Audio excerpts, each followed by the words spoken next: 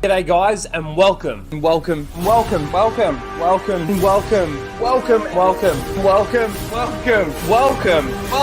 back to Casual Rage.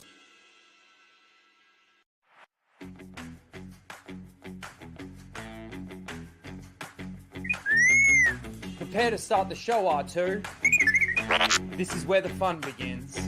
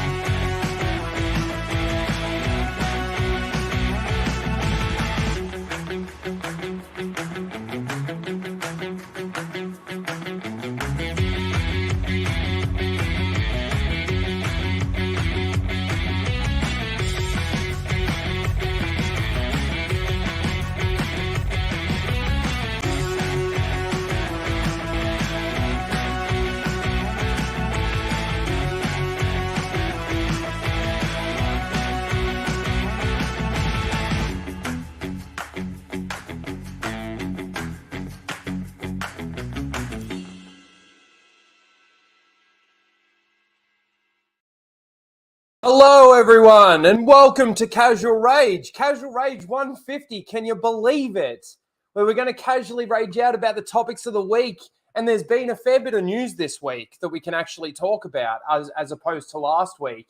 And being the 150 show, I haven't really organized any guests or anything like that. I was just thinking we can go through the usual topics that have come up throughout the week. And maybe we can watch some of Star Wars Theory's stream and maybe EFAP a little bit of that, the one that he had Ryan and Mauler on. And we can talk about that because I've got a little bit to say about that stream. I'm not going to say it was a bad stream, but it definitely, like solidified for me where Star Wars Theory is at when it comes to Star Wars. And it's fine for him to be in the position that he's in, but I've got a fair bit to say about it. So I thought we could go through, break down a little bit of that stream. I know it was 4 or 5 hours long, so we're probably not going to watch the entire thing, to be honest with you. And I might end up skipping through a little bit of it, but we'll see how we go with it. But yeah, there's a fair bit to talk about. Pedro Pascal's been in the news. Taika Waititi's been in the news. We've got a little bit to talk about in regards to the Marvels. Not that I care, or probably many of you actually care. There's been a little bit of news on the Knights of the Old Republic remake, so we'll talk about that, and then just a little bit on the Rey Skywalker movie. So we're going to talk a bit about that today. I hope you're all doing really well. I'm doing great, actually. Got my new car yesterday, which is really awesome. Bought it from myself, which is even better because I get a commission on something I bought from myself. But yeah, no, it's awesome. What was I going to say? Oh, I've been thinking about the channel too. Obviously, I haven't really been putting any videos out recently, which doesn't help the channel and doesn't help the algorithm really. But honestly, with everything that's being talked about right now when it comes to Star Wars, when it comes to Marvel and all of that sort of thing, I'm not interested. Like, I'm so far, like, in this point now where I've hit apathy to the point where I don't care, that coming home from work and the thought of sitting down, making a video and having to sit there and maybe edit a little bit here and there, I don't really want to do that. I don't really just want to be a news reporter and sit here and report on articles and things like that. So I think I am going to do what I said in regards to the Stargate stuff, because that's something that I love and I can sit there and talk about it. Whether or not you guys are interested in watching that or not, I'm thinking about just doing a series of review videos where it's kind of like what I do with the shows when they come out. Sit there, you get to see my reactions as I'm watching the show, clipping those out. And then at the end, I talk about that episode. And we've got a lot of Stargate content there that we can do. And I know it's old, whether or not it's going to get the clicks or not, who knows? Hopefully we can get a bit of a new audience over of people that love Stargate. And we can sort of do some of that stuff. What else? I went and got my passport, paid for that today, which was good. Fuck, man. In the last 2 days, I've spent like $2,200 just in getting my passport organized and insurance for the new car. It's fucking crazy. Crazy, I tell you.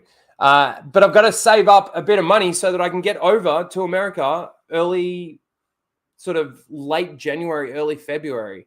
So I'm planning on hopefully coming over and spending some time, this is basically the weekend for Anna's wedding, and then going over to Orlando, spending some time over there with Steph and,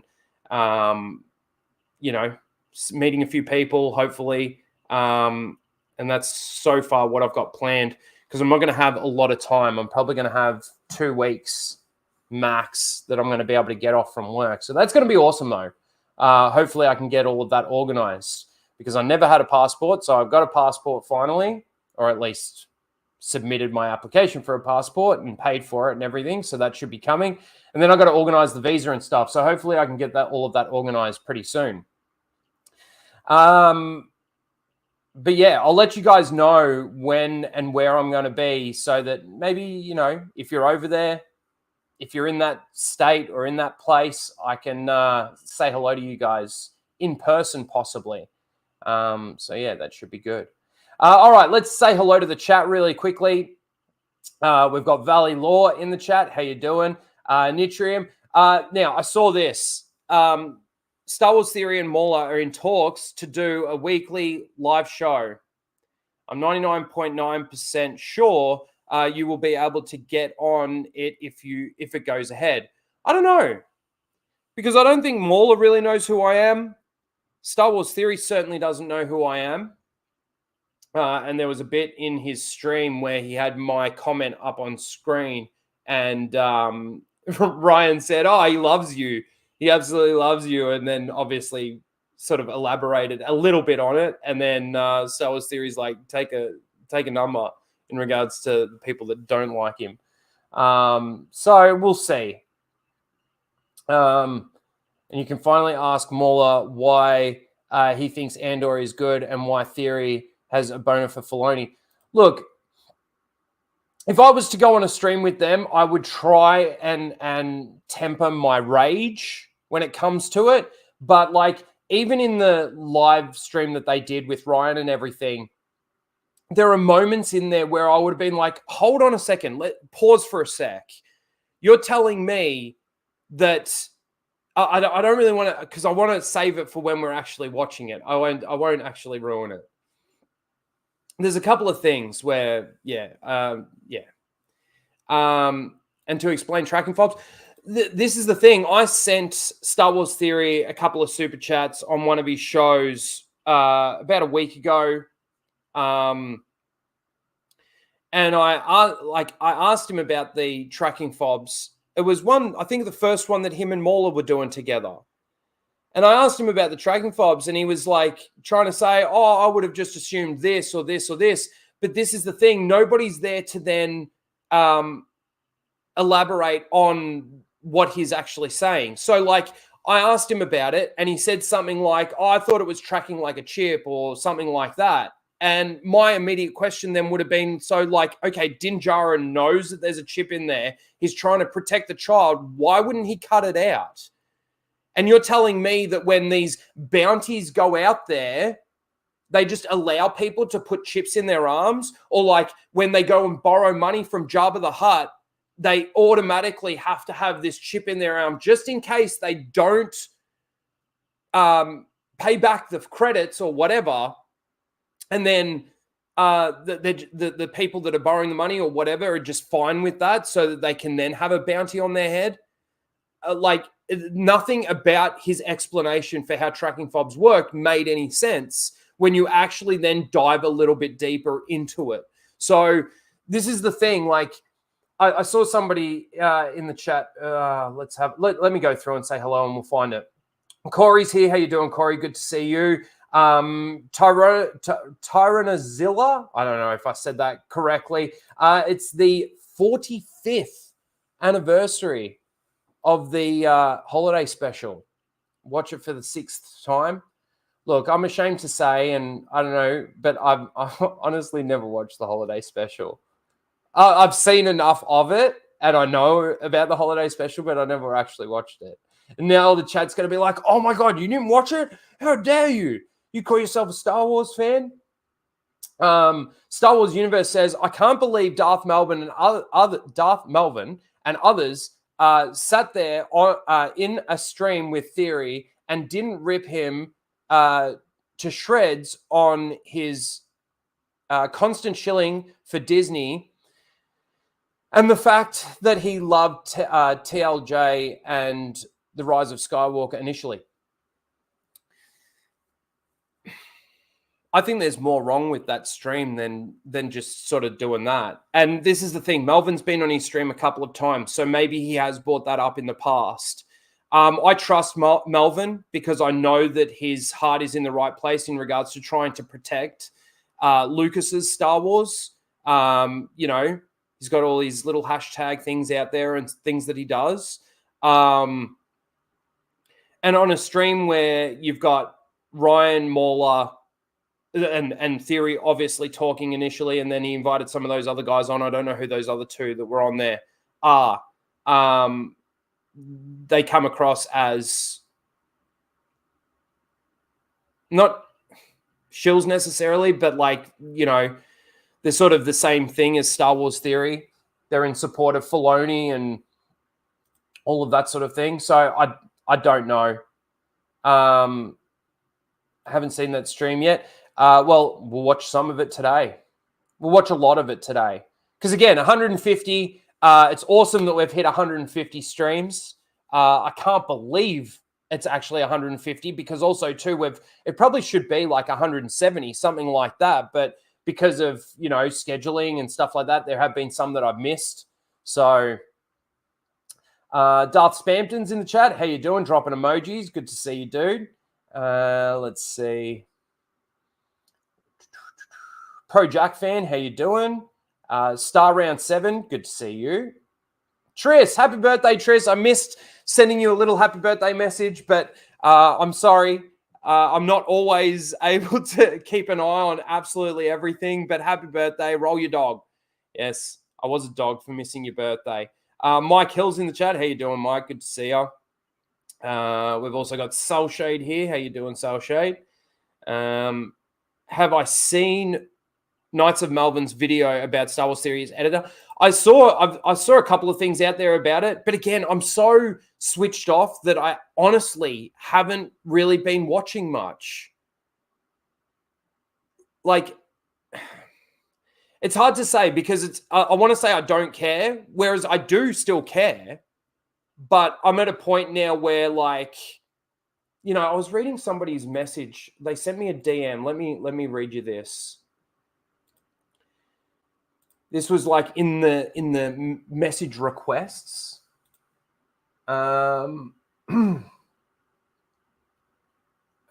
This was from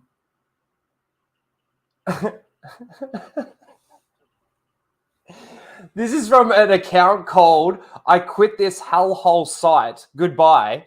And he's still on this hellhole site. This is talking about Twitter. So it's pretty stupid. But he wrote me a DM and it was on the request side of things. So I haven't obviously accepted it or anything. He says, you don't deserve to talk about Star Wars. You are not a real fan. You are a coward, a hoax. Just delete your account and let the real fans enjoy the latest episodes, faker. That was a message I got in my DMs. I saw it and I fucking laughed. Fucking laughed. I can't remember what the whole point of that was. Anyway, we've got green hair. How you doing? Hail. Hopefully we can have you on the full Aussie soon. That'd be good. King Chris, good to see you. Let me scroll down here a little bit and see who else we've got. Denja, good to see you. Hail that intro. Thank you. We've got Greg in the chat. How you doing? Maybe I'll get Greg on if he wants to come on and we can watch, he can EFAP a little bit of that stream with me, maybe. I don't know. How do you feel about that, Greg? I can't believe it. I tried to get this show cancelled around show number 10. Yeah, you did. Thank you. Thank you very much. Let's see. Why? Because he's a dog. He's a dog and he hates me. Tillium, good to see you. Let's see who else we got. Nuisance Bird. Star Wars Theory is a Filoni shill. And yes, he really is.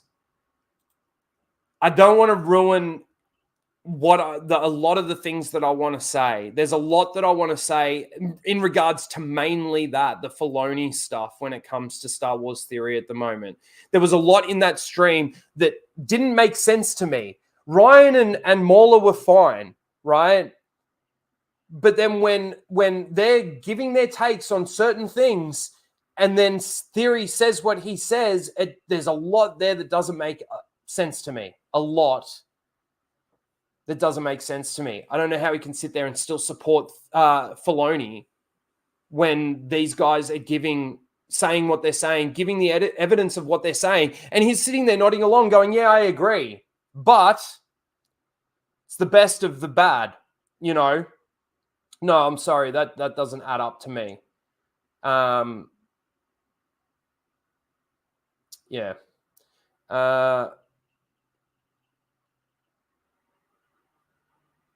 Madly, how you doing? Good to see you. Jeremy's in the chat. How you doing, Jeremy?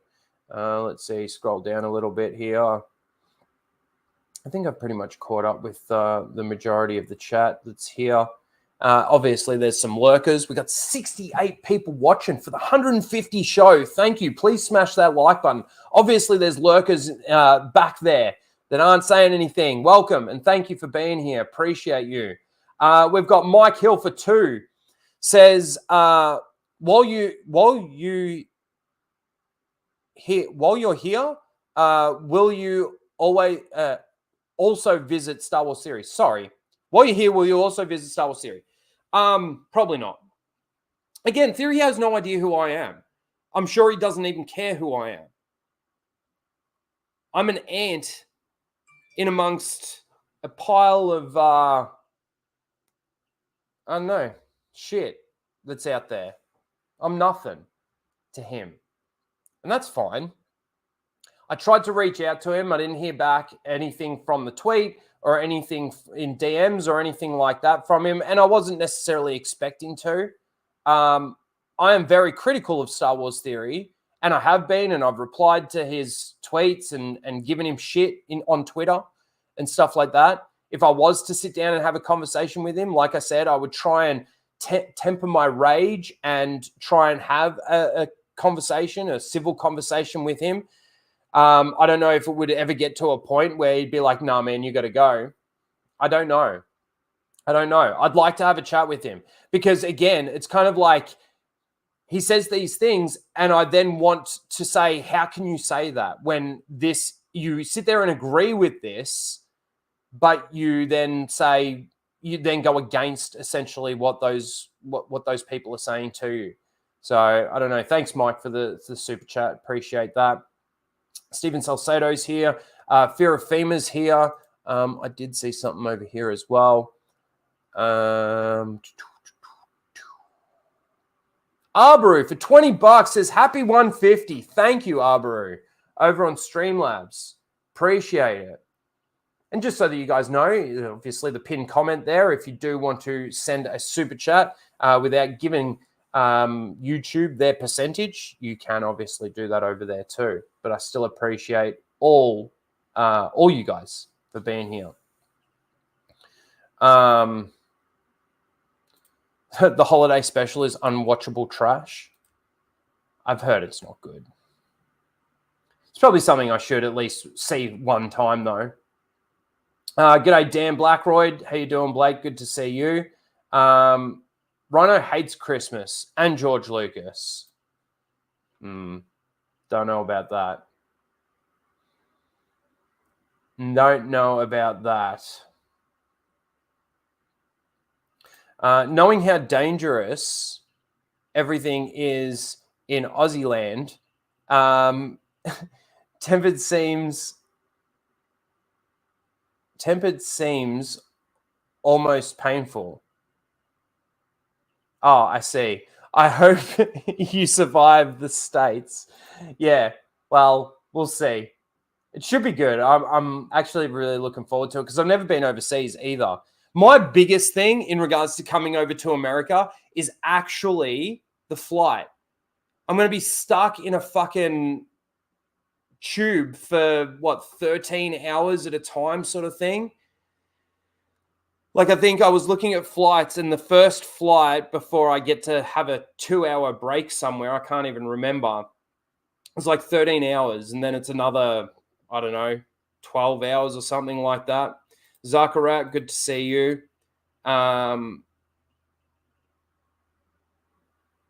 Let's see.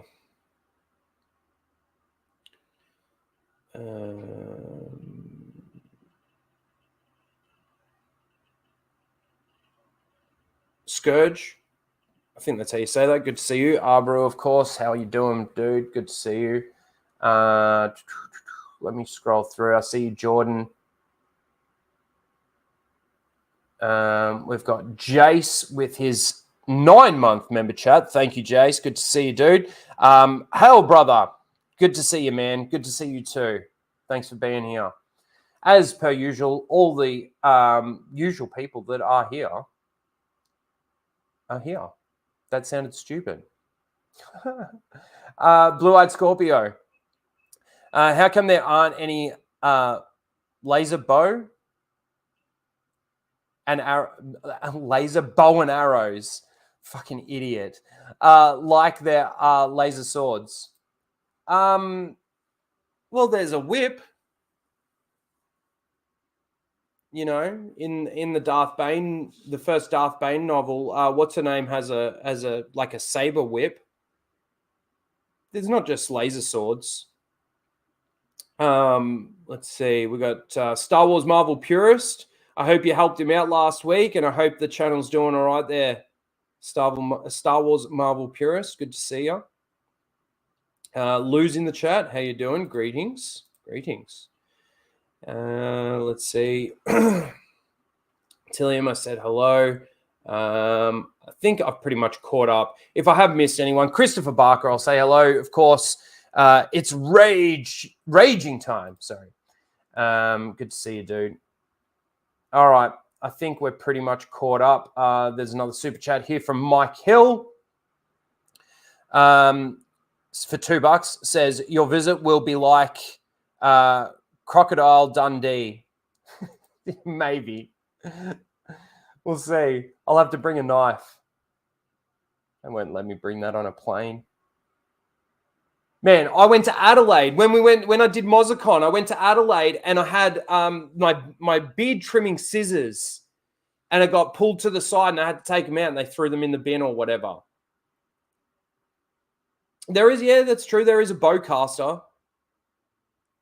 but it's not like actually, when you think about it, fucking what's her name? Omega's got some sort of like laser bow and arrow thing. So good evening to you. All right.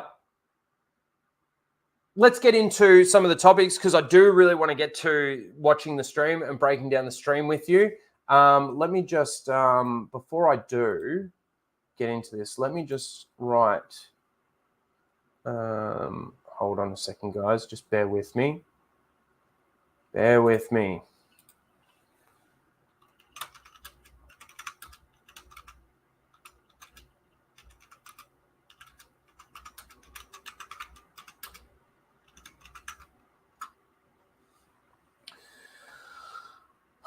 All right, I've sent that DM. Let's get into some of the topics.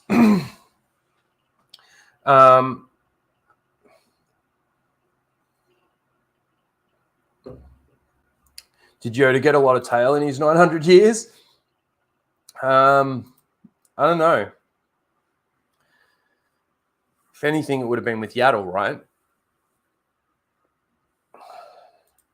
But see, even the Tales of the Jedi, what they did to Yaddle, what they did to Dooku, that's something that Ryan talks about. I'm sitting in the chat going, yeah, Theory, this is Filoni. Anyway, we'll get to it.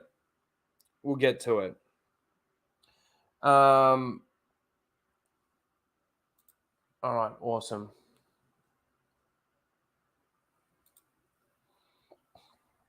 Awesome. All right, let's we've got a trailer to watch. Now, I have no interest whatsoever in this. I don't care. I haven't watched the trailer because of how much I don't care. But I saw a few people out there talking about it, and I thought we could just watch the trailer. It's the Madam Web trailer. Honestly, I have no idea who Madam Web is. And maybe that, you know, I lose some nerd cred for that. I'm not sure. Is it in the Spider-Man sort of part of the universe? I'm guessing based on the fact that it's Madam Web, but yeah, I don't know. But we'll watch the trailer anyway. How about that? You guys are awesome. Still got 60 people here watching. All right. We got up to about 70, but I don't know if it was because of what I was saying or because they just don't care. All right. Let's watch this trailer. Fucking 3-minute trailer. I will say at least some of the trailers more recently have actually been decently long, if that makes sense. Because obviously there was a lot of trailers that came out, and this is only a couple of years ago now, that were literally like a minute long. Now, I know that they're TV spots, but there was a couple of things that came out that were really like really short. Really short, and they were considered to be trailers, not just TV spots. The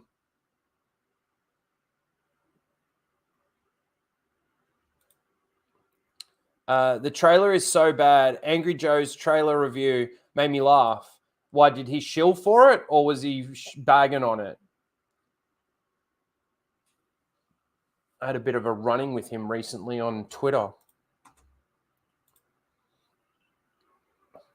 Also, just want to give Arbaru a shout out for a super chat that he sent. I think it was after let me just check the date here. It was after our last Full Aussie, it was. And he just said, good one today for $20. So Arbaru, I appreciate you. Thank you so much. All right. Let's watch this.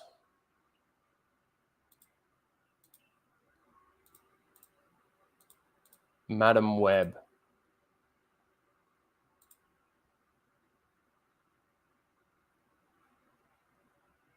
What do you want from me? Why do you care for me? Why do you know? Is that they show like bits of the trailer before the actual trailer even starts. I'm a little bit over that too. Like, just start the trailer from when the trailer starts. I don't know why you need to put this little cold opening stinger at the front of it. I really don't sort of understand that. And I just want to quickly give Patrick T a shout out. Thanks, dude, for being here. Appreciate you. Welcome to the 150th Casual Rage. All right, let's watch. Hey, come on. Get your stuff. Let's go.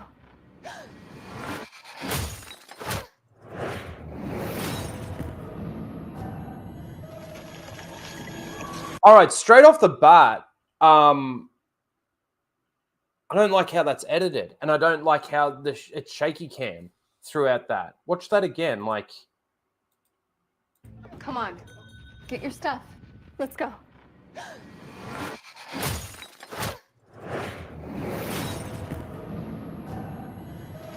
You see what I mean? Now, look, obviously, these are little clips taken from this scene and then sort of thrown together. So I'm guessing that the edits aren't, hopefully, as bad as what I just saw there. But I hate shaky cam. I hate it. I hate it so much.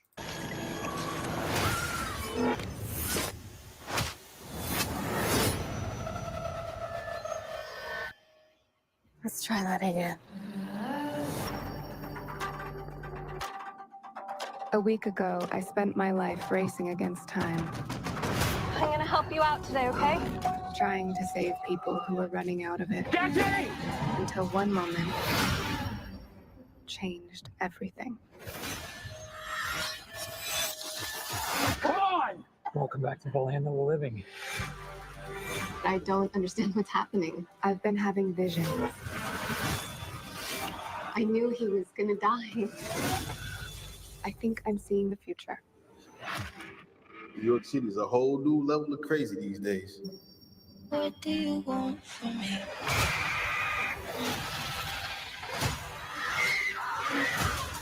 What do you want? Oh, I can't see what's New York City is happening. a whole new level of crazy these days. This is an emergency. Get off the train. That man's trying to kill you. What? Who are you? What is going on? I can see the future. Oh, what the hell? She didn't see that coming? That's not how it works. Oh, that I've was seen that man before. poorly edited as well. Ezekiel If that's- Sims. He was in the Amazon with my mom when she was researching spiders Oh, right yeah. before she died. White man. Wait, I White recognize man bad. you live in my building. You're the paramedic. Yeah, you almost ran me over. You don't think this is weird? How we're all connected? It's honestly like the least weird thing that's happened all day. What do you want from me? You have no idea what those girls have come. Why don't you want from me? I think he can see into the future. What are you It certainly has a feel of that, Try to doesn't it? change what happens. Final Destination ripoff. Why aren't you scared of me? Why do you care for me? Your future was almost so different. Where do we go? If you want to live, Is that Spider-Man? you That have was to trust me. Spider-Man. At least it looked like Spider-Man. Now!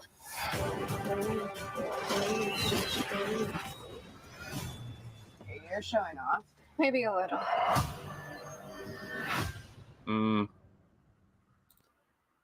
Underwhelming. Very underwhelming.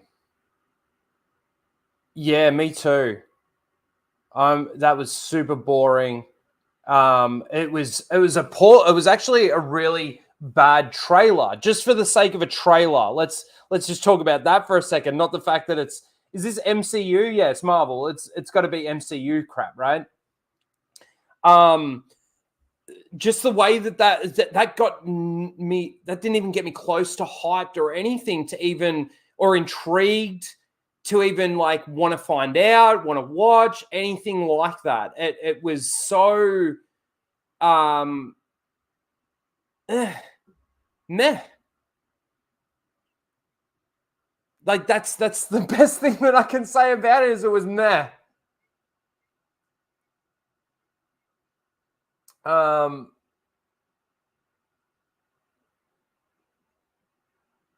Where's too much drums? Why the hell do they like that crap so much?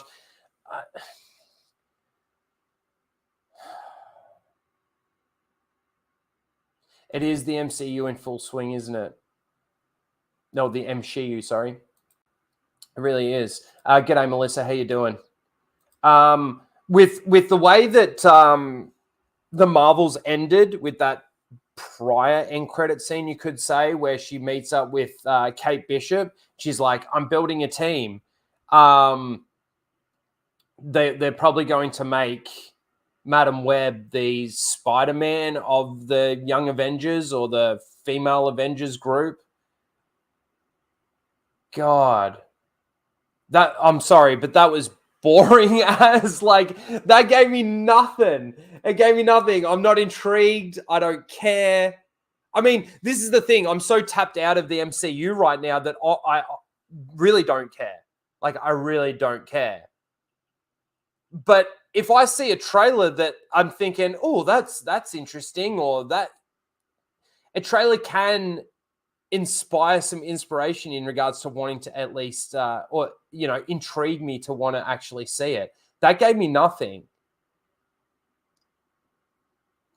That gave me absolutely nothing. Plasmin for 5. How you doing? Good to see you. Wow, another MCU thing I'm not going to be watching. Yeah, me too.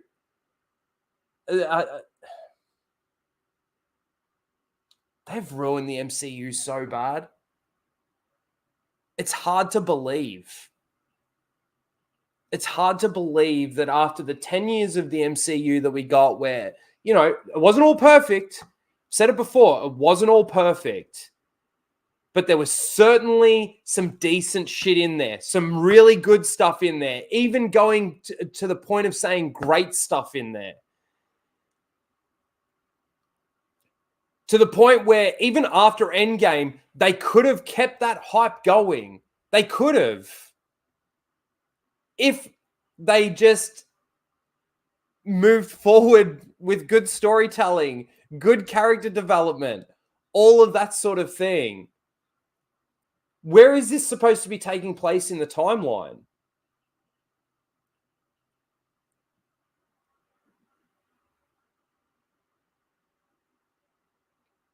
This is exactly what No Way Home watchers deserve. Well, look, I watched No Way Home. I thought it was a decent movie. I liked seeing it. The nostalgia was definitely there. Whether or not it was jangling keys or not, I thought it was a decent movie. Decent. Had good character development for, you know, our new Peter Parker, all of that sort of thing. But I get what you're saying there, Greg.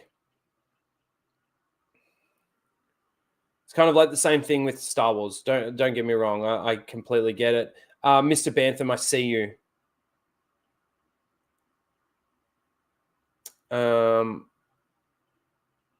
Damn, have we got 94 people watching? Fuck yeah. Smash that like button. Thanks for being here, guys. Look, I'm so tapped out of the MCU that I really don't care anymore.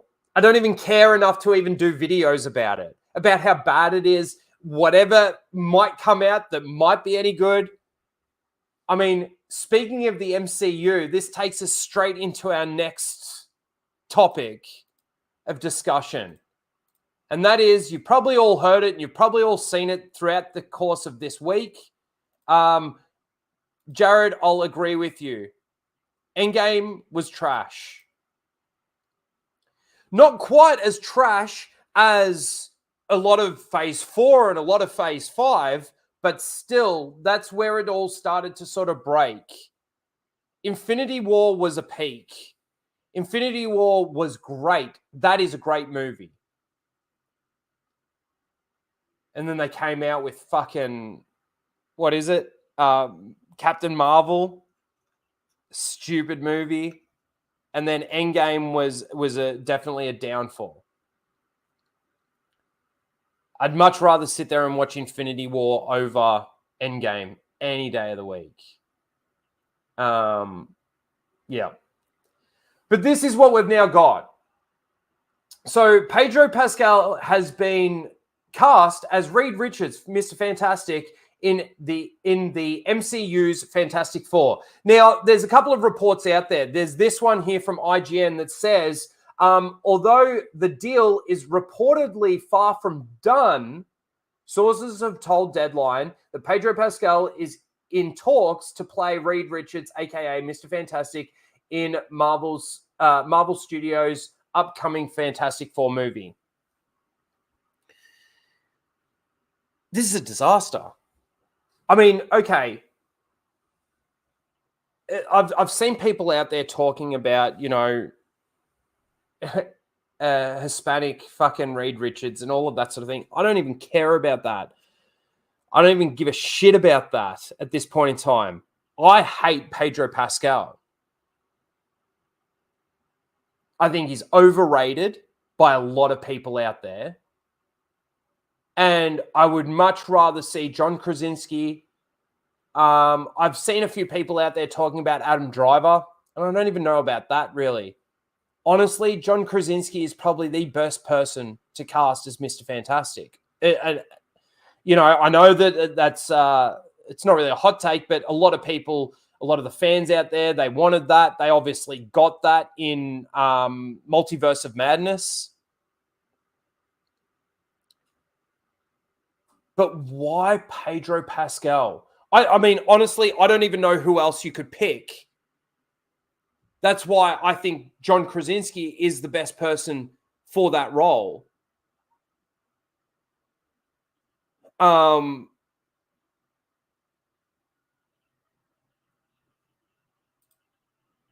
just even if this is true, and even if they have Pedro Pascal there, it shatters me with what the plan is like to moving forward with the MCU when it comes to Fantastic Four and the X-Men.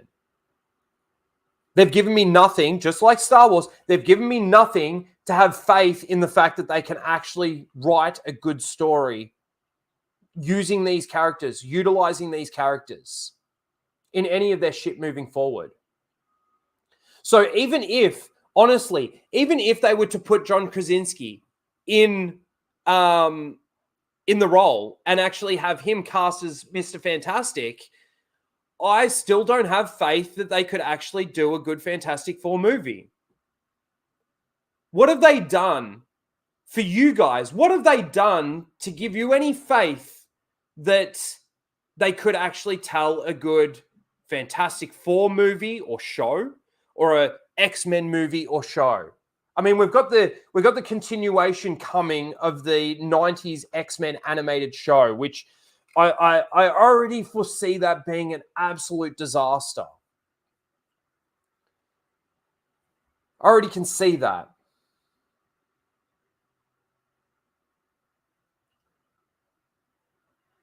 But have they done anything in more recent time to give you any faith in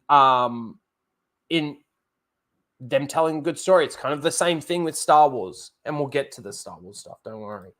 How you doing? Good to see you.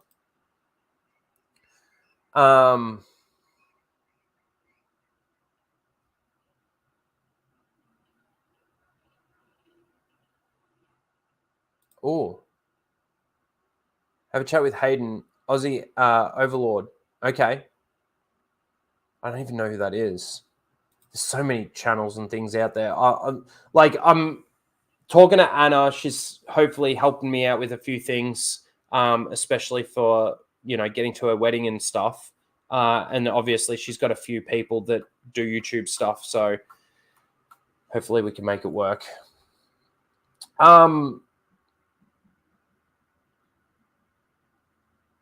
Well, that just jumped on me. I was reading something and it fucking. That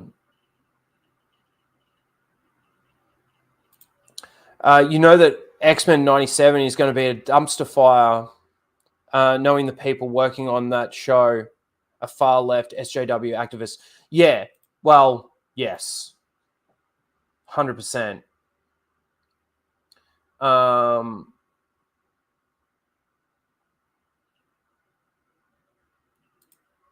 The original Fantastic Four cast? Are you talking about like Jessica Alba and stuff like that? Those original movies? I even think that the Reed Richards that was in that was actually pretty good. Who was that again that played that?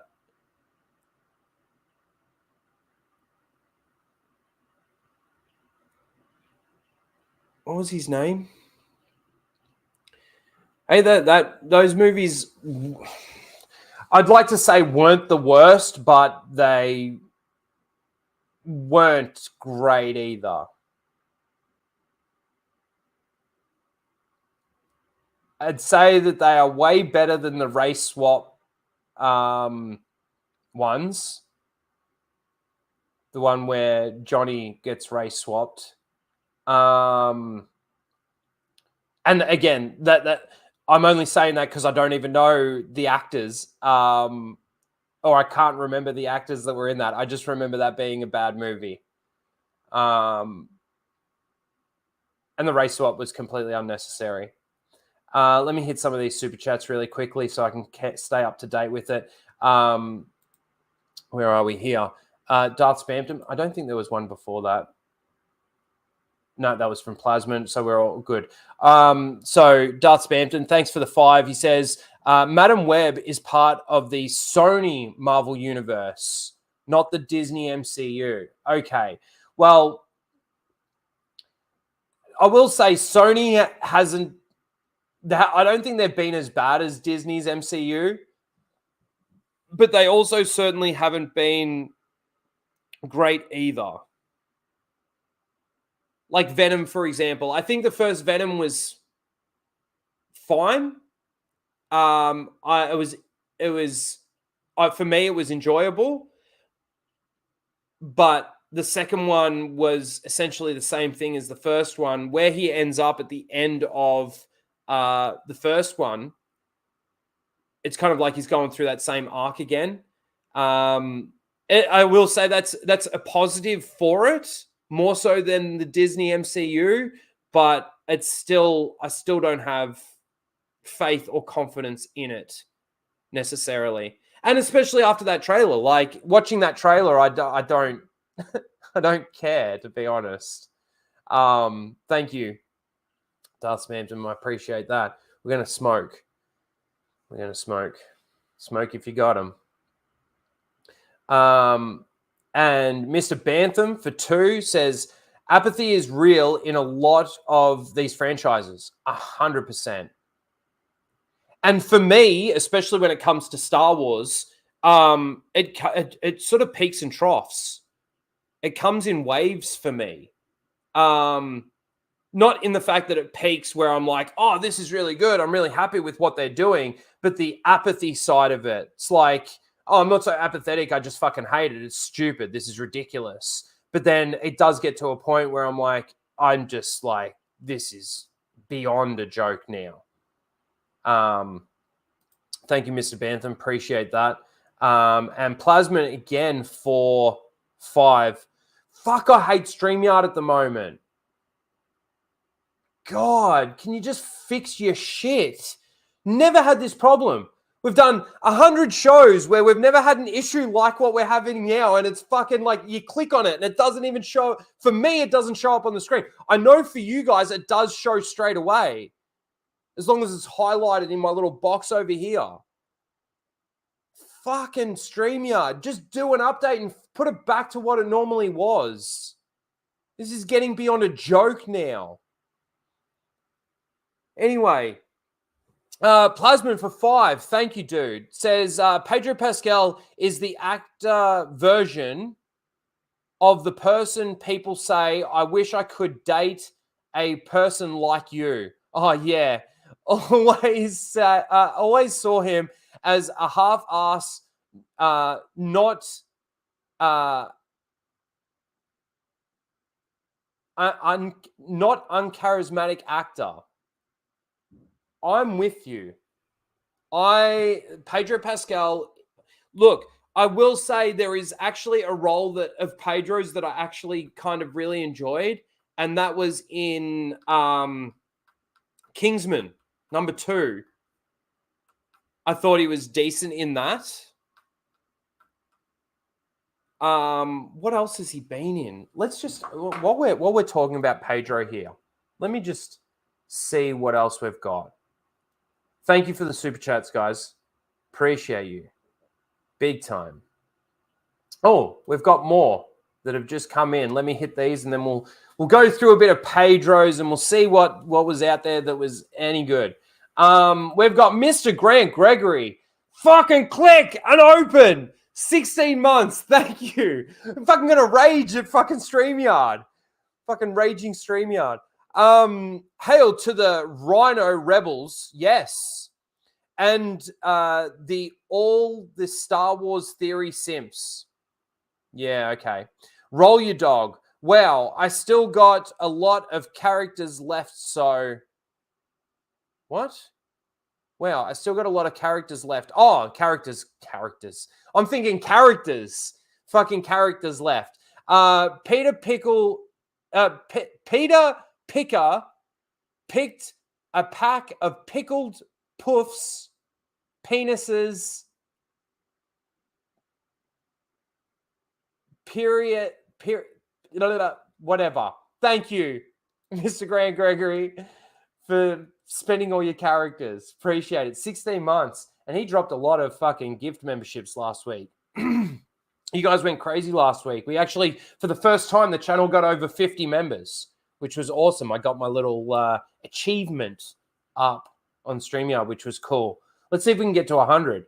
We got, I think I'm at 79 or something right now, with all the gift ones as well, which obviously only last a month. Mark of Reality, how you doing? Good to see you. For 2 says, again, hasn't even shown up on my StreamYard yet. The apathy is real for all things Disney. That's very true. That is very, very true. Did that come up on the screen? It is. I go to the stream and it's there. I look on my screen in front of me. It's not there.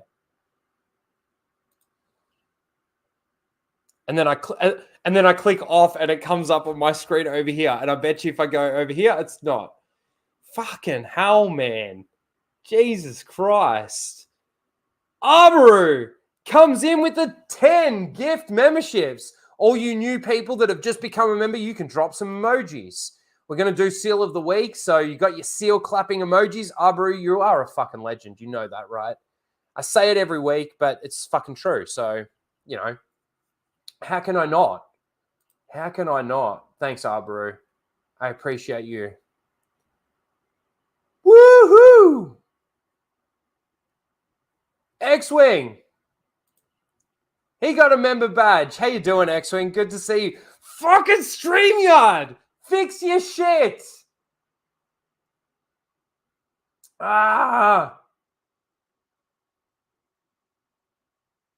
Nikki's here. How you doing, Nikki? Good to see you. It's been a while since I've seen you in the chat.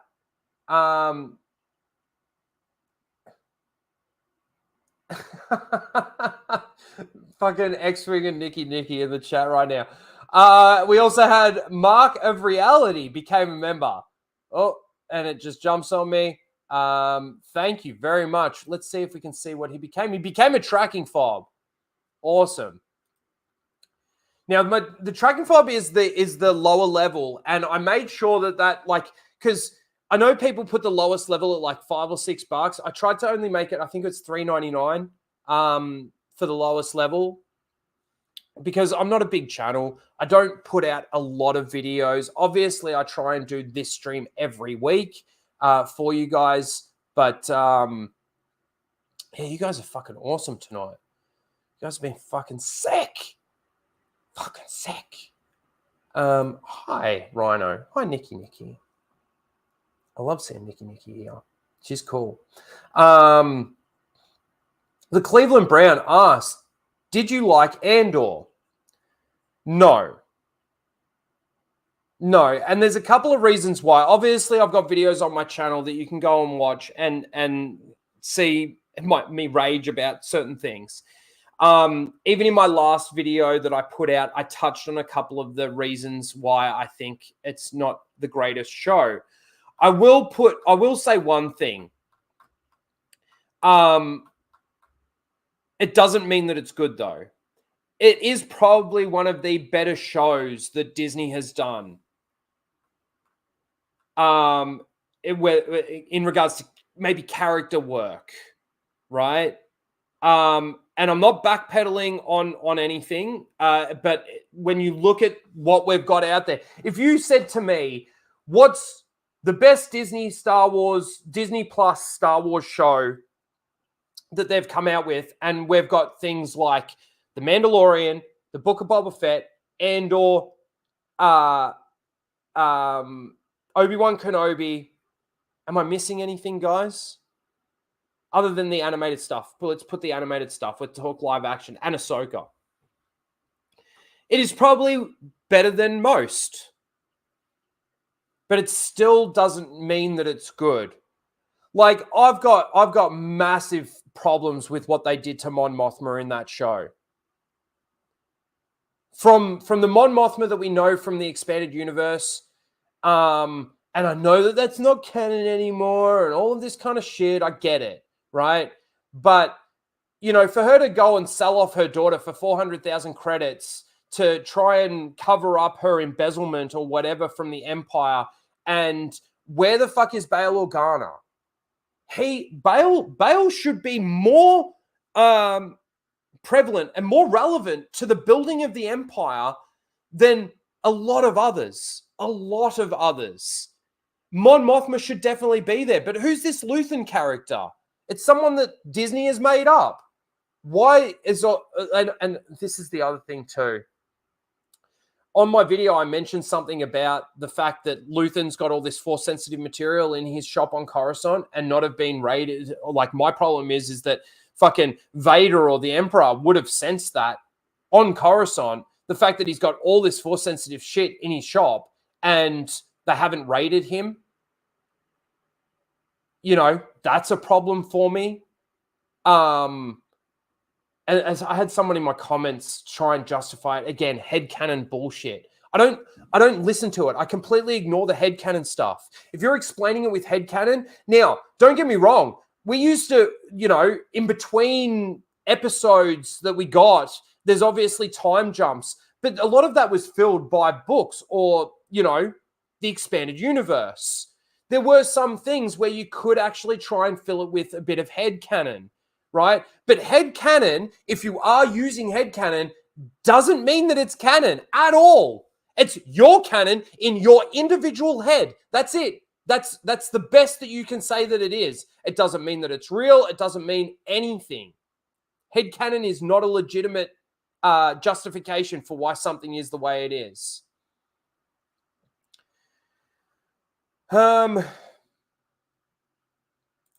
X-Wing for 8 months. Thank you, X-Wing. I miss half the stream, I think.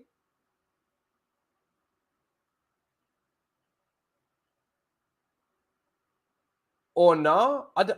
Dude, what? I'm retarded, X-Wing. You can't be doing this shit to me. Can't be doing this shit.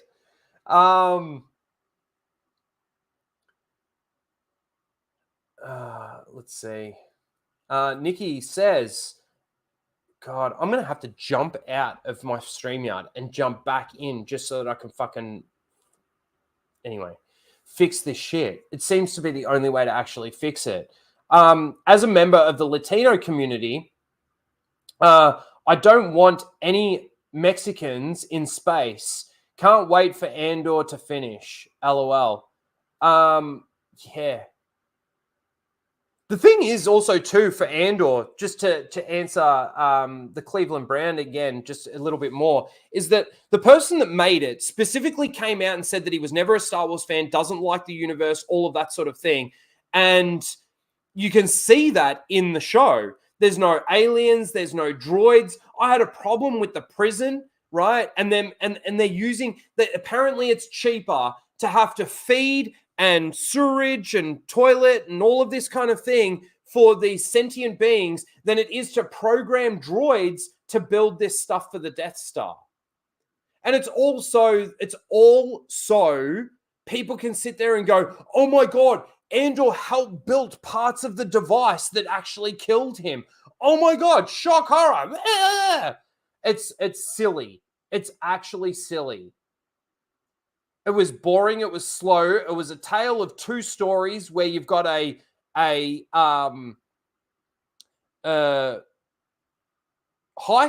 and a prison break, and that was it. You know, I even made the thing about how when they broke out of the prison, Andor and his mate were the only two people to make it back to the shore. You can't get any extras to come in and be running with them. You know, they can split off in different directions, but no. That means that Andor killed around 5,000 people by allowing the prison break to happen. Or Andor and his mates swam in this direction while everybody else swam in that direction. Every other person, every single person swam off into a different direction, made it to shore, but they didn't make it to the same shore that Andor and his mate made it. Okay. Call me a nitpicker. It's a legitimate criticism. Now, I also want to point out, I used to say that how did Val get the 80 million credits back to Luthen? When I was making my video, I found the bit. So they know how to pilot the ship. They just don't know how to get it off the platform. Which is stupid in itself. It's fucking stupid in itself. They don't know how to make this ship take off, but they can pilot the ship. That was actually a line in the show. To me, that's just dumb. But again, like, Mon Mothma apparently embezzled the 400,000 credits from herself to give to Luthen for the rebellion. Then Mon Mothma gets pissed off when he actually gets more credits. Maybe she got pissed off because he didn't pay her back. He gets 80 million credits. It is explicitly said that that's how much they stole. 80 million credits. And he can't give the 400 million credits back to Mon Mothma so she doesn't have to sell off her daughter? What did he do with it all? Did he give it all to Sol Guerrero in his cave? It's already been distributed, we get told in the show. Okay, where? There's so many things that just aren't answered. Mr. Grant Gregory gifted 10 gift memberships. I appreciate that. You fucking gifted like 20 last week. You're a legend. Thank you. And you guys know that if you receive a gift membership and you haven't slid the thing across, you don't get it. And obviously that gets refunded back to the person that gifted the membership. So make sure you do slide the bar across so you get your membership so that you can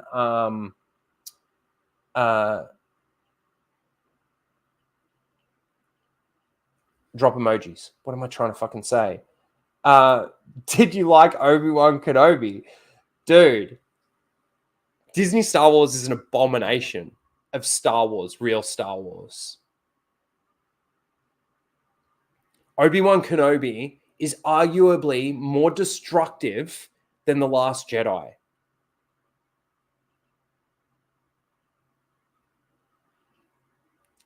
It was shit. First of all, the fact that Obi-Wan leaves Tatooine. Oh, people want to make the argument. Oh, he left Tatooine in the EU. Yeah, for what reason? To protect Luke, because there was something out there, evidence out there that he had to destroy that would have led the Empire directly to Tatooine. Not to fucking save Leia. That whole thing was stupid. Reva's story in that was stupid.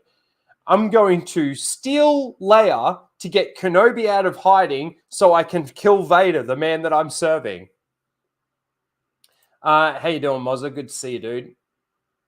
Oh, my God.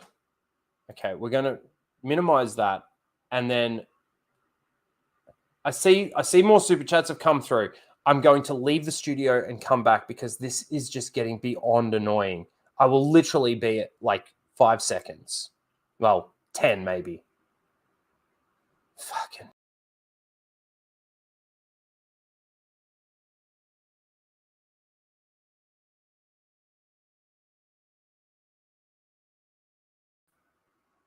See? Quick as lightning. Quick as lightning. All right. See, doing that also then makes the thing disappear where I can actually go to the fucking super chats. All right, so I got Mr. Grant Gregory's 10 gifted memberships. Thank you, Mr. G. Appreciate that.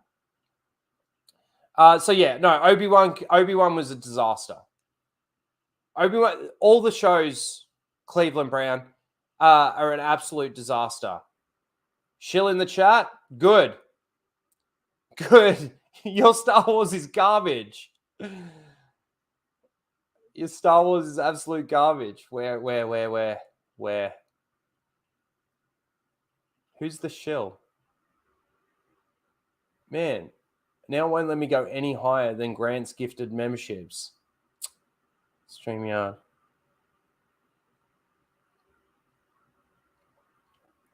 The MCU is just as bad. It really is. The MCU is horrible. The Marvels was a bad movie. A bad movie. Just as a movie, it's a bad movie. Keely Chow for 1 month. Member, thank you. Disney's Star Wars is not real Star Wars. Yes, I've been saying it for years. Been saying it for years and years and years and years and years.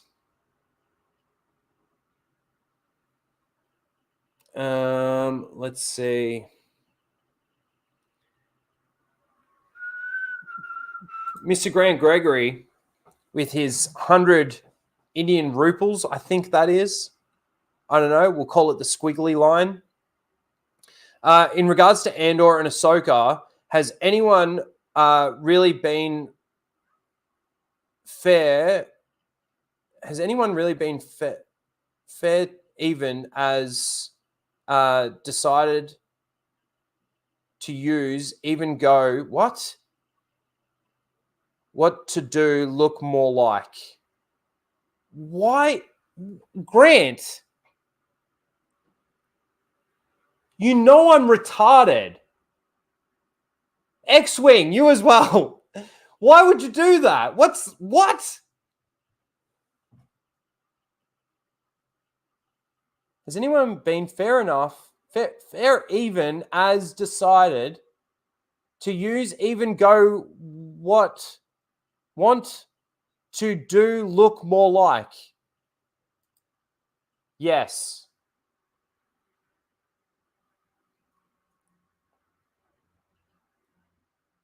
Spell it out.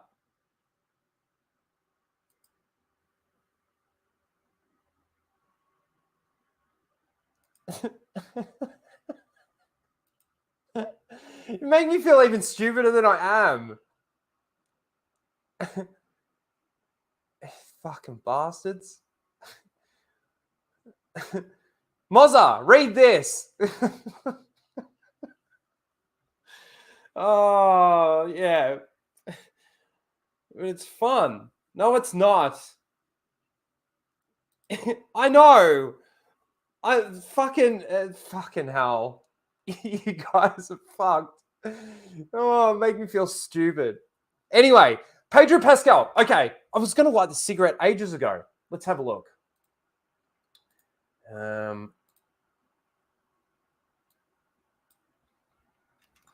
Let's see.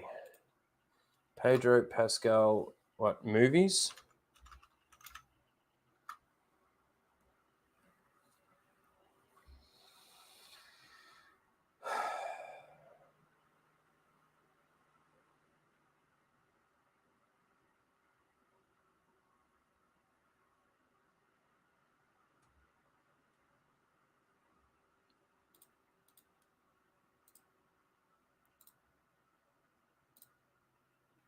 God. Was he in Wonder Woman? Who was he in Wonder Woman? Didn't even know. He was in The Equalizer 2. Really? What's Gladiator 2? 2024. Are they redoing Gladiator? Really? Kingsman, The Golden Circle. I thought that was a good movie. I like the Kingsman movies, and I thought he did all right in that.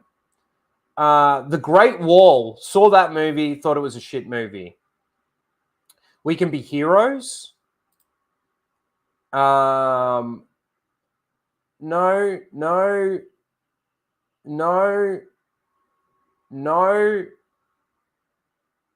God, there's a lot of stuff he's been in that I haven't never even heard of or seen. Yeah, okay. So based on what I can see there, Ben-Hur, there's one movie that I liked him in, and that was Kingsman.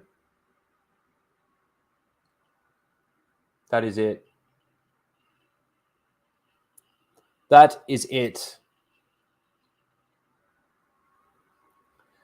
But yeah, casting him as Mr. Fantastic is a big mistake as far as I'm concerned. A big mistake.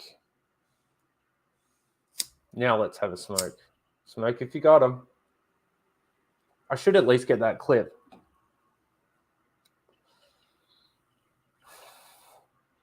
Napoleon.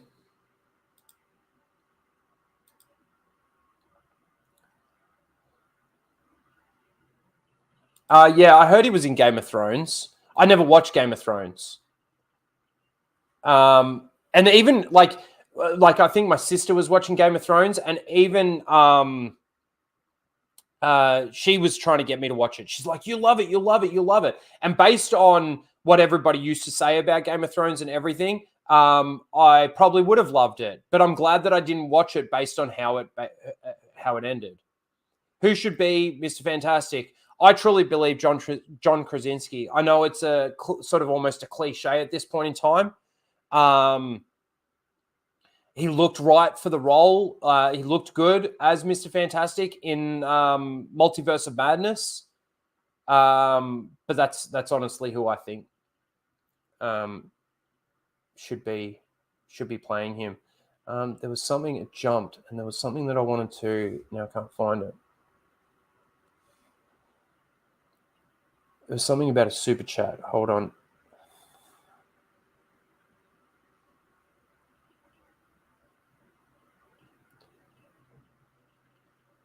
StreamYard, you're so annoying. Did I miss a super chat? Is that what?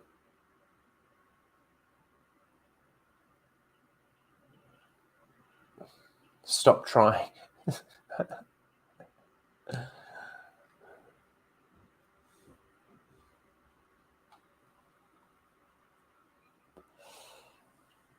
I don't know. I've lost it. You guys are unreal tonight. Fucking unreal. Banana peel. Just ignore season 8. I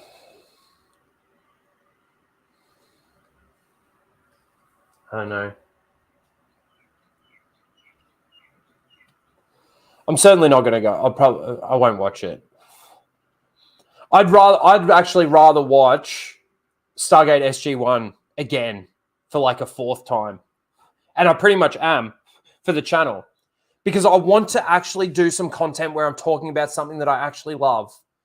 You know, I was talking to Blabs, and she was sort of saying how I should, do some Star Wars episode 1 through 6, watch parties and stuff like that. Yeah, that might be good. That might be okay to do.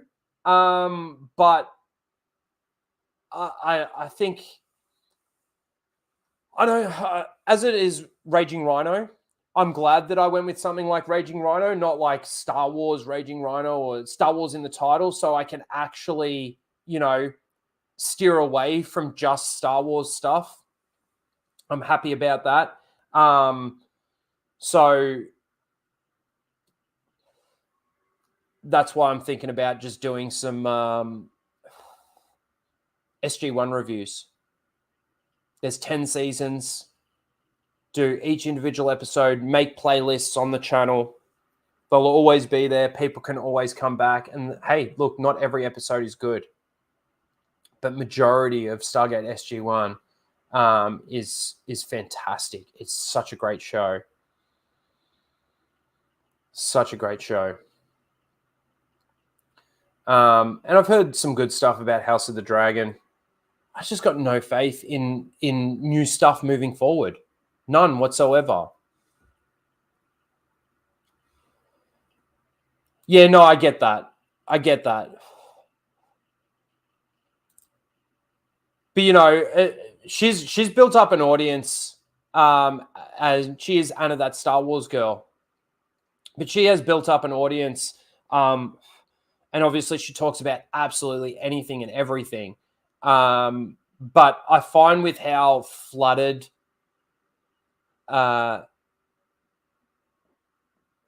how flooded YouTube is right now with channels and this and that. If you've got a specific name of,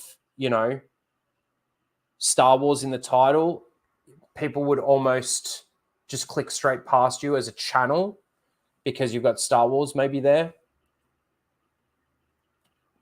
Anyway. Rhino is triggering me. Why? What did I say?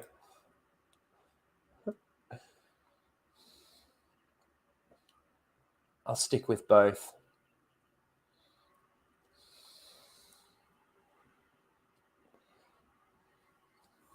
I saw something in the chat earlier about a super chat. I don't know who it came from, but if I missed a super chat, please tell me.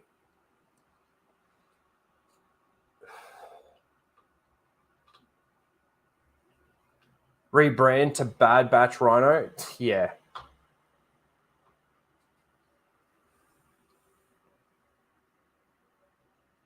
Yeah, well, see, that's the other thing too, is like there are so many people now that are so tapped out of Star Wars that, yeah, okay, Ahsoka, I will say, did bring a few people over to my channel, and it was really good doing the casual rage streams with Anna. They were a lot of fun, and obviously we had great crowds, great amount of people in the chat. Most of you guys were there. So, like, when the Star Wars stuff comes up, it's not like I'm not going to do it. I'm still going to sit there and I'm still going to watch them. I'm still going to review them. Call me a shill all you like. I certainly won't be shilling for it. That's for sure. All right. I see you, Blake. Let me,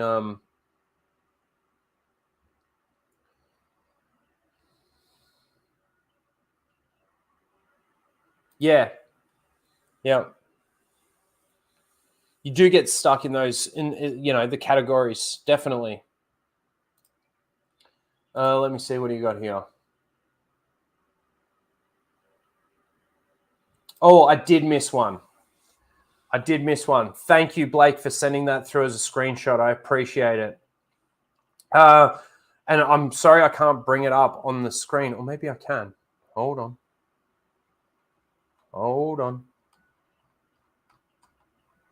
Because my fucking thing's disappeared.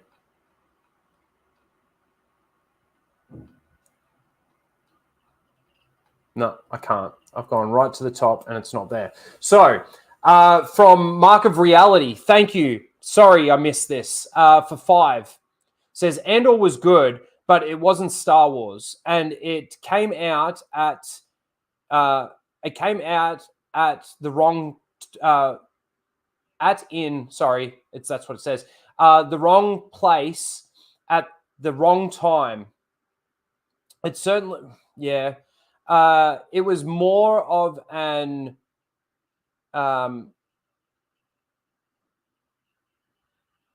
it was more an interstellar spy story. Yeah, this is the thing. For a Star Wars show, I was bored. And that's not to say that we've got to always see lightsabers on the screen. That's not always to say that we've got to see Force users constantly or anything like that. But it's got to be consistent. It's got to abide to the laws of the universe. Another thing that I had, and I always talk about this, is the hyperspace travel time, right? Val goes from Coruscant to the place, the planet that Andor's mum is on, back to Coruscant. And it's like nothing else in the universe around is actually sort of moving in time. She's just jumping from these places. It's hyperspace teleportation. And that's some of Star Wars' biggest problems at the moment, is that they're not abiding to the laws and the rules of the universe. They're just not.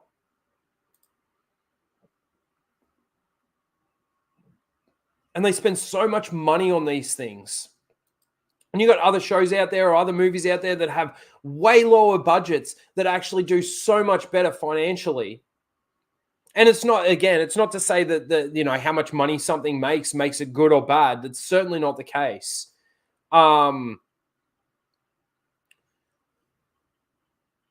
Yeah. David says Raging Rhino's reviews of Disney's Obi-Wan Kenobi show was one of the funniest things I've ever seen on YouTube. Did you do an Ahsoka review? Yes, I did. I did. Thank you. I appreciate that, David. I came to laugh at you. Hey, we've got the thing back. That's good. Didn't watch Andor. Had no interest in fake Kyle Katarn. Yeah, that's the other thing too, is like, it's funny that they decanonize the EU and then they pluck from the EU. But then, they'll change characters to, and try and give their new characters people from the EU's essential storylines. Very, very funny how they do that. Thank you for the $5. I came to laugh at you. Appreciate that. And thank you, Blake, for clipping out that super chat from Mark of Reality. And thank you, Mark of Reality, for the super chat. All right, let's check Streamlabs really quickly. No, we're all good over there. All right. This is nothing new. I just wanted to bring this up again because obviously Pedro Pascal. 11th of November. God, I hate these pronoun people. Best Ben Bulletin reports that Pedro Pascal will not appear in The Mandalorian Season 4. Did he appear in Mandalorian Season 3? Based on his own statement, no, he didn't. He didn't. Pascal will be busy in the films Gladiator 2. God, man. If that's a continuation of Gladiator, that's not good as far as I'm concerned. Not good at all. Not good. And The Last of Us. The actor will be able to play his role for Season 4 only in the recording studio. Well, again, what's new? This is news to you? This is news to you. It's what happened in Mando Season 3. And probably majority of Mando Season 2 as well. That's why they don't give a fuck about... yeah. That's why they basically put him on the bench.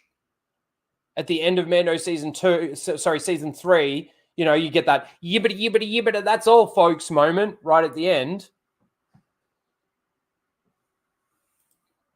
So that's not news to anyone that's been paying attention. But see, these people only talk about it when, these are the new fans that just don't give a fuck until they give a fuck, and then they don't give a fuck anymore. It's pretty pathetic, to be honest.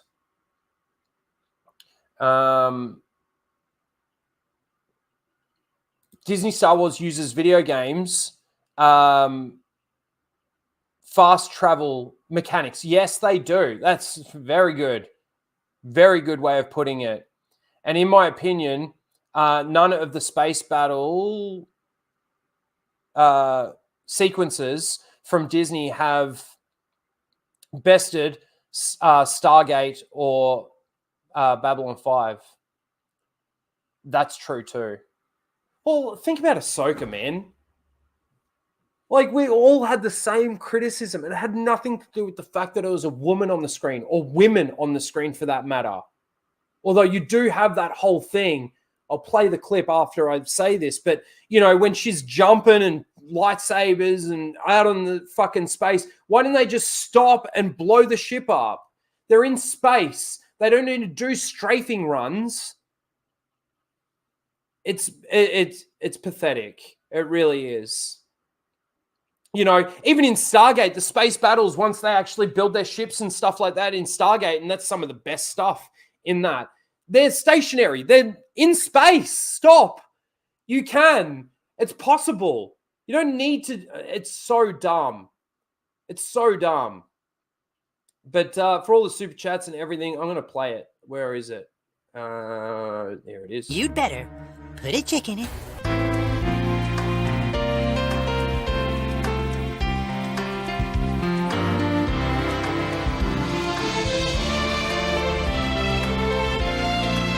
And make it fucking gay as fuck. Going somewhere?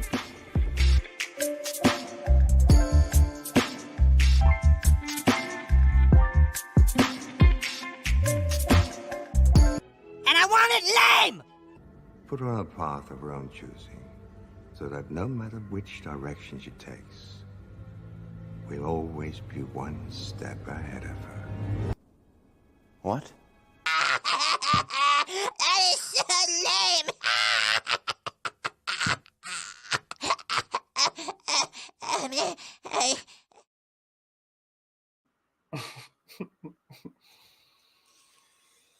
This is so lame. Riders of Tards, yes. Like again, for example, the when Ahsoka's ship gets shot out of the sky by the 2 TIE fighters, luckily, you know, convenient, get rid of the ship.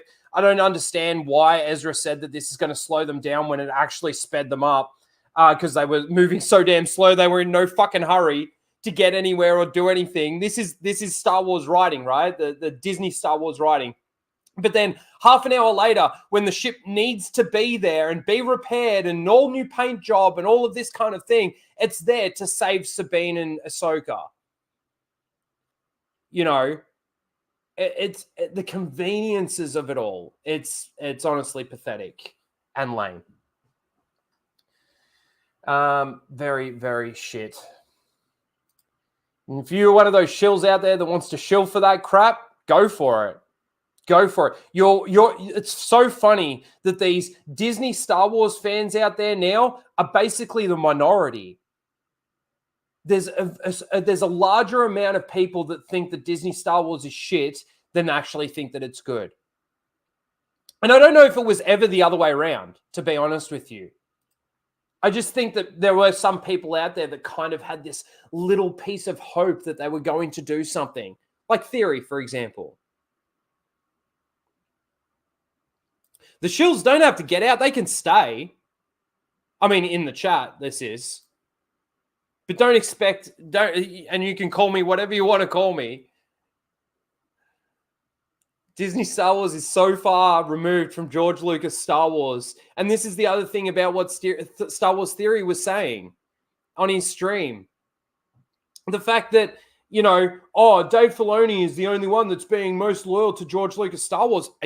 Are you fucking serious? After what Ryan said on that stream, after what Mauler said on that stream, how can you still construct that sentence and say it out loud?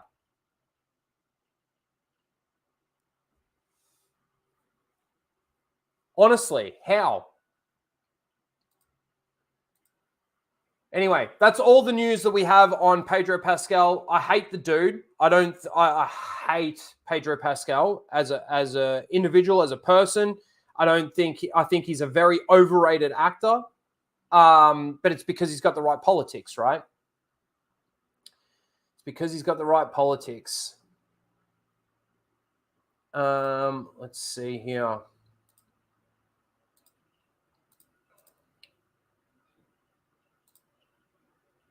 All right, I've got these 2 tweets here that we'll bring up in just a sec.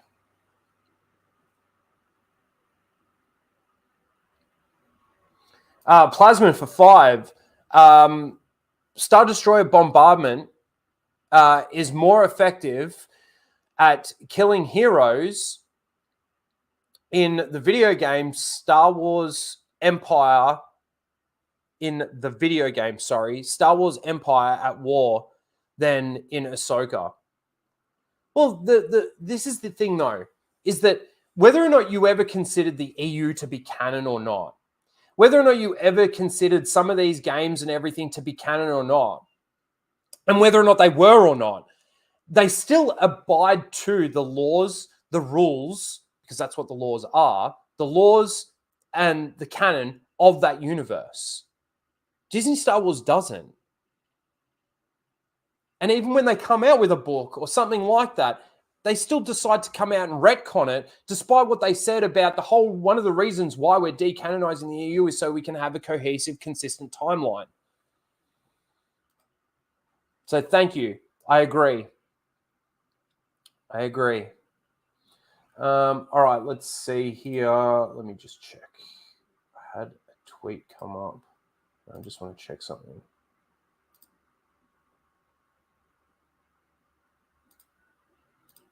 No, we're good. All right. So Taika Waititi's been in the news in regards to Star Wars over this last week. Taika Waititi jokes his Star Wars film will piss people off. And it's basically, I've just got 2 tweets here. Taika Waititi jokes that his Star Wars film is going to piss people off. What's new with this guy?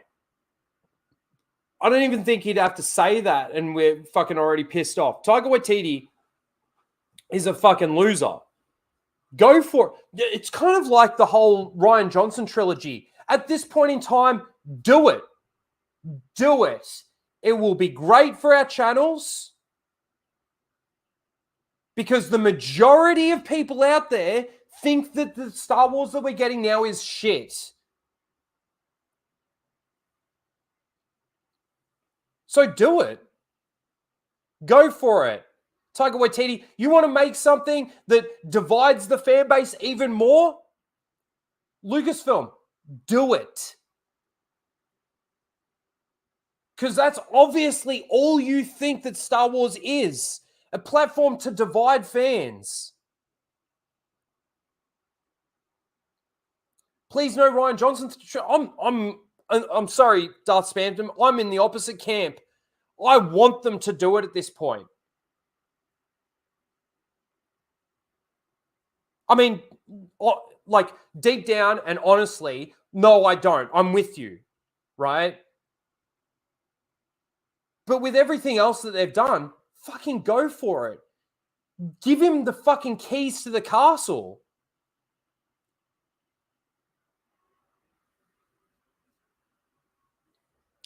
Give him the keys.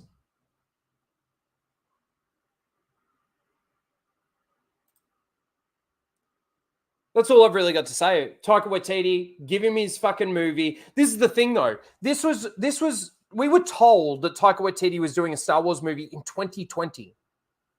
It's been 3 years.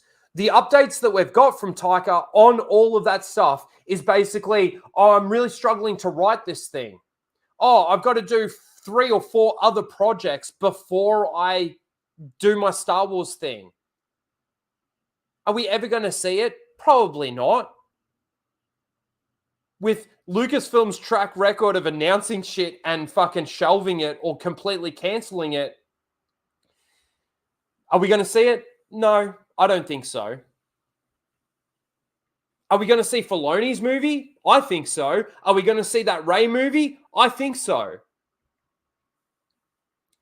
Are they going to be any good? No. Nope.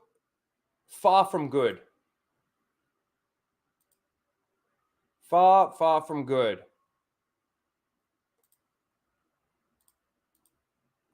All right.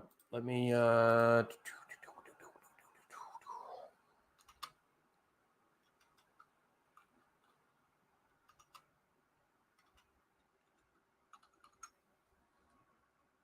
But do it. I want to see it. I want to see what kind of garbage they come up with. Because I'm now at the point, despite my apathy towards Star Wars, I'm now at the point where I can finally separate the two. It took me a long fucking time to get to this point. And it was hard. Real hard. Well, that's true. There isn't a castle left.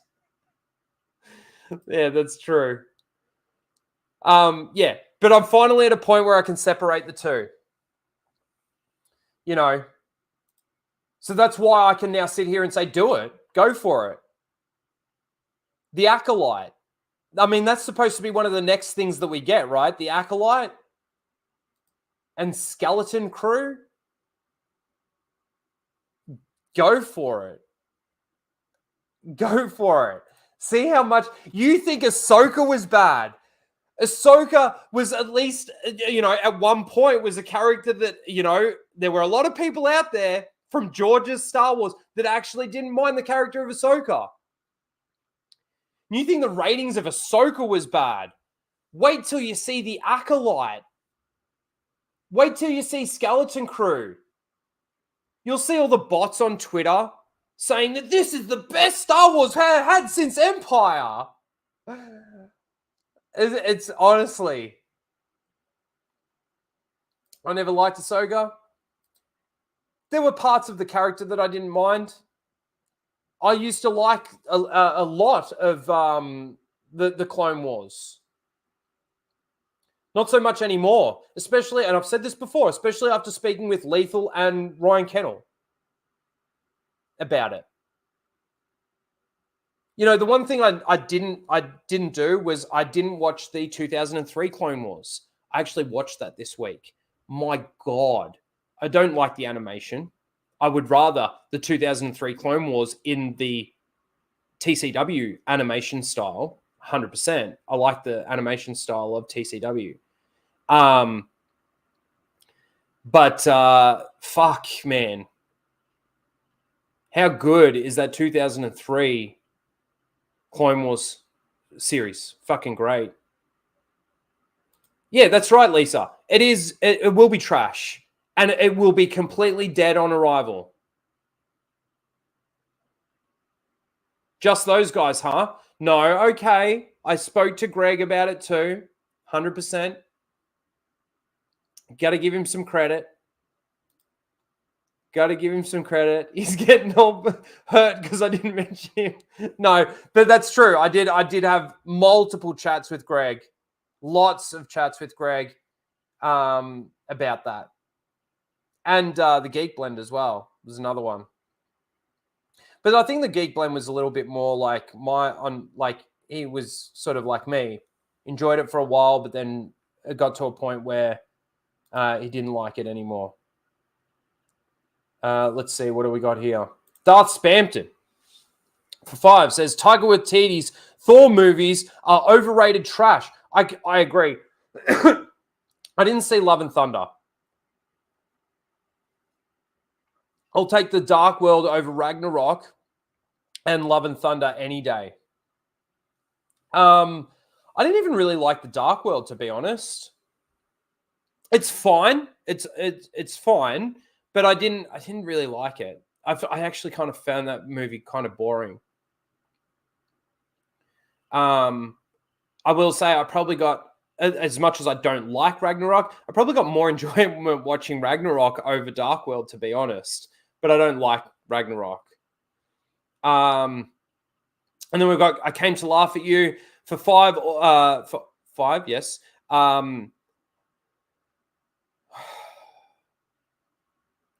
might Minecraft if Ray finds and trains race and gender swapped Kip Duran.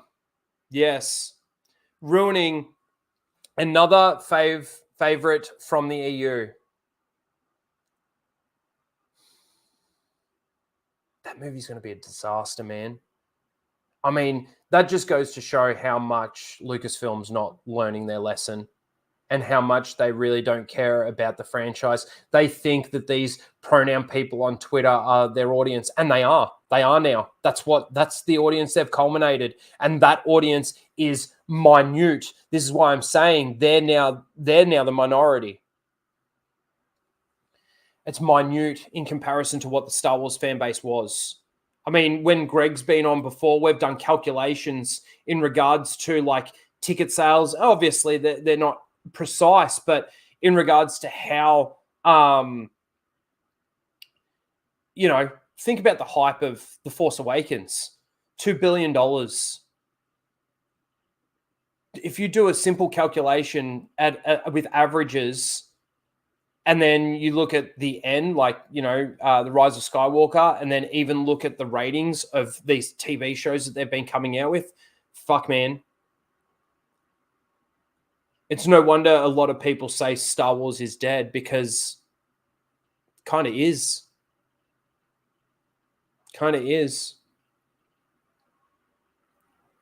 Plasman, 19 for 5, says, once again, I hope the Rey movies make it to where Rey goes into the world between worlds and brings back Kylo and gives the Reylos what they want.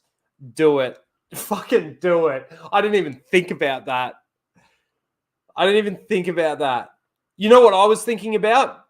I was thinking about all the cloning that they've been talking about in Mando and the Bad Batch and stuff like that. And I thought it was just going to be like a clone. I truly believe that they'll bring back Kylo, but I don't even know whether or not Adam Driver would do it, especially after what happened. You got those fucking pronoun dickheads out there saying that he wants him to break up with his wife so that he can be with Daisy Ridley in real life. Like, that's just weird shit, man. That's some weird shit. These are actors playing a role. That's some crazy shit. But yeah, do that. World Between Worlds. I like it. Reylos are weird. But Star Wars fans nowadays, Disney Star Wars fans are weird. I've told you the story before, right? There was a guy, and I don't know the guy from a bar of soap, but he puts a tweet out there basically telling his story of what happened at his new job. He goes to his new job. He's sort of standing around the water cooler. He mentions that he's a Star Wars fan, and there's a guy there that's like, oh, I'm a massive Star Wars fan too. And the guy asks him, what's your favorite ship? And the dude responds with Din Cobb. I just spat on my keyboard. The dude responds with Din Cobb. Din Djarin and Cobb Vanth. That's his favorite ship. And the dude was like laughing in his tweet saying, that's not what I meant. What's your favorite ship? They're weird. Fucking weird. Man, if I was at work and I said to someone and he goes, I'm a massive Star Wars fan, and I asked him what your favorite ship was, and he said Din Cobb, I'd be out of the job. I'd get fired because I would have knocked his ass out. I would have laughed at him and punched him as hard as I possibly could. Idiot. Fucking idiot. Hey, Alora, how you doing? OG Star Wars in the chat. Please smash the like button. Yes. We've had a great amount of people here. Yeah, your favorite ship, Din Cobb. And like, there's people shipping, even from the Ahsoka series, there's people shipping Shin and Sabine and stuff. Like, this is what Star Wars is now. That was never a thing under George Lucas's Star Wars ever.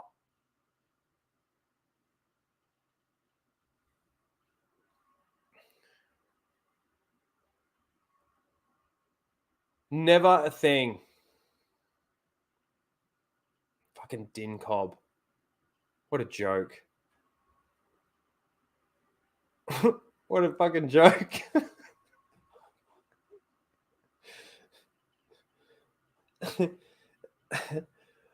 Oh my God.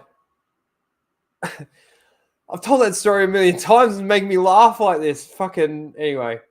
Plasman for another $5. Mate, you've been the major sponsor of this fucking stream tonight. All you guys are great. All you guys are fucking great. I love you all. Give Rey a clone army helm. I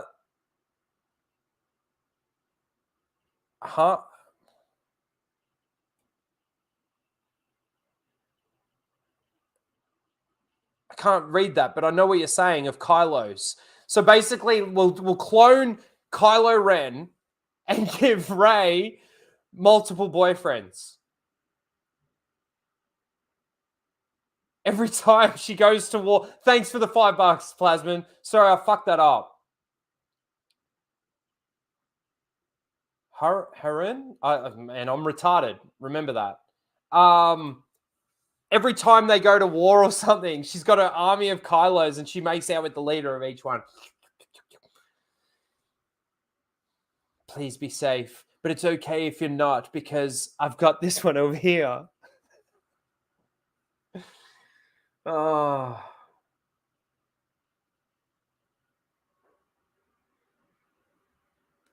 Harem? Harem of Kylos? Did I say it right? Thank you. Yes, I'm retarded. I'm dyslexic. So words, sentencing, fucking hard. It's not that bad. I'm not horrible, but I'm retarded. All right, I saw this. We've talked about Taika Waititi. Fuck Taika Waititi. Stay away from Star Wars, but at the same time, fucking Lucasfilm, do it. Employ him to make fucking an entire fucking trilogy of shit. All right. Now, there's actually a reason why I'm going to show this, and there's a reason why I'm bringing this up. God. Another pronoun fucktard.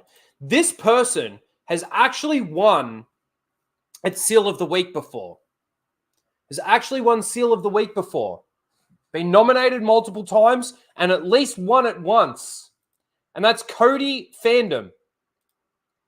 But it's what he says in this tweet that I'm like, whoa, you racist, sexist, misogynistic bigot. How dare you have a complaint about something in Star Wars? How dare you? Says, this is incredible. My only complaint is the hyperspace jumping from within a planet's atmosphere. Oh! How many times have I talked about the jumps in into hyperspace from an atmosphere? In the EU, the law is basically if you do that, you've got a very, very good chance of the ship being torn apart, being ripped to pieces. But this is definitely a Disney shill. Cody Fandom, 28 years old, the him himself. Now, is this from a game? If it is, I don't know the game. I haven't played the game, so I don't know. No, that's incorrect.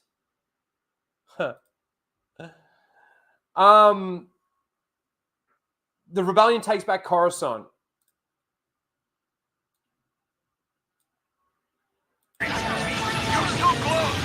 Probably going to get fucked on for the music or even just the fucking visuals. I'm not sure. But again, like, look at this space battle.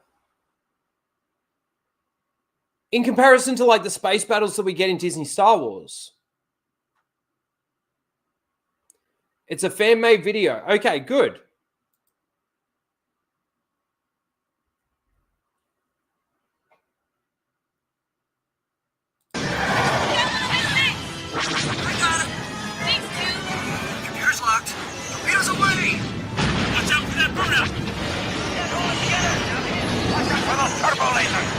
But this also goes to show, if this is a fan-made thing, this also goes to show that fans can do Star Wars better than fucking Lucasfilm.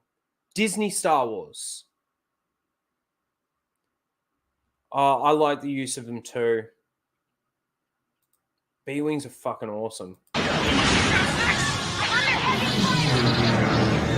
you seeing this? I'm getting some weird power surges. Looks like it's coming from the Senate district. Wait, incoming fire! No. We're hit! Hold on! I've lost power, I'm going down! Just give me a second. Can't stabilize! Is R5 hit? R5, are you hit? Well, okay, well, great, we'll just pick one of them! We're going, R5. Power's back, full systems up. I'm picking up that power surge again. It's getting stronger. Oh, blast. Looks like a TIE Avenger class and escort. They're coming from the south side of the evacuation zone. Missile lock.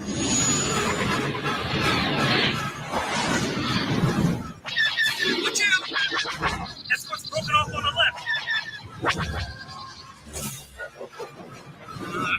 A tight thing coming up. Good. Blast! I've got it right in my tail.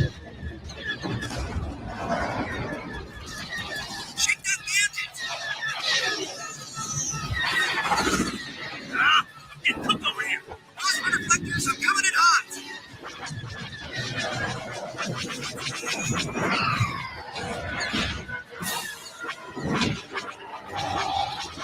That's cool. My trench and power them shields and lasers. Got him. His shields are down. My shields are down. Steady, I'm coming back. Blasted dive. Coming in. I've got a lock. TIE Avenger locked in. Looks like that destroyer formation is right above the power signature. They guarding something? I thought the Empire would care to protect the old Senate chambers. No, I wouldn't think so. That power reading is coming from below the surface. Wraith One? I'm picking up a new ship ID. I will say I've got a complaint in regards to this, in regards to building a ship, especially a Super Star Destroyer under the surface of Coruscant. Like, I think that's fucking stupid. It gave me Last Jedi feel. I mean, Rise of Skywalker feels. Like sank yet? It's a ship, Wraith One. It's a damn ship. Look to the right of the Senate chambers. What in the blazes? I can't believe it. How many people died with that thing raising up? It's a Super Star Destroyer. Turbo lasers. Coming from the destroyers. Get to cover behind the debris. Oh, this is crazy. Low bridge.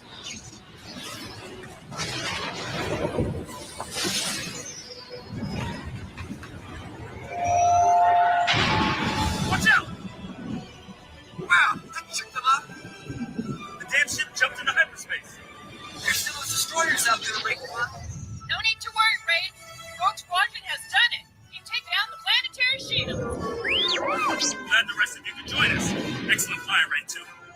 Looks like the rest of the Imperial fleet is preparing for light speed. My scans are showing full retreat. We take the planet. Coruscant is ours. And they'll disappear.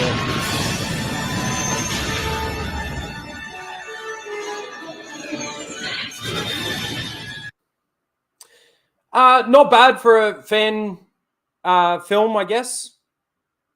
But yeah, I just wanted to point out the fact that he's quoting something that is like established lore within the Star Wars galaxy, and he's complaining about it, and that's his complaint for it.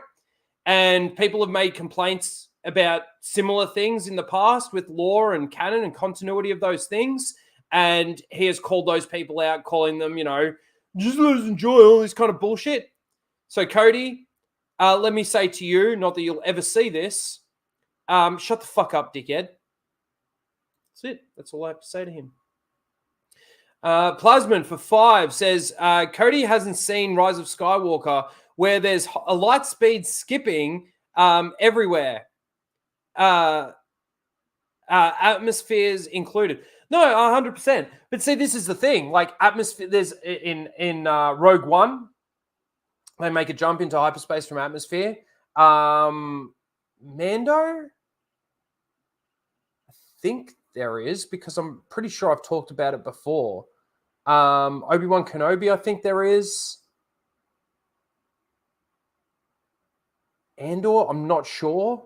Like, this is just something that they do now. It's just when it's convenient, when the plot needs them to, it's like, bang, yep, we're jumping to hyperspace. No, that actually happened in the X-Wing series. Oh, there you go. But thank you again, Plasman. Appreciate that. And Alora, for 27 months, she's been a top-tier member. Thank you, Alora. I appreciate you. The X-Wing series had a hidden Star Destroyer called the Lazonka? I don't know how to pronounce that.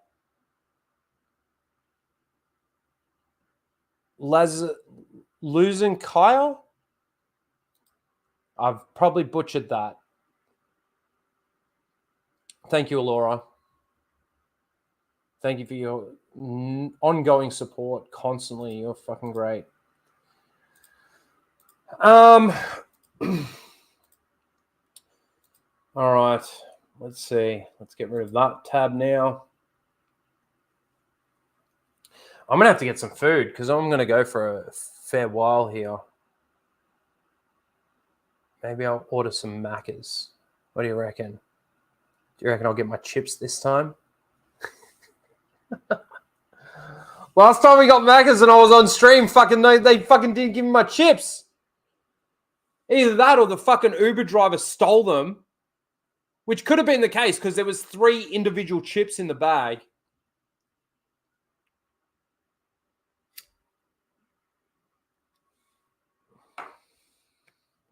Yes, order some Maccas. Oh no, Rhino's hungry again. Yeah, I'm always fucking hungry. You know that. Should have seen me at MozzaCon, guys. Fucking these guys don't eat. Especially Mozza. Mozza doesn't eat. I fucking eat non-stop.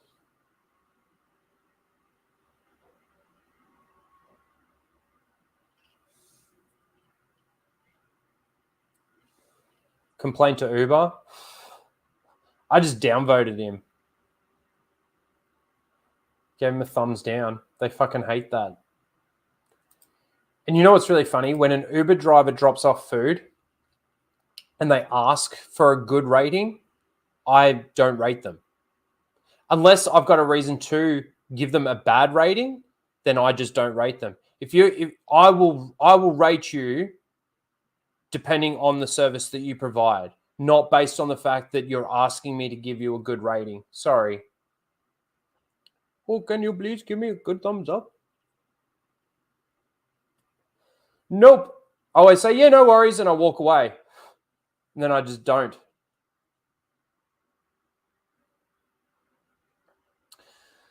All right. Let's go off a little bit of Star Wars here, and let's talk a little bit about the Marvels.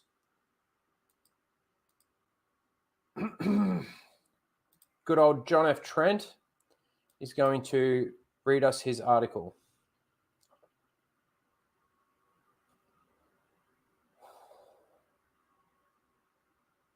Yes, that's right. Rhino will not be told. No, I won't. No, I won't. Let me check my Streamlabs real quick. No, we're good on Streamlabs. All right.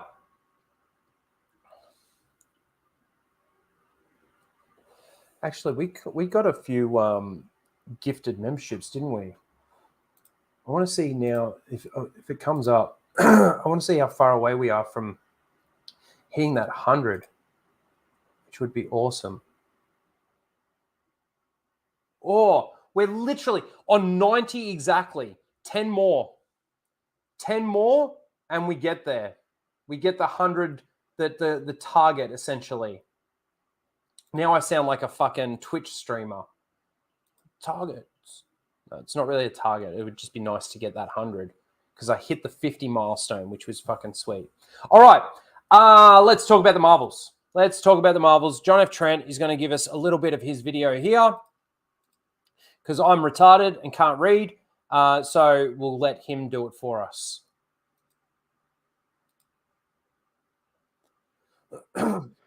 Brie Larson's The Marvels completely bombed at the box office with the worst opening weekend in MCU history, both at the domestic box office as well as the international box office. Let's get into this here. Brie Larson led The Marvels bombed in its opening weekend at the box office, posting the worst opening weekend in Marvel Cinematic Universe history without even having to factor in inflation. According to the numbers, the film only grossed $47 million. That's even crazy. The fact that you didn't even have to factor in inflation for it to be the worst. in its domestic opening weekend. The film grossed $6.6 million on Thursday night, $21.5 million on Friday, $15.3 million on Saturday. Already we're looking at huge losses, 20% drop between Friday and Saturday, and then a 30% drop, 33% drop from Friday to from Saturday to Sunday. So $15.3 million on Saturday and $10.2 million on Sunday. The Marvels brought in $63.3 million internationally for a global total of $110.3 million, the worst global total for a Marvel Cinematic Universe opening film ever. The top 5 international markets are currently China, which brought in $11.7 million, United Kingdom $4.3 million, Indonesia $3.7 million, South Korea $3.5 million, and France $3.1 million. As noted above, the $47 million domestic opening weekend is the worst in Marvel Cinematic Universe history without even factoring inflation. The previous holder of that title was The Incredible Hulk. The film grossed $55.4 million back in 2008, and that's funny too, because this has like a massive budget. Like, I think it was reported at 300 million, but we can't even take that on its surface anymore. $300 million budget. We can't even take, like I said, we can't even take that on its face, because we've seen now that fucking, was it, I can't remember, one of the Star Wars sequel movies was reported at 250 million, and it's now been revealed or come out that it was around 500 million or something like that. So it's you can't even take that off face value anymore, the fact that it was a $300 million budget. But that's still, even I mean, we're predicting, or we're sort of thinking that it's more than $300 million.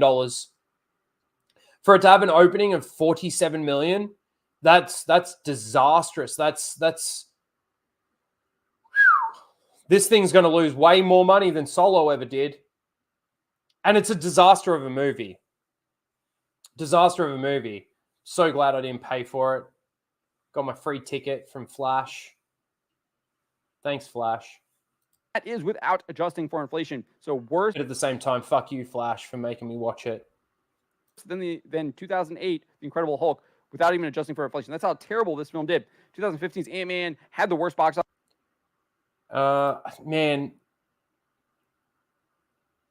it was either The Rise of Skywalker or The Force Awakens, one of those two. And I can't remember. It was Tom that told me. And it was another channel. It wasn't Tom's, it wasn't Midnight's Edge, but Valiant Renegade, maybe? Somebody reported, but they got some clarity and, you know, something on the fact that it was $500 million budget. Obviously, if you factor in inflation, the film grossed $57.2 million back in 2015. Factoring inflation, that comes out to $74.3 million in 2023 dollars. So huge drop between Ant-Man and the Marvels. I mean, we're looking at 74 minus 47. I mean, holy smokes, that's almost a 50% decline. Huge drop there. The film did meet box office projections from Box Office Pro, who predicted the film would gross between 35 million and 49 million. However, those projections were significantly reduced in the month leading up to the film's release. The outlet originally projected the film would gross between 50 million and 75 million in its opening weekend and go on to earn between 121 million and 189 million in its entire domestic run. So it might have met weekend projections, but that's because those projections significantly declined over a month. So I don't know. You can say that a meeting projections is a good. Yeah, that would mean that it didn't even break even. Correct. But that's what's being reported. I can only go off what I'm hearing and what I'm seeing, and you know, unless fucking Lucasfilm want to come out and actually clarify and show receipts and give evidence of why it's like only $270 million or whatever. We can only take it on what's being said and what's being shown and what people are saying, I guess. You got to almost take it with a grain of salt, just like fucking Doomcock's rumors. Thing, I guess, but those projections decreased significantly. I mean, look at this here. 50 million was the low end. It didn't even meet that a month ago. Yeah. And then the high end now was 49, and it didn't even meet the high end. It was at 47. So really bad here for the Marvels.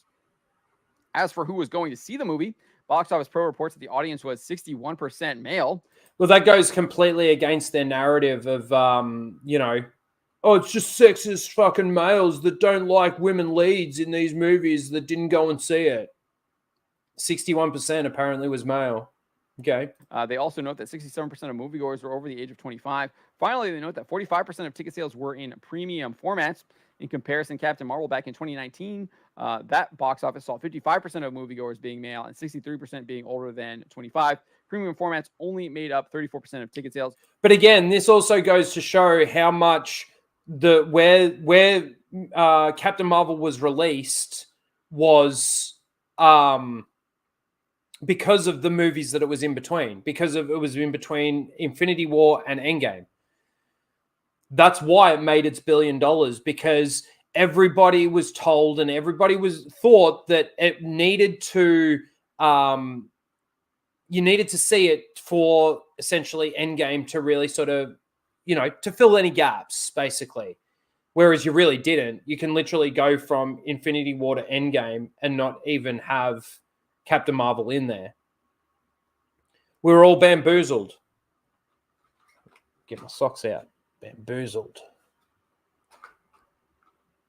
So hard to really kind of make any good analysis based on that. I guess you could say that females didn't show up, but I mean, the fact that you have such a significant decline in people going to see this film, it's really hard to kind of make those. That's a great point. I came to laugh at you for 5. Says, hard to say women went when you don't even know what a woman is. That's very true. Yep. Oh, that's very true.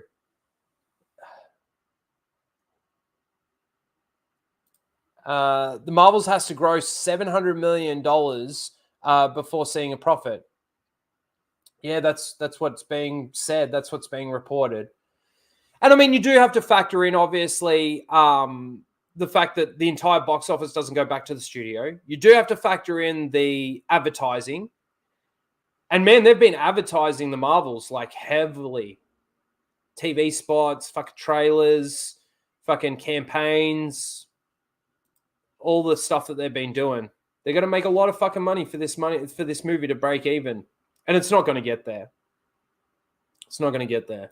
Observations, I think, but because I would say both men and women just stayed home from this. No one came to see this film. No, that's right. You don't. Huge drop compared to the original Captain Marvel film back in 2019. As for audience reaction, the movie received an abysmal B from CinemaScore. For comparison, Ant-Man and the Wasp: Quantumania also received a B, film that lost lots of money. As did Eternals. That film also lost money. Both Thor: Love and Thunder and Doctor Strange in the Multiverse of Madness received a B+.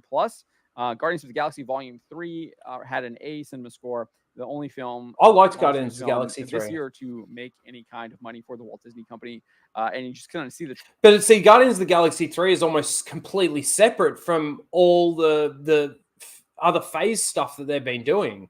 It's actually quite crazy how a movie that's so separated from their and like the guts of what they're trying to do with the MCU moving forward and the stories that they're trying to tell, how separated that is from all of that stuff. And it seems to be received reasonably well.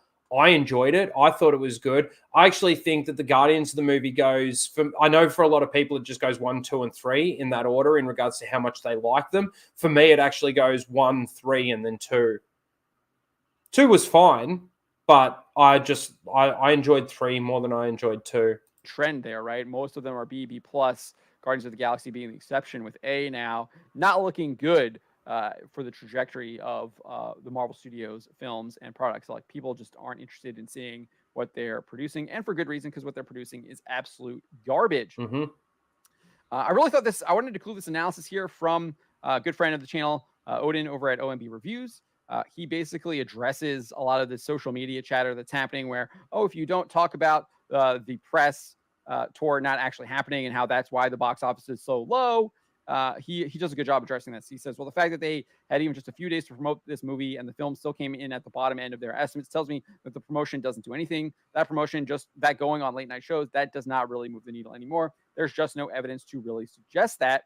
And he says the key to kind of understanding this is actually going to be looking ahead towards a film like the Hunger Games prequel coming out soon, because that film will have had at least a couple of weeks worth of it, or at least a full week worth of promotional materials. And indeed, Lionsgate got an interim agreement from SAG-AFTRA before the strike was over. So they were.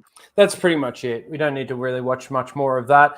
Darth Spampton, For 10. Thank you, Darth Spampton. Appreciate that. He says, weird how the SJWs, sorry, excuse me. Weird how the SJWs are blaming men for the Marvel's bombing at the box office, even though 65% of people who went to go see it in theaters were men. They are desperate to push their BS narrative. Fucking oath, man. It's their playbook now. It's kind of like with the Obi-Wan Kenobi show, right? They came out with fucking racist fucking fans before it even dropped. Why do that? Because they know it's going to be shit, or they know it was shit? Probably. But yeah, it is quite incredible how 65% of the people that went and watched this movie are men, but that's still the narrative they want to go with. And people will sit there and think that, believe those articles or believe what people are saying out there in regards to, oh, it was just sexist men that didn't want to go and see it. 100%. These men, they can't stand having a woman in the lead. They can't stand having this full female cast. Man, look at the Ahsoka series. Women everywhere. Look at the Marvels. Women everywhere. The villain's a woman. Misunderstood, mind you, which is, again, that entire stupid narrative. We've got to sympathize with the fucking villain.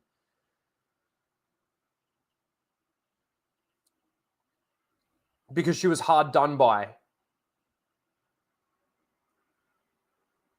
Fucking stupid. Where is You'd it? better put a chick in it. I'm not going to play the whole thing. I just wanted that beginning bit. I need to actually just clip out just like, put a chick in it, make it lame and gay. Because then we can just play that without having to play that entire minute of me doing that. But thank you, Darth Spamton. Appreciate that. But this was something else that I saw. The Great Robot Head, another fellow Aussie. He went to the theater to see it. I don't like the fact that some of these people go to the theater to see it, but it is what it is. They go to the theater, they see it, get the full experience of it. Okay, that's fine. Okay, do what you want. Do what you want with your money. Cool. But this was his tweet, and this was the theater that he went to. This was the total number of people in my theater for the Marvels. 3. This one, and this one. The booking of 6 were no-shows, or what we call Disney fake bookings. So look, I don't know. We don't know that they were Disney fake bookings, but these 6 people over here didn't show up. And obviously, because it's Robot Head, and obviously he does what he, the videos and everything that he does, I would have thought that he would have gone, maybe not opening night, but opening weekend. I mean, he put this tweet out on the 13th of November. So what? It was the beginning of this week, Monday. 3 people in his theater. 3. And these 6 didn't show up. Now, again, whether or not they were actually just genuine no-shows or whether or not they were actually like fake bookings, who knows? But this is the thing with the fake bookings thing, right? Is wouldn't they, if this theater is that empty, wouldn't they book more than that? Like, I heard that there was a showing on opening night. I can't remember who told me that. It might have been Mr. Grant Gregory. Anyway, I can't remember exactly who told me that. But on opening night, there was a theater that cancelled a 9:30 showing because it was cheaper for them to not show it than it was to have however many bookings they had. Is there proof of that happening? Well, that's the thing. No, there's no actual proof that they were just fake bookings.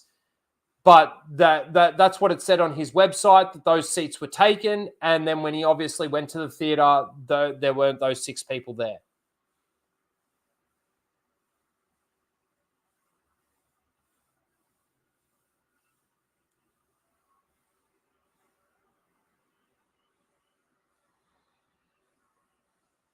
So I don't know. I'm not one to sit there and think that there's these fake bookings going on. I don't see why that would be a thing that they do. What, Disney pays for tickets for their own thing to try and boost the box office? What a waste of money. They're going to give their 30% to the theater or whatever. I don't see why they would do that. But either way, there were 6 no-shows. There were 6 seats booked and there were 6 no-shows. So I don't necessarily buy into the fake booking thing. But it is what it is. It is what he saw.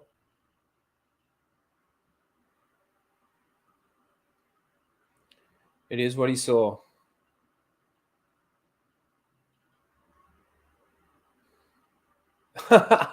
Is the air conditioning working in those fake bookings? G'day, Lethal. How you doing? Yeah. And Tuscan Bob says, LOL, tune into the spacing tomorrow night. I'm going to debunk the fake booking shit live on stream. There you go. Yeah, I don't necessarily buy into the fake booking thing. I don't know how that would work or anything, but it was certainly those 6 seats were definitely booked on his website and they just didn't show up. Maybe they had a family emergency. Who knows? But they didn't show up. There were 3 people in that showing for the Marvels. All right, let's move on, shall we?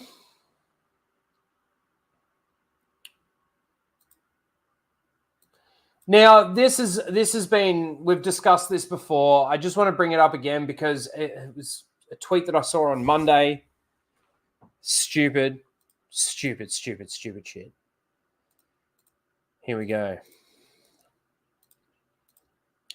So Star Wars Culture put this tweet out on Monday saying, Star Wars, why, I think this was even the article that we actually talked about, why the Rey is a Mary Sue claim is nonsensical and rooted in sexism. We've talked about it before. It's evident that Rey is a Mary Sue. Based on the definition of a Mary Sue, she is a Mary Sue. And yes, Star Wars Culture is or are Disney shills, yes. They can try and fucking justify it any way they want. These people think that time is going to be kind to the sequels. It's not going to be kind, I promise you that. So I find it funny that we talked about this months ago. We talked about this article months ago.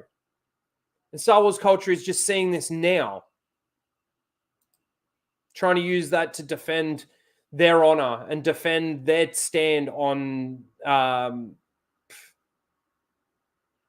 sequels.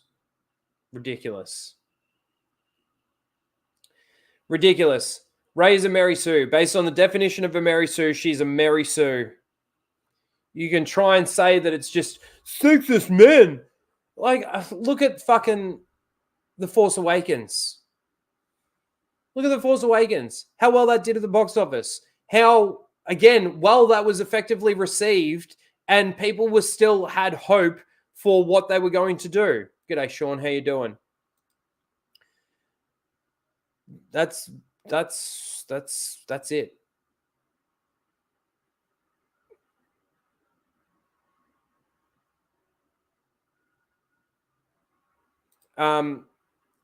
Hasn't it already been enough time for us to look back fondly on those movies? You would think so, Lethal. But you would also think No, like you're right. Like it should, like based on what they're saying, yes, it probably should be. But nobody's looking back on them fondly. The only people that look back on them fondly are people like Jacob, fucking Seal of the Week winner for fucking weeks on end.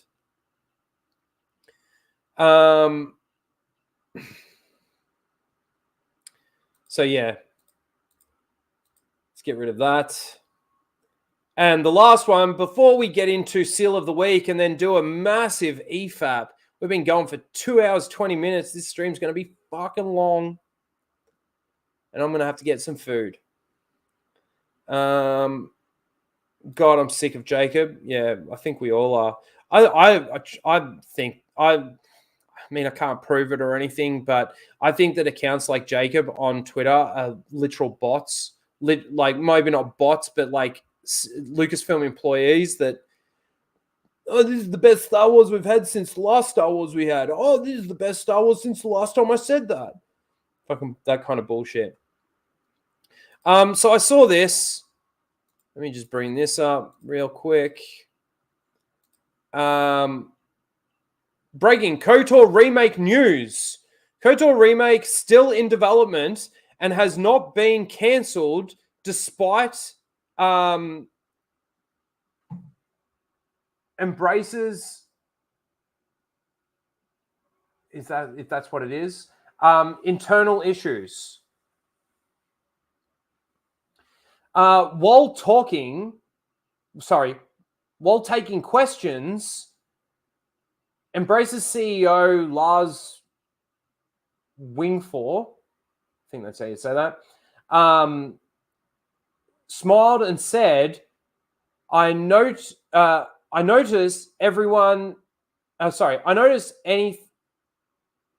anything I say to this becomes a headline, so that's my only comment. That's it. That's all the context we've got. I mean, in all honesty, based on what I heard about them doing this remake, I don't want them to do it anyway.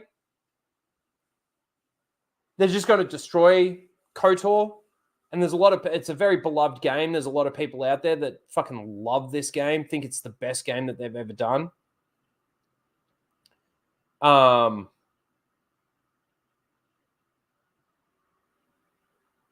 again, it's kind of like the same thing as Taika Waititi. When did this get announced that they were doing this? It was fucking years ago. I'm sure if there was still going to happen or something, we would have heard more than just something like this years later. Let's just hope they don't do it.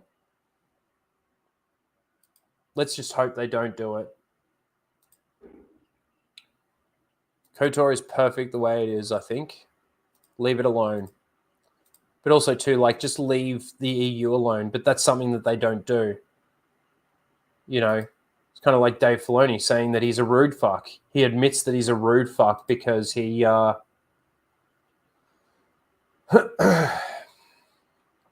he brought Thrawn in and fucking absolutely fucking destroyed him.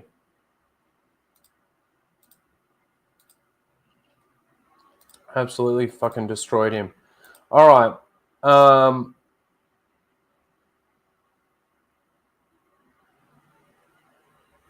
Let's see here.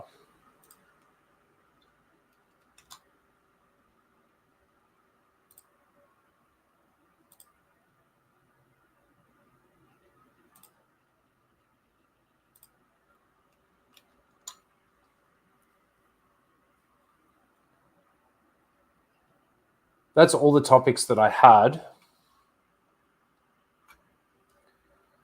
Where is the Macca's? I'm going to order it. I haven't ordered it yet, but I am getting fucking hungry. It's nearly 3 p.m. and I haven't had lunch yet.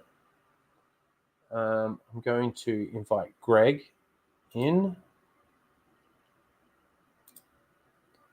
Tim, I don't know if you're in the chat, but it's in the Casual Rage chat. So if you want to jump in, you can as well.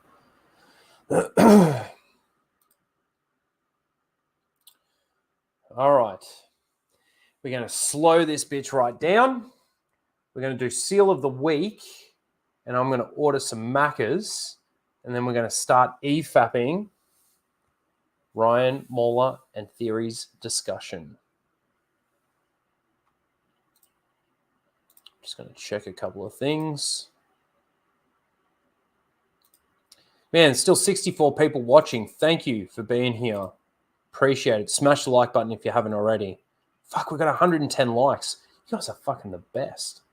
The best. Did I miss any super chats? No. We are all caught up and it's fucking brilliant. Fucking brilliant.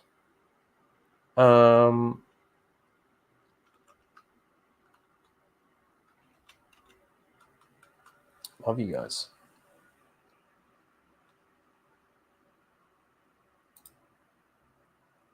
Happy 150. It's good. It's good. I am happy.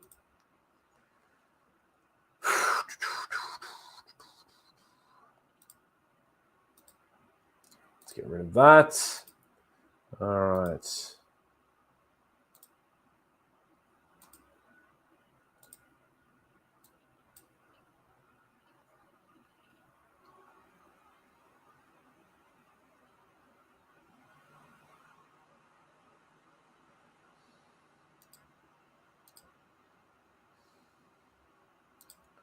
Let's do this. Where's my thing? Where are you?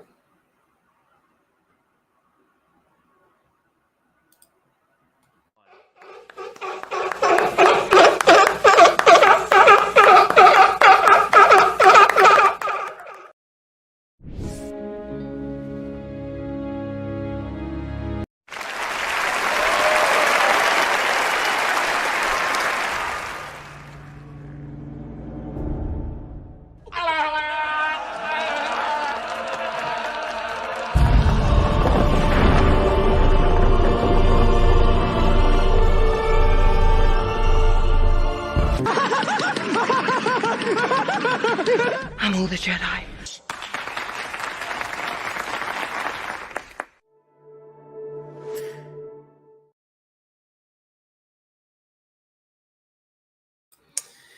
All righty. Seal of the week. Before we do. Hello, what have we here? What have we here? Hello, Greg.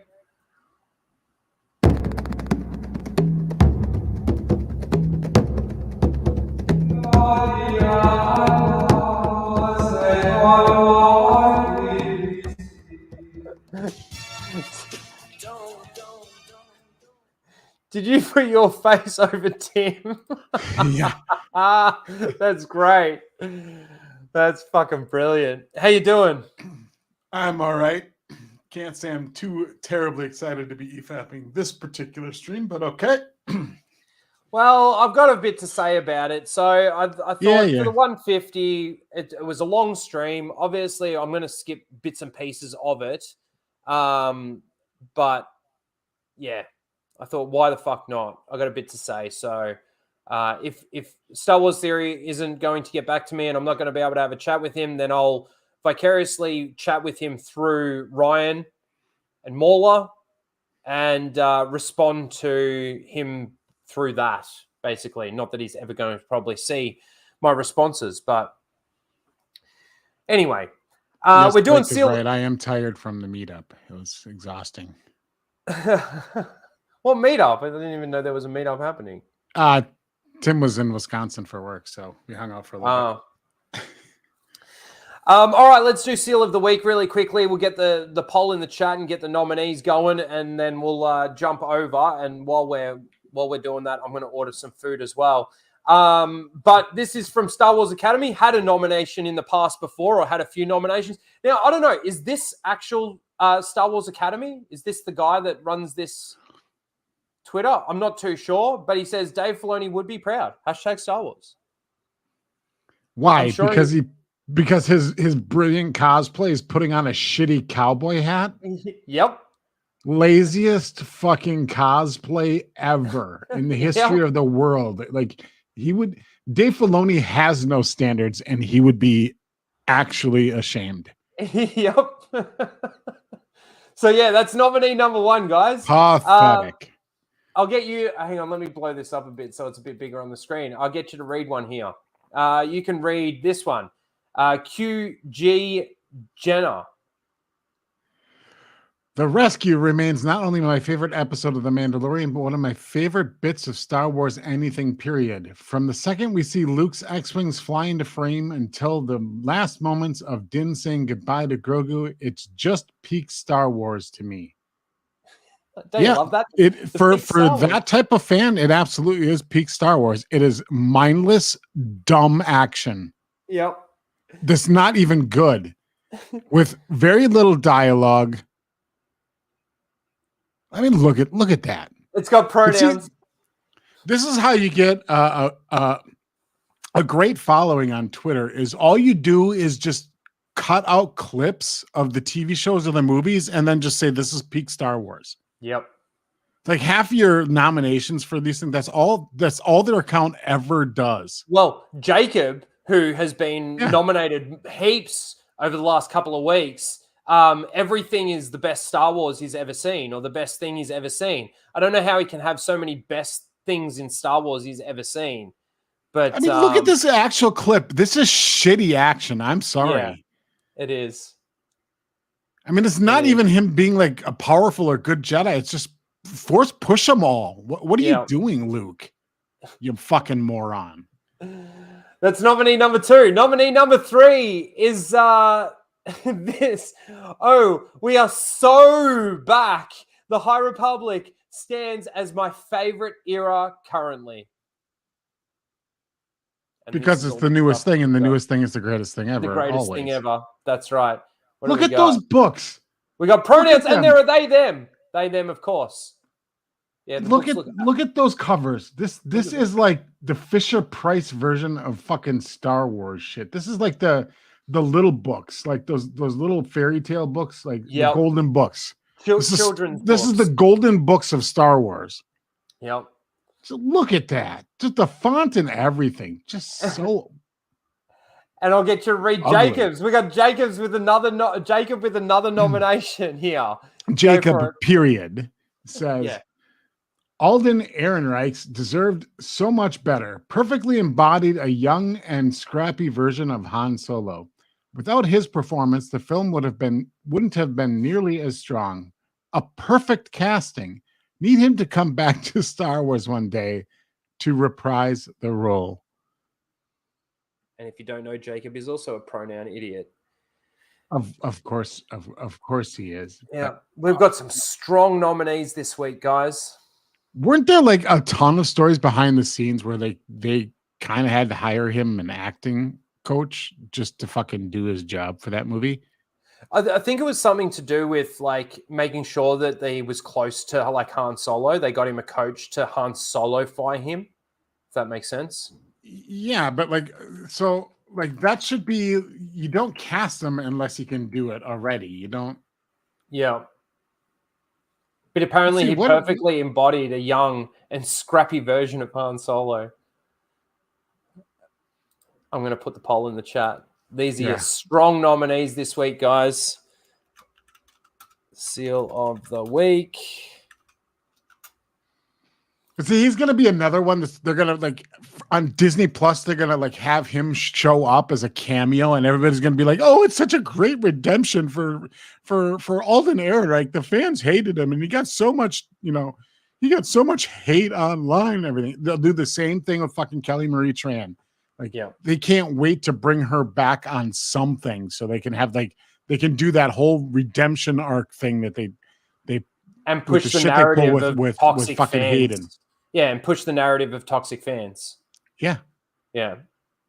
All right, so just going nobody through hates again. Their customer. People say nobody hates Star Wars like Star Wars fans. Nobody hates their customers like Star Wars. Yeah. Yeah, that's very true. These are your 4 nominees for this week. Number 1, Star Wars Academy. Number 2 is QG Jenner. Number 3 is Lux Ray. I don't know. And number 4 is Jacob. Jacob, of course, has to get a nomination. This is one of the shilliest fucking accounts I think I've ever seen on Twitter. And there's some fucking shilly fucking accounts. Well, all they're doing is farming for likes and clicks because Twitter pays now, so for that engagement. So basically all you do is just cut out clips of things and say it's the greatest thing or the peak thing. Yeah. And then all the people that are like, but I like the Star Wars too, and then they click the little heart. Theory wins again. Get your votes in, guys. Get your votes in. We'll come back to that. All right, I'm going to order some food. How do you think the 150 casual rage is gone? I don't know. Like, to be honest with you, you want my honest critique? Of course. Anytime that you go into the Andor discussion, I get bored to tears. It's a fucking boring show, isn't it?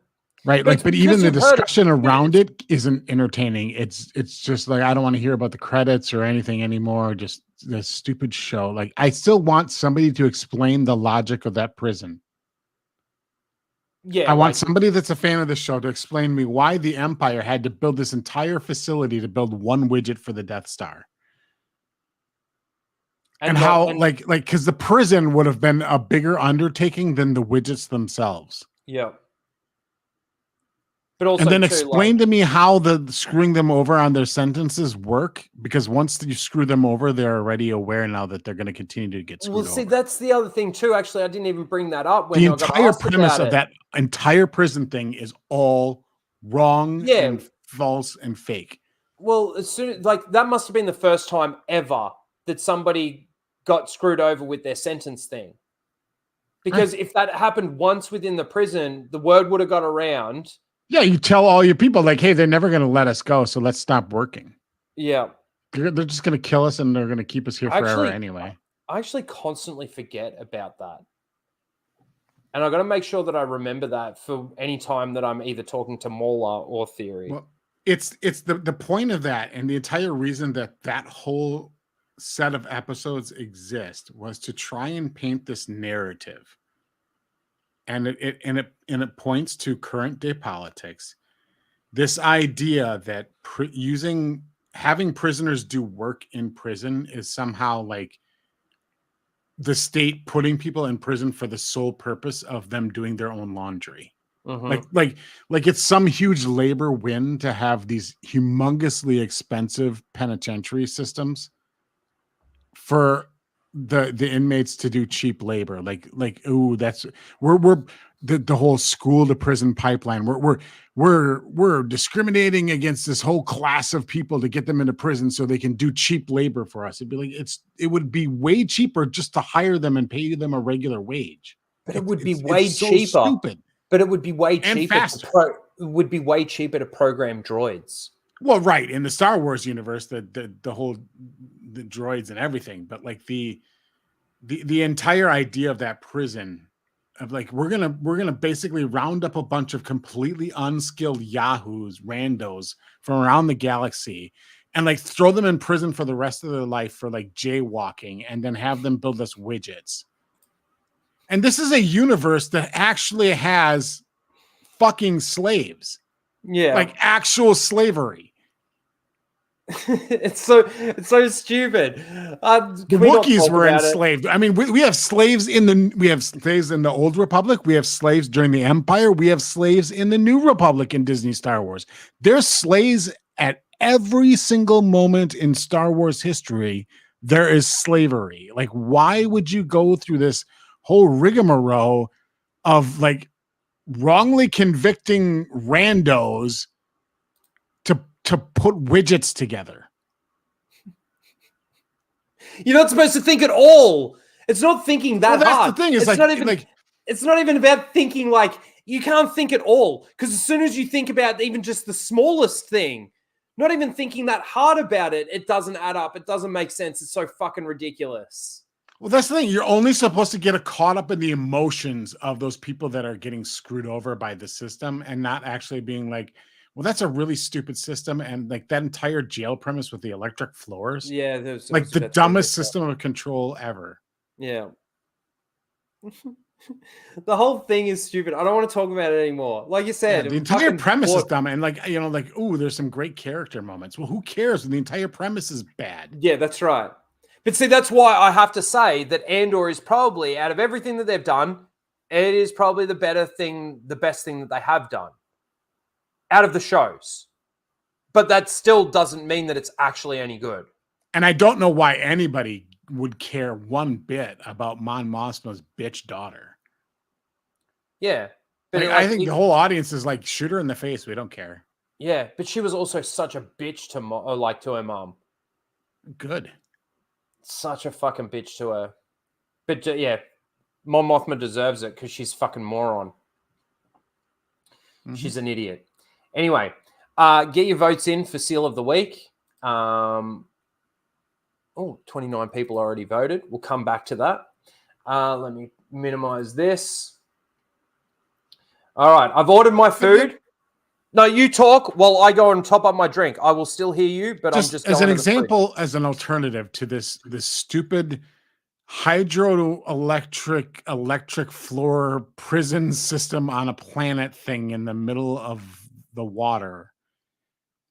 Put your little workspace in space on a platform. And if the prisoners get out of line, you open the airlock. Like, you don't need electric floors. Like, literally, you just open the airlock and they all get, like, sucked out into space and die. But again, you've still got, like, even with the whole prison thing, like, the sentencing thing, like, even if they were to, let's say, suck them all out the airlock because they were going to move them to another fucking part of that prison to build more shit, like, as soon as the person gets into that area, it's like, it's all over. And that's why I'm kind of like, the whole thing doesn't make sense. Well, right. That's why you don't even, that's why, you, like, if you're designing this thing and actually doing it, you don't even sell them on the idea that they're going to be, like, let go at some point. You're just like, no, you're captured. You're never going to see your family again. Like, if you want to live, then put together the widgets or we'll just kill you.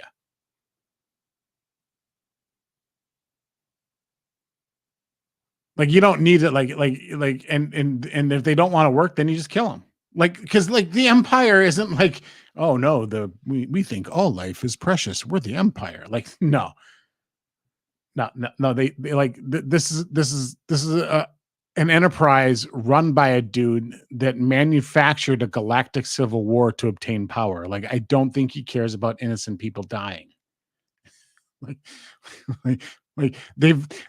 This is the organization that destroyed a planet to, like, to fuck over Princess Leia. Yeah, but also, like, we don't need to establish that the Empire are bad guys. It's already well established. They completely genocided an entire fucking planet. Yes, but also too, despite the factor of the electric floors, they literally have like 10 guards for like these 5,000 prisoners. Yeah, I mean, it's a joke. But see, that's the other thing too. You've got to pay the guards and do everything that you need to do with the guards to give them a job, as opposed to just having droids work it. Like, well, let's say droids are unprogrammable. They can't do it. Like, let's just take that out of the equation, right? You still, this is a universe where people travel out into the middle of the desert to hack up sand whale all day long, get mistreated, and then drive back, live in dirt poor. This is a society that they have water, quote unquote, watermongers. Yeah. Like, water is hard to get. Like there's fucking, like, there's a ton of people out there in dire poverty that would do the fucking job. Yeah. You don't need to force people to do this. I find it funny that you come in here and you say, you want my honest opinion? I know, the Andor discussion bored me, and then I'm talking about fucking Andor. And then you just went on about talking about Andor for the last 10, 15 minutes. I know. I'm a fucking hypocrite. Right. But you're right. No, you're right. Fucking, you're right. There's not much more I can say. It's fucking stupid. Yeah, that's my communicator going off. Fucking notifications. Oh, it's funny that you've got that. I've got R2D2 that tells me when I get a message. Well, my ringtone or my notification noise is like the doorbell. The chime, the doorbell. From the charm from Star Trek: The Next Generation. Yeah. Mine is, hold on, where is it? Uh, So when I hear it, it's like, you know, I'm supposed to be like Picard. I'm supposed to be like, come. this is mine. I get that. That's R2 saying, you've got mail. Mm. See, I could never do R2 because, like, you know, unfortunately, when I think of R2D2, I think about his bitch life partner. C-3PO. Yeah. Worst character in all of Star Wars. Yep. No, I'd argue now that it's definitely not the worst character. Rey, fucking Reva, you can name them. Fucking Those aren't heaps. Star Wars characters. That's true. That's very true. Nerds. Here we are. Like Ogre from Revenge of the Nerds. Nerds. Yes. Jar Jar. Yeah, Jar Jar. I'd say Jar. Who's worse, Jar Jar or 3PO? 3PO by far. C-3PO and Attack of the Clones is the most annoying character in all of Star Wars. I'd have to agree with that. That's pretty bad. Maybe not in all of Star Wars for me, but definitely fucking annoying as fuck. Awful. And served no narrative purpose. He was just there to take Jar Jar's lines because everybody complained about Jar Jar after episode 1. It's true. Hey, my Macca's is already on its way. 10 minutes away. All right, let's watch some of this. Let's get into this fucking breakdown. Starting from the very beginning. So I know, like EFAP, they pause like everything. I don't think we're going to be going that deep where we pause like fucking after every fucking sentence that's said. Yeah, before go. we get into this, I just got to say, like, I hate the idea of these streams. Okay. Because they're fake. And no offense to the people that are participating in them, but look, whoever's hosting it, this was on Theory's channel, right? Yep. So you get invited to go to Star Wars Theory. He's got like 3 gazillion fucking subscribers, and you're not going to go onto his channel and like accost him, right? Because you're going to be somewhat diplomatic. Well, yeah, but he's just going to boot you right off. Yeah.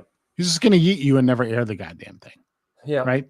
So there's like a level of decorum that, like, realistically, that you have to observe when you're an invited guest in somebody's channel. Yep. I mean, I would say all sorts of you know, racial slurs on this channel if I weren't a guest. But you know, I'm a guest and I don't want Rhino's channel taken away. So yeah. You know, and so these things aren't real. It's everybody's holding back and they're trying to be diplomatic and they're trying to all prop themselves off as being the reasonable guy. Mm-hmm. Yes, Darth Bantam, I would. Just for the effect of it and because free speech. Dropping N-bombs everywhere. Absolutely. Totally. Yeah. Racist.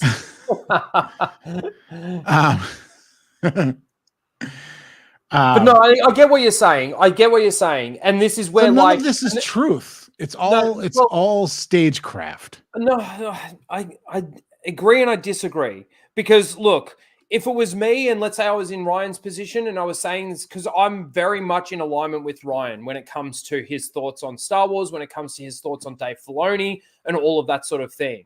Very much so.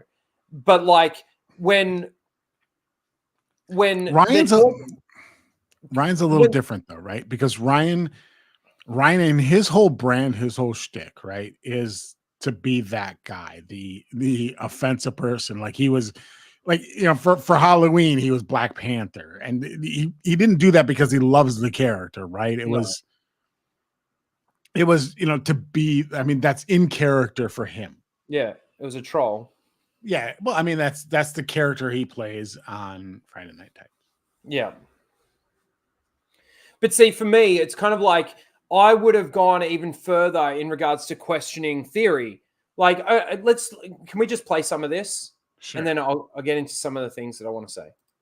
No, you can stay. I told you to stay. I told you to say hi. It's too late now. Yeah. Hey, Ryan. How you doing? Hey, Mauler. It's nice to meet you. I've never been on a stream with Mauler before. Is this what I'm supposed to do whenever I'm on a stream with you?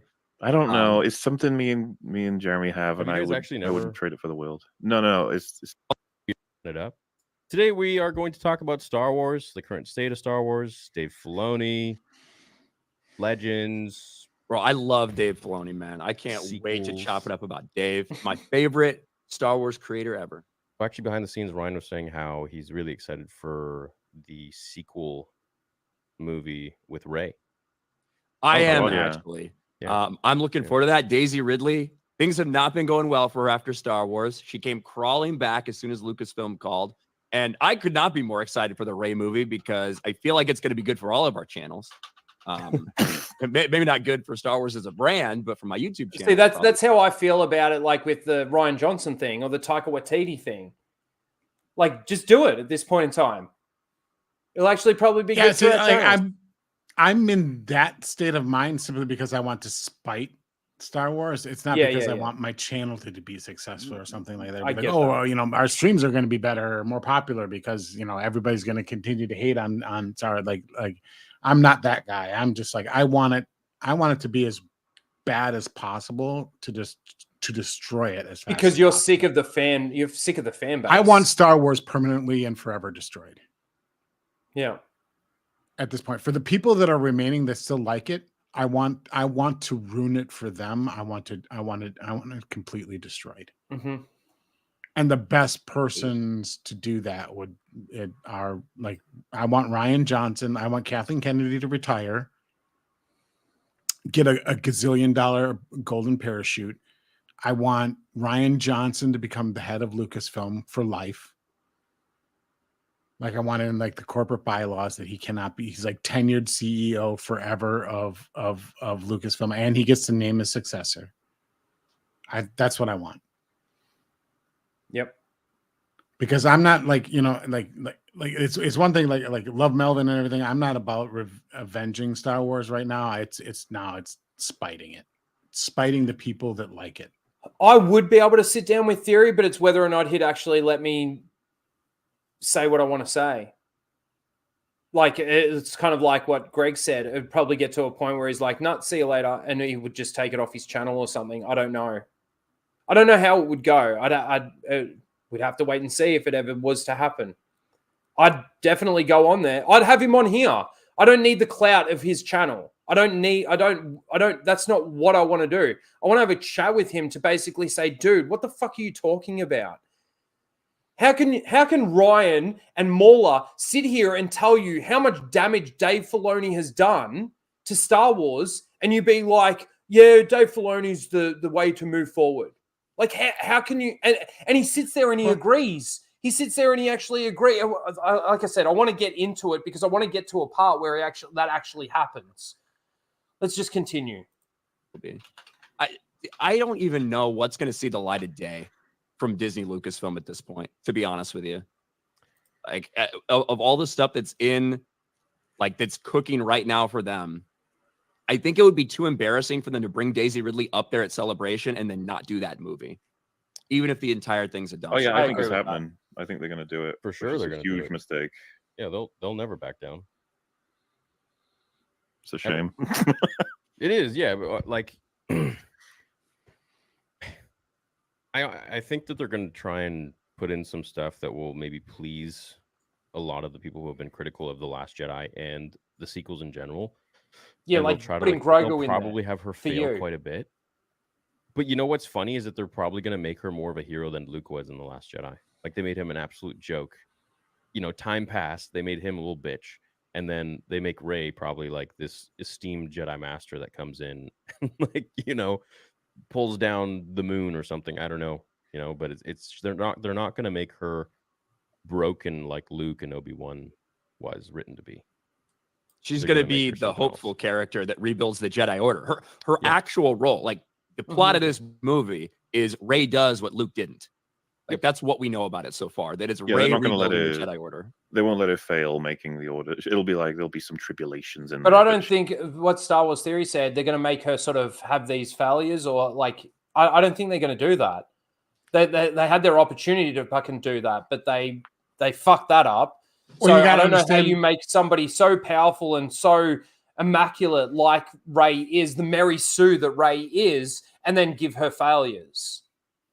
The thing is, like, you got to understand, like, they're what they consider failures, or they would consider Rey's failures, aren't going to be her actual failures. They're going to be failures in the sense that she doesn't get what she wants, but it's going to be completely outside of her control and not her fault. Mm-hmm. So it'll be those. It'll be external circumstances lead to failure that she could not possibly have foreseen or prevented. Yeah. And then she has to deal with it. So things will happen to her, but not because of her. It won't be because she made a bad choice or a bad decision. It will be something bad happened to her. So they will make her a victim and then have her overcome her victimhood. Yeah. And that's what people will be like, well, that's not a Mary Sue. She had failures or struggles. And it'd be like, no, that's not how that works. There's a difference between a character having a flaw that they have to overcome and then being a victim of circumstances that happen to them. Yeah. No, I agree. But they don't see the difference. And so that's what it'll be like in this Rey movie.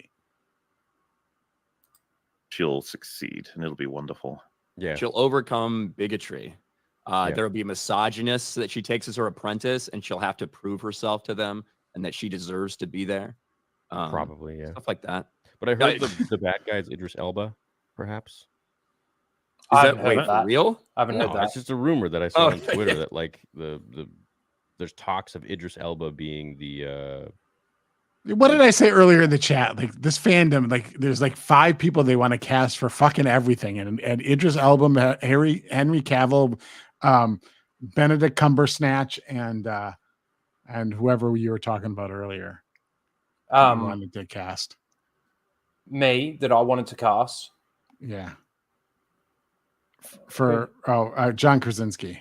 John Krasinski, yeah. But that's there's like certain characters that are like the in people that like everybody's like, oh, that's the fan cast for like every fucking thing. Yeah. And it's just so tiresome. It'd be like, do you know how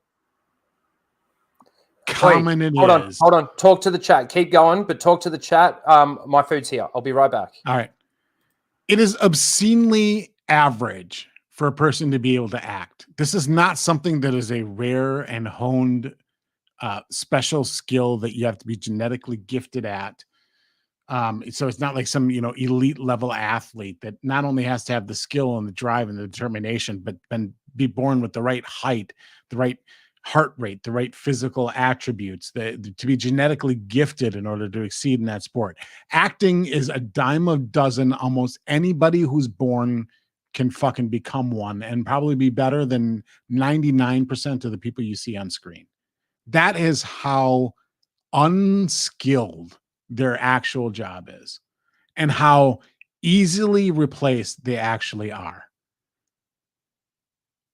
And so like this idea that like these 5 fucking people need to be cast for everything. I hate that shit. Just cast some unknown.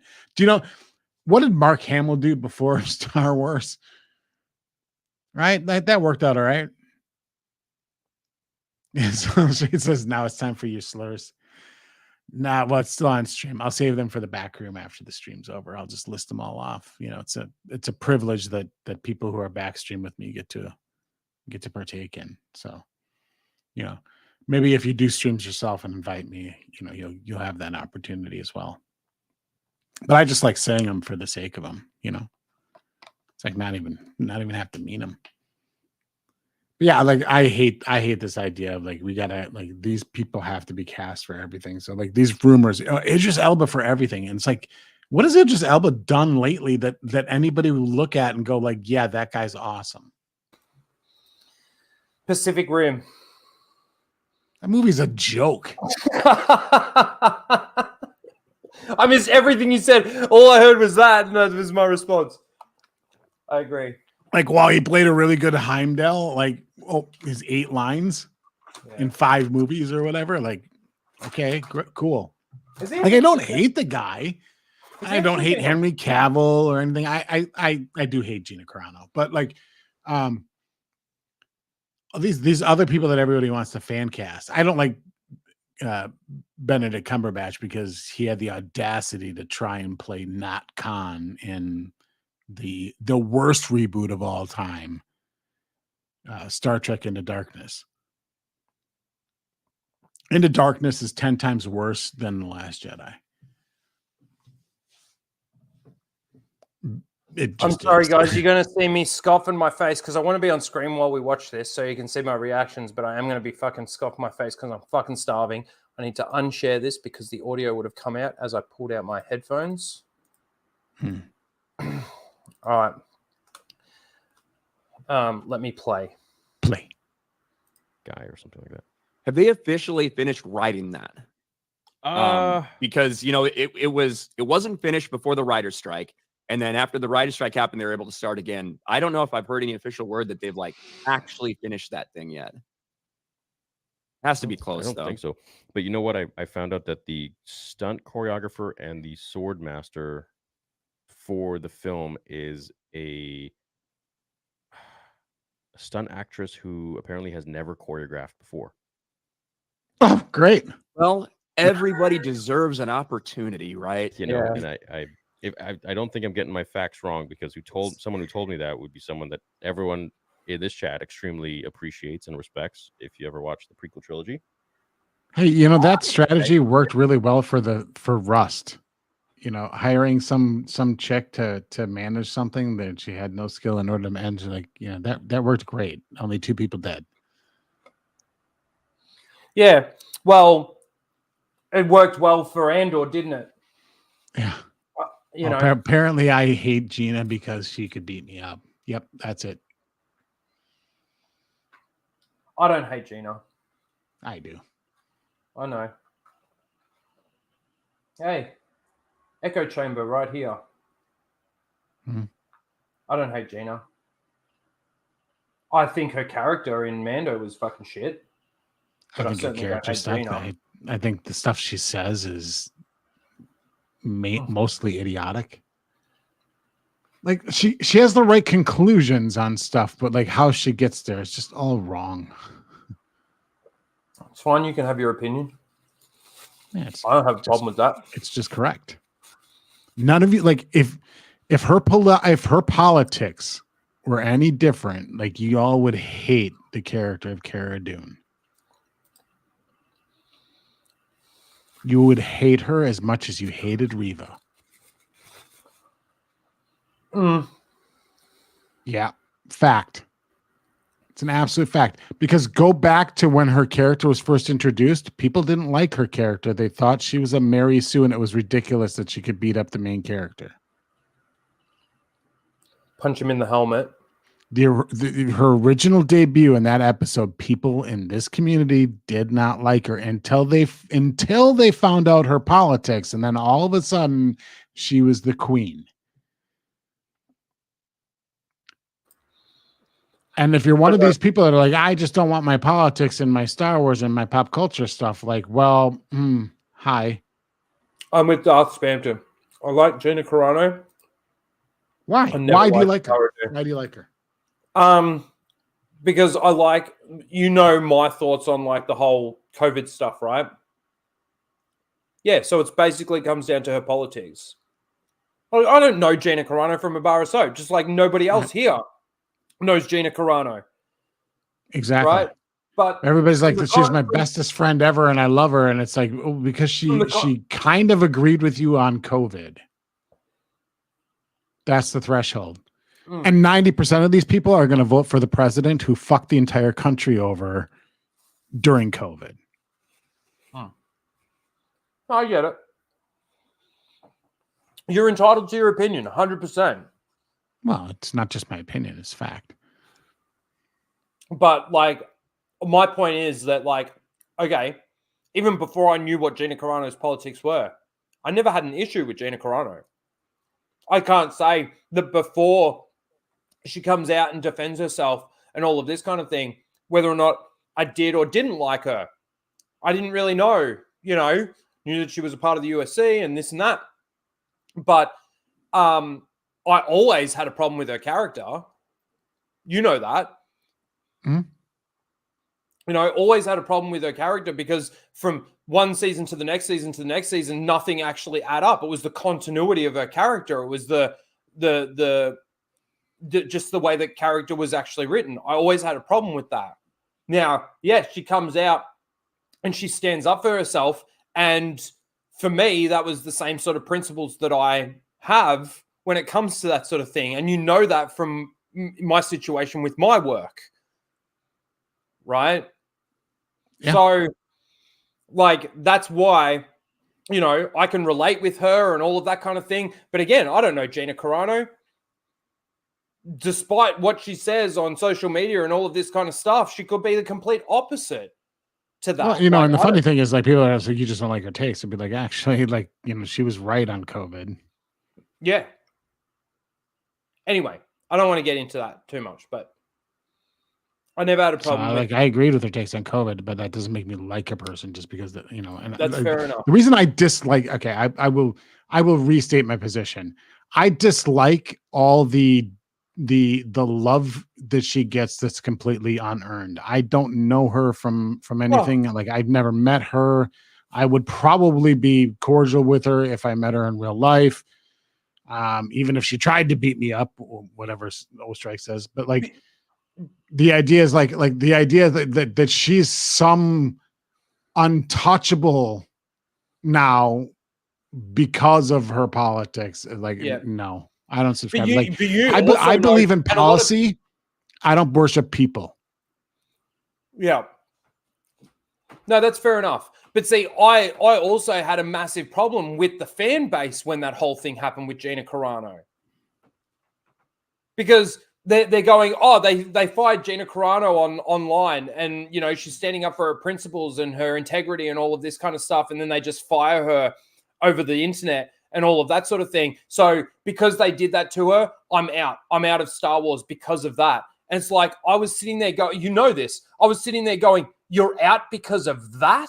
It's got nothing to do with the fact that they're destroying Star Wars. It's got nothing to do with the fact that they're fucking destroying the lore, destroying the canon, destroying characters, beloved characters, and all of this kind of thing.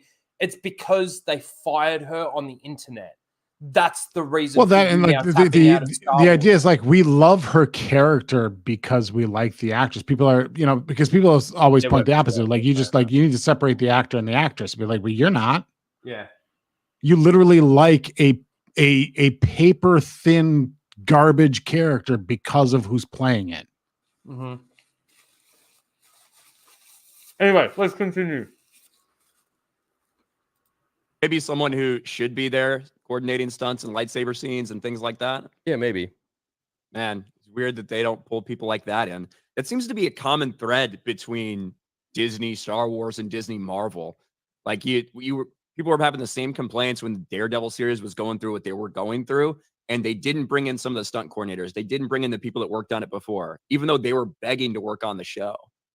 For some reason, people just want to use their own folks, and we get, you know, awesome choreography like we got in Ahsoka. Yeah, dude. Like, I got flamed for saying that. And it's like, people don't understand that if you put side by side, and it doesn't mean that I didn't like the show, it just means that put the side by side of the choreography between Ahsoka and Baylan or whoever else, and anybody in the prequel trilogy. Anyone. I mean, dude, when Hayden was there, just having like Hayden on set, like holding a lightsaber and flipping a lightsaber around, you could tell like the ridiculous difference that he still has after years worth of muscle memory. Yep. And the way he loves doing it too. Played. Yeah, exactly. He was so into it. Yeah, compared to slow Ahsoka. Yeah. He made pause there for like, he made, like, I didn't watch the series, but like, I saw enough of the clips and stuff like that. Like, every clip I saw of them fighting, like, he made Rosario look terrible. And the funny thing is I liked Rosario Dawson and like Clerks too. I had a crush on her, and like even liked her in like Josie and the Pussycats and some other stuff. Like, I couldn't imagine somebody playing a character worse than what she did in Ahsoka. Just standing there with that dumb stoic look on her face, and like the fighting sequences, be like, did you put any effort into this at all, like 10 minutes even? Because it doesn't show. No, 100%. I mean, it was embarrassingly bad. And it wasn't just for the show. You go back to her appearance in the Mandalorian episode, The Jedi. Yep. Terrible, terrible episode there. She was awful in that. Yep. And from that, they gave her a show. Mm-hmm. Like at that point, like you got to look at that and go like, okay, we're going to have to do some like, all right, like I get it. You didn't do a whole lot of work to make one cameo appearance in an episode, but like we're going to need to get a lot better at this before we commit to doing a series. Like, so like Rosario, you need to get in shape. You need to be faster. You need to be fast. Well, the crazy thing is they were using, supposed to be a prequel era Jedi. Like you need to be lightning fast.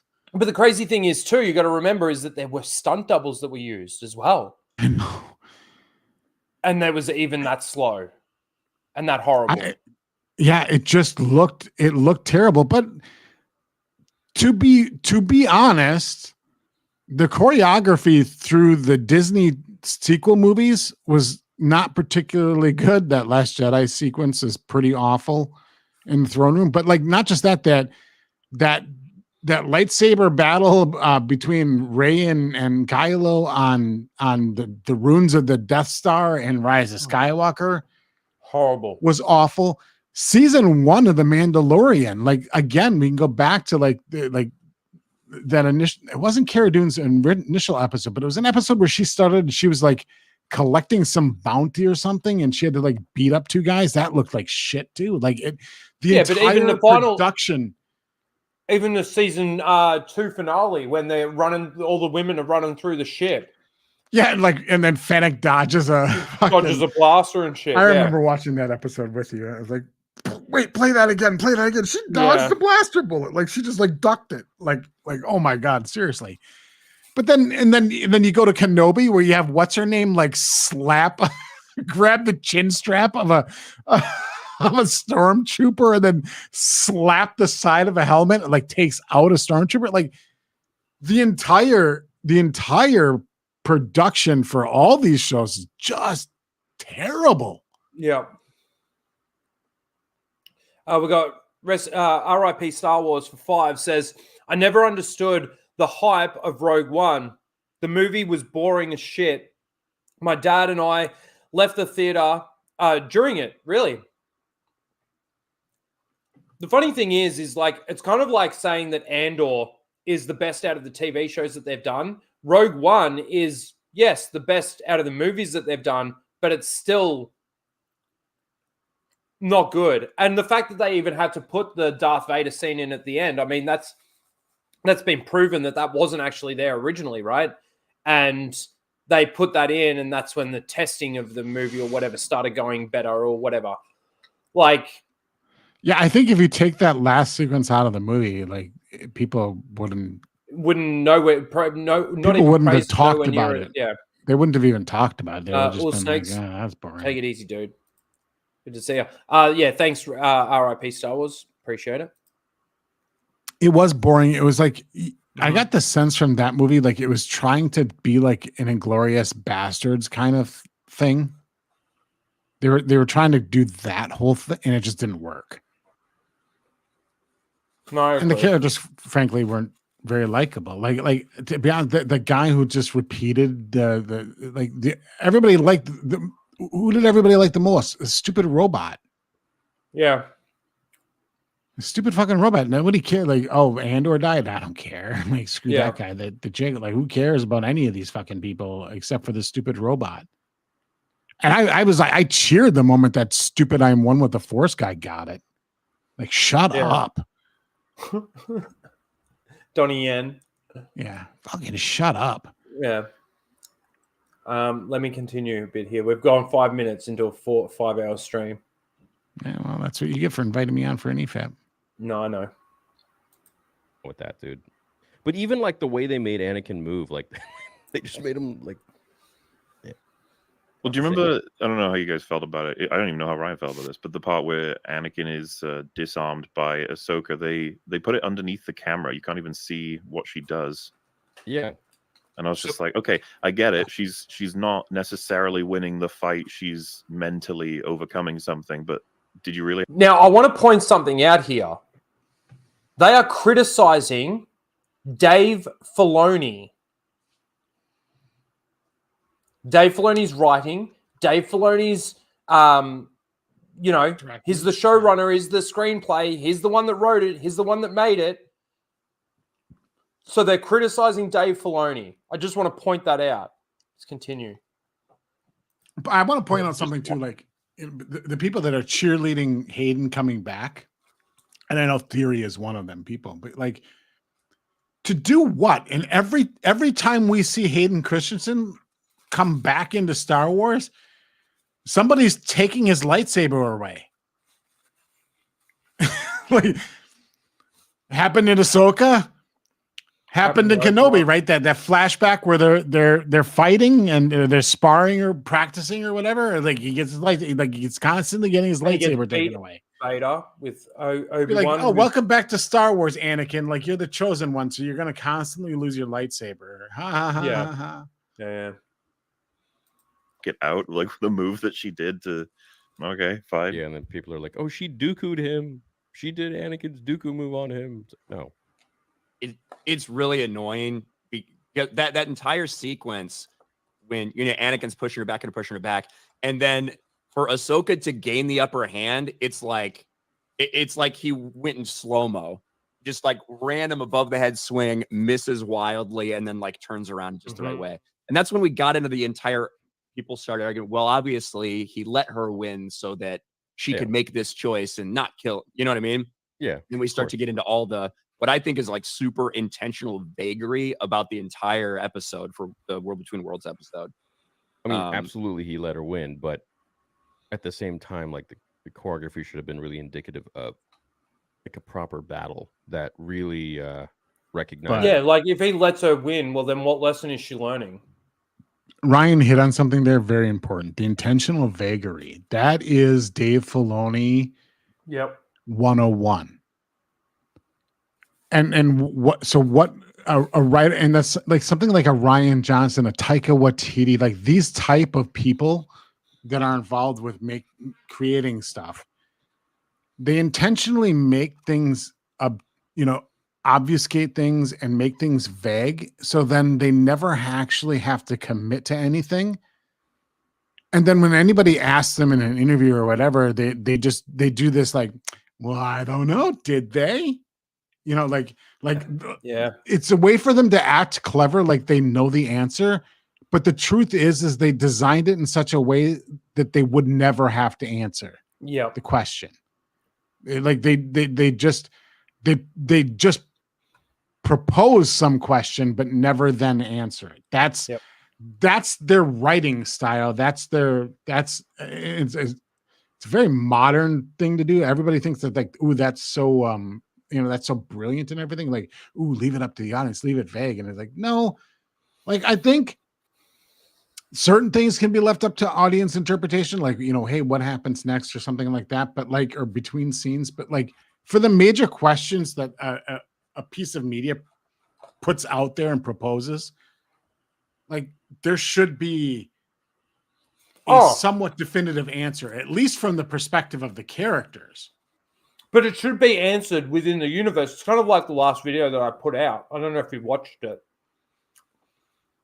But I made this point that in Stargate SG-1, there's this one thing that happens. And if you didn't have the explanation or you didn't have the thing there, it probably wouldn't make that much sense. But they actually explain it in universe, so you don't have to use your headcanon. It's actually explained. If you guys haven't watched my video, go and watch it. Yeah, I don't like this. Like, it's the mystery box type of filmmaking and storytelling. But it's like, it's even worse because it's like, they don't just drop a thread. It's just they leave it intentionally vague and be like, well, I don't know, was it a dream or wasn't it? I don't know. I know. And they always answer it like they know something that you don't know, but the truth of the matter is they don't know either. But see, when they went to answer, because they will not commit to a path. Well, that's right. It's like with John Favreau in regards to how long did Grogu spend with Luke? Yeah.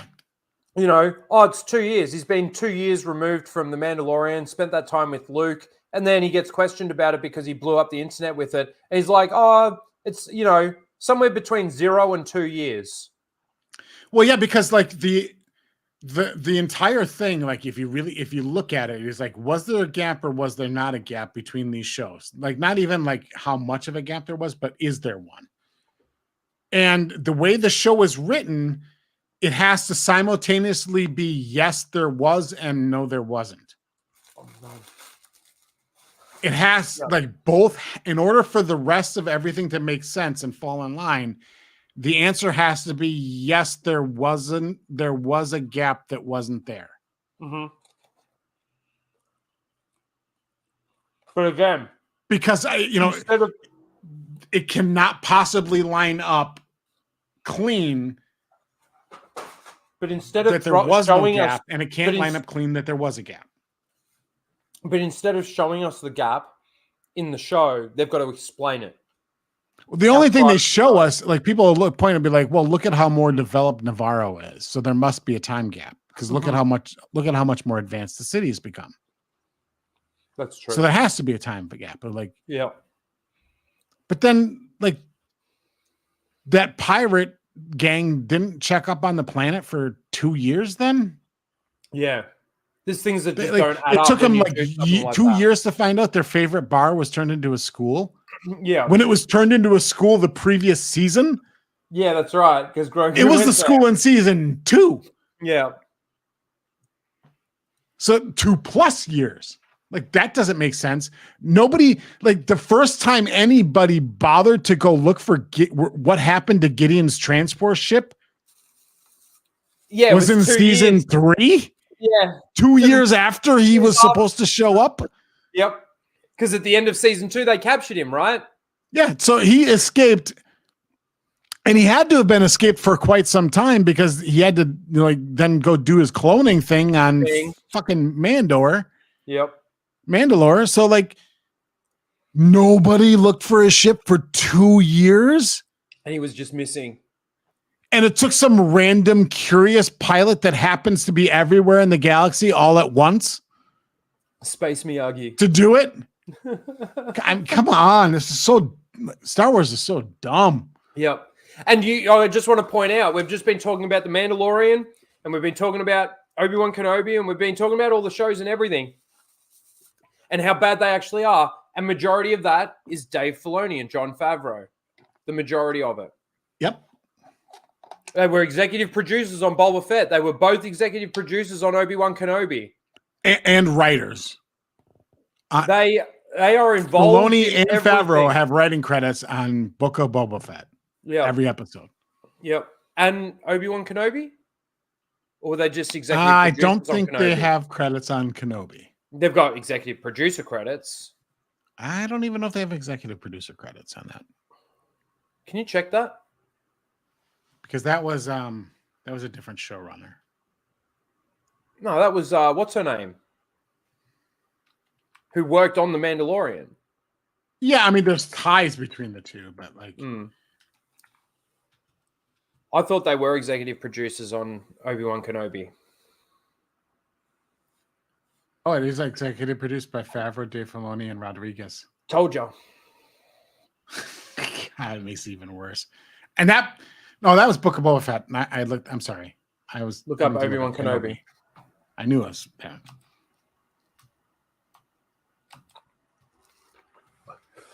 I was almost certain they were. The series is executive produced by Kathleen Kennedy, Michelle Rejoin, Deborah Chow, Ewan McGregor, and Harold. Okay. I don't know who the Harold is. So they've got no credits on the Obi-Wan Kenobi stuff, but they've got credits on everything else. Like literally everything else. All right, let's go. And respects both of their abilities, but That's what you get when you don't hire Nick Gillard. It's, you know, that's just what happens. And they don't seem to be keeping the same continuity. It's like you gotta. I don't know why they didn't hire people from the prequels. Doesn't make sense. Well, because the people in the people that worked on the prequel Star Wars theory are people that actually would care about the universe, that care about George Lucas's legacy. So as soon as they bring somebody like that in and they're like, oh, no, we can't do that. It's like, no, you get out. You get out. You can't say that we can't do it. Get the fuck out. That's why. No. Well, I mean, that's part of it. I think the major reason is those guys would have required integrity in their work and not just to get it done quick. Yeah, there's that too. Like the guy, the coordinator that worked on the prequels, he wouldn't have been able, he wouldn't have signed off on the choreography in that shape, and they just wanted to film it. Because you got to remember, like Favreau and Filoni write with crayons. Mm. Their scripts are paper thin, and then they tell the directors to fill the space. I mean, this is what Robert Rodriguez said. Mm. This isn't some random source. Yeah, tinfoil hat or shit. some secret source or some other bullshit. This is like one of the executive producers and directors of these episodes said, yeah, the script I had was 17 pages. That wouldn't have been half an episode at the film at the rate I film. I asked Favreau about it, and Favreau just basically told me to fluff the rest of the episode up. I'm paraphrasing, but just fluff it with a bunch of action. But see, I also want to point out that later on in this stream, later on in this stream, Theory says something along the lines of, oh, people are just like, oh, he said the line, or, all of that sort of thing. Or maybe it's Ryan that says it, but Theory sort of agrees with him. But I also want to point out, Theory, that when Hayden in that episode 5 of Ahsoka did the lightsaber twirl, and you go, you were the one sitting there going, oh, some Nick Gillard action. Like, you were reacting the same way that these fucking SEALs out there react to this shit.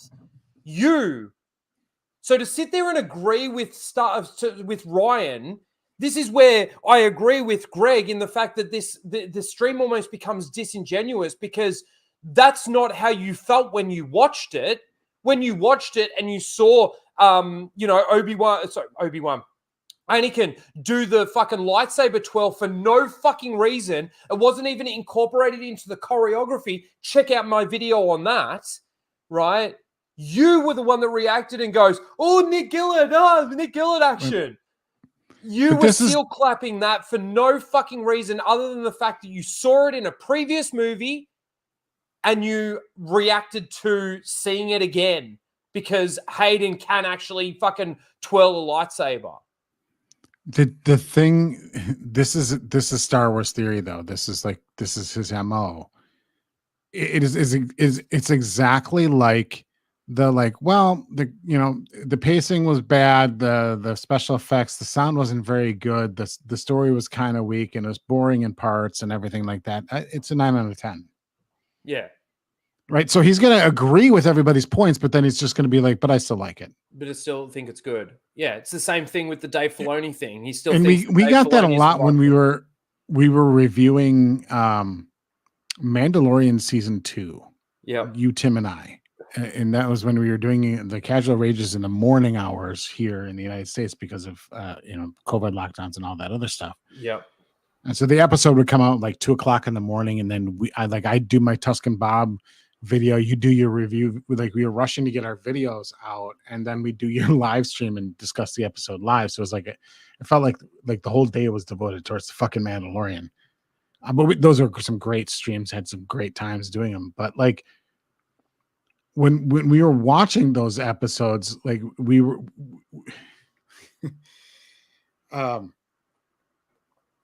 it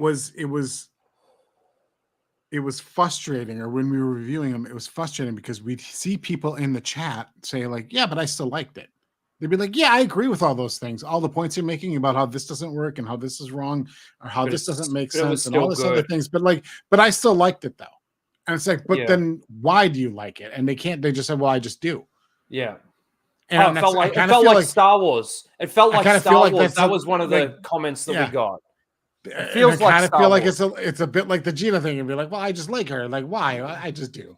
I think she's nice. Oh, okay. RIP Star Wars for another 5. Thank you, dude.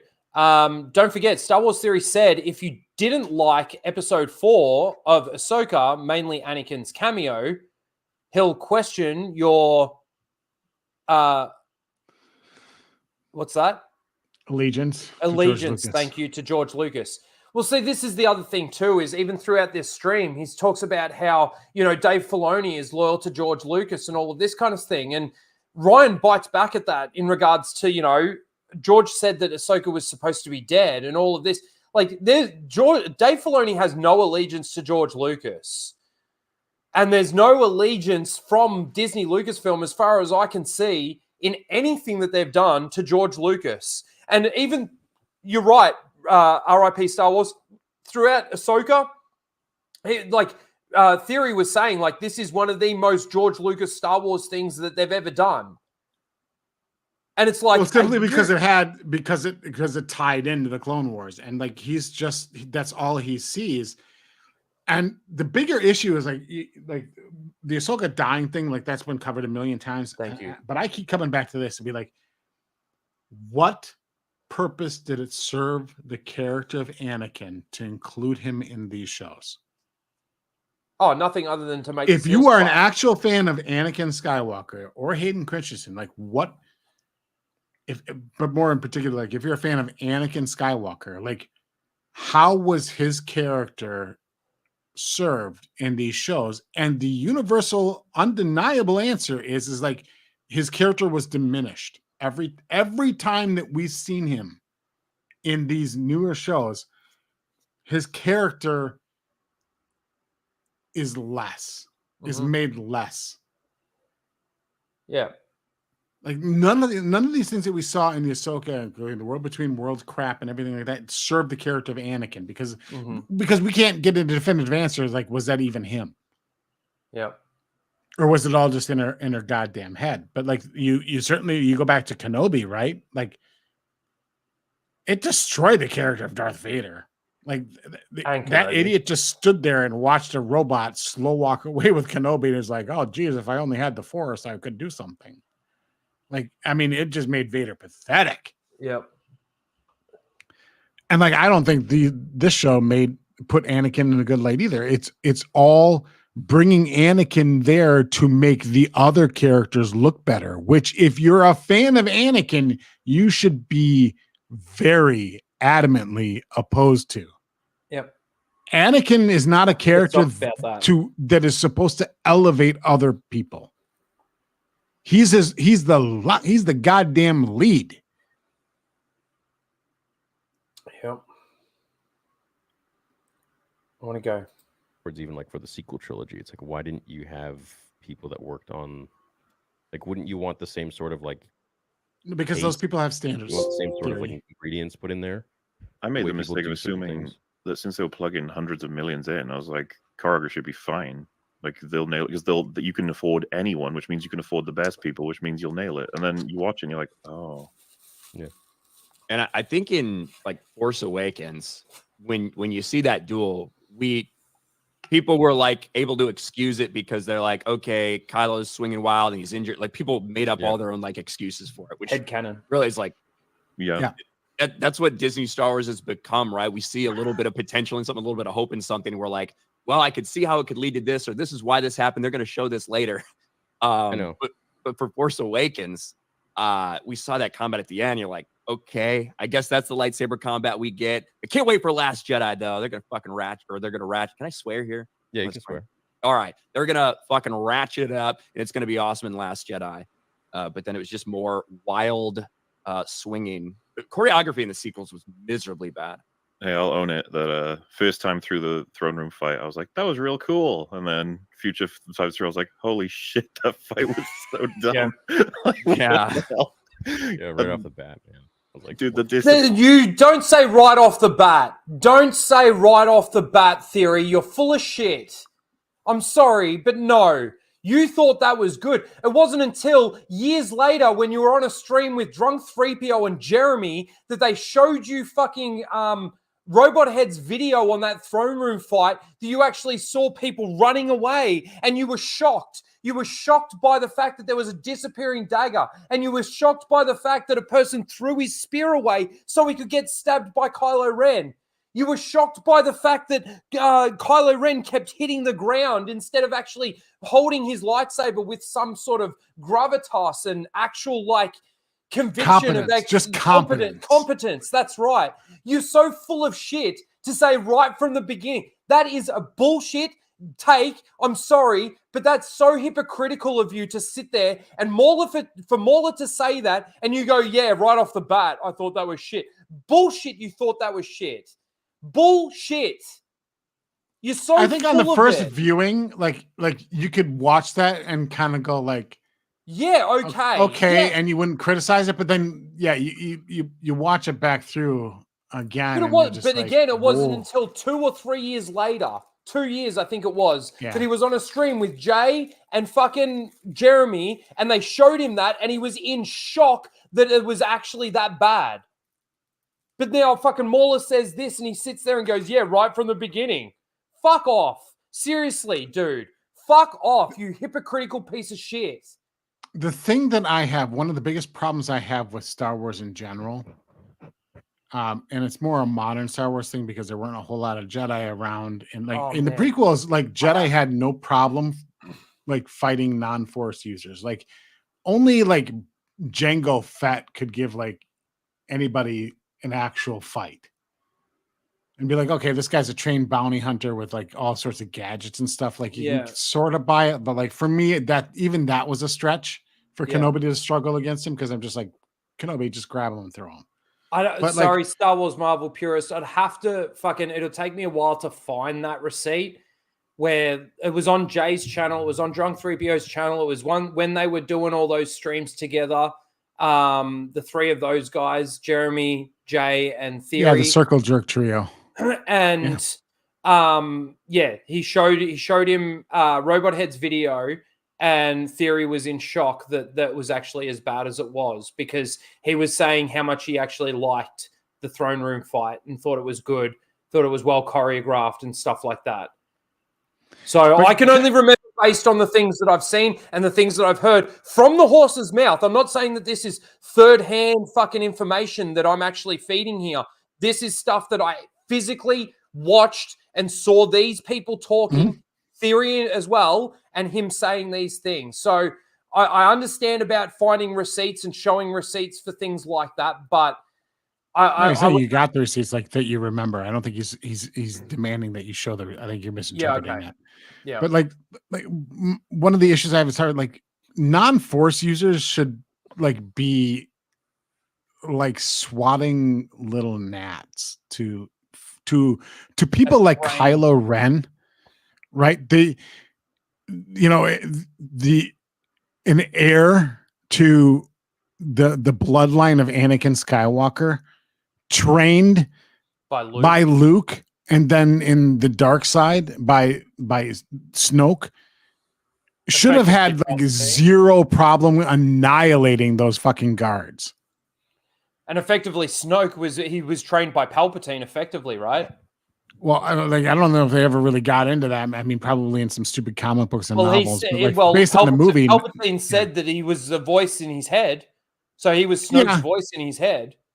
Yeah, maybe he's puppeted, or I don't know what the relationship is. I mean, they didn't really go into that's kind of one of those well, were they? Kind of things, but the problem with the throne scene, for me, the disappearing dagger is one of the least egregious parts of it. It's just how can, I get Rabe's kind of sucking and having a problem, but Kylo sucks in that fight. Yep. And he should be fucking great in that fight. He should just be able to fucking annihilate these people. I don't care if the throne room guards are not. Because remember who was remember the throne room guards for Palpatine? What Yoda just tapped them out. Doink, they're out. With barely any effort. Boink, and they were tapped out. These guys should be absolutely fucking nothing.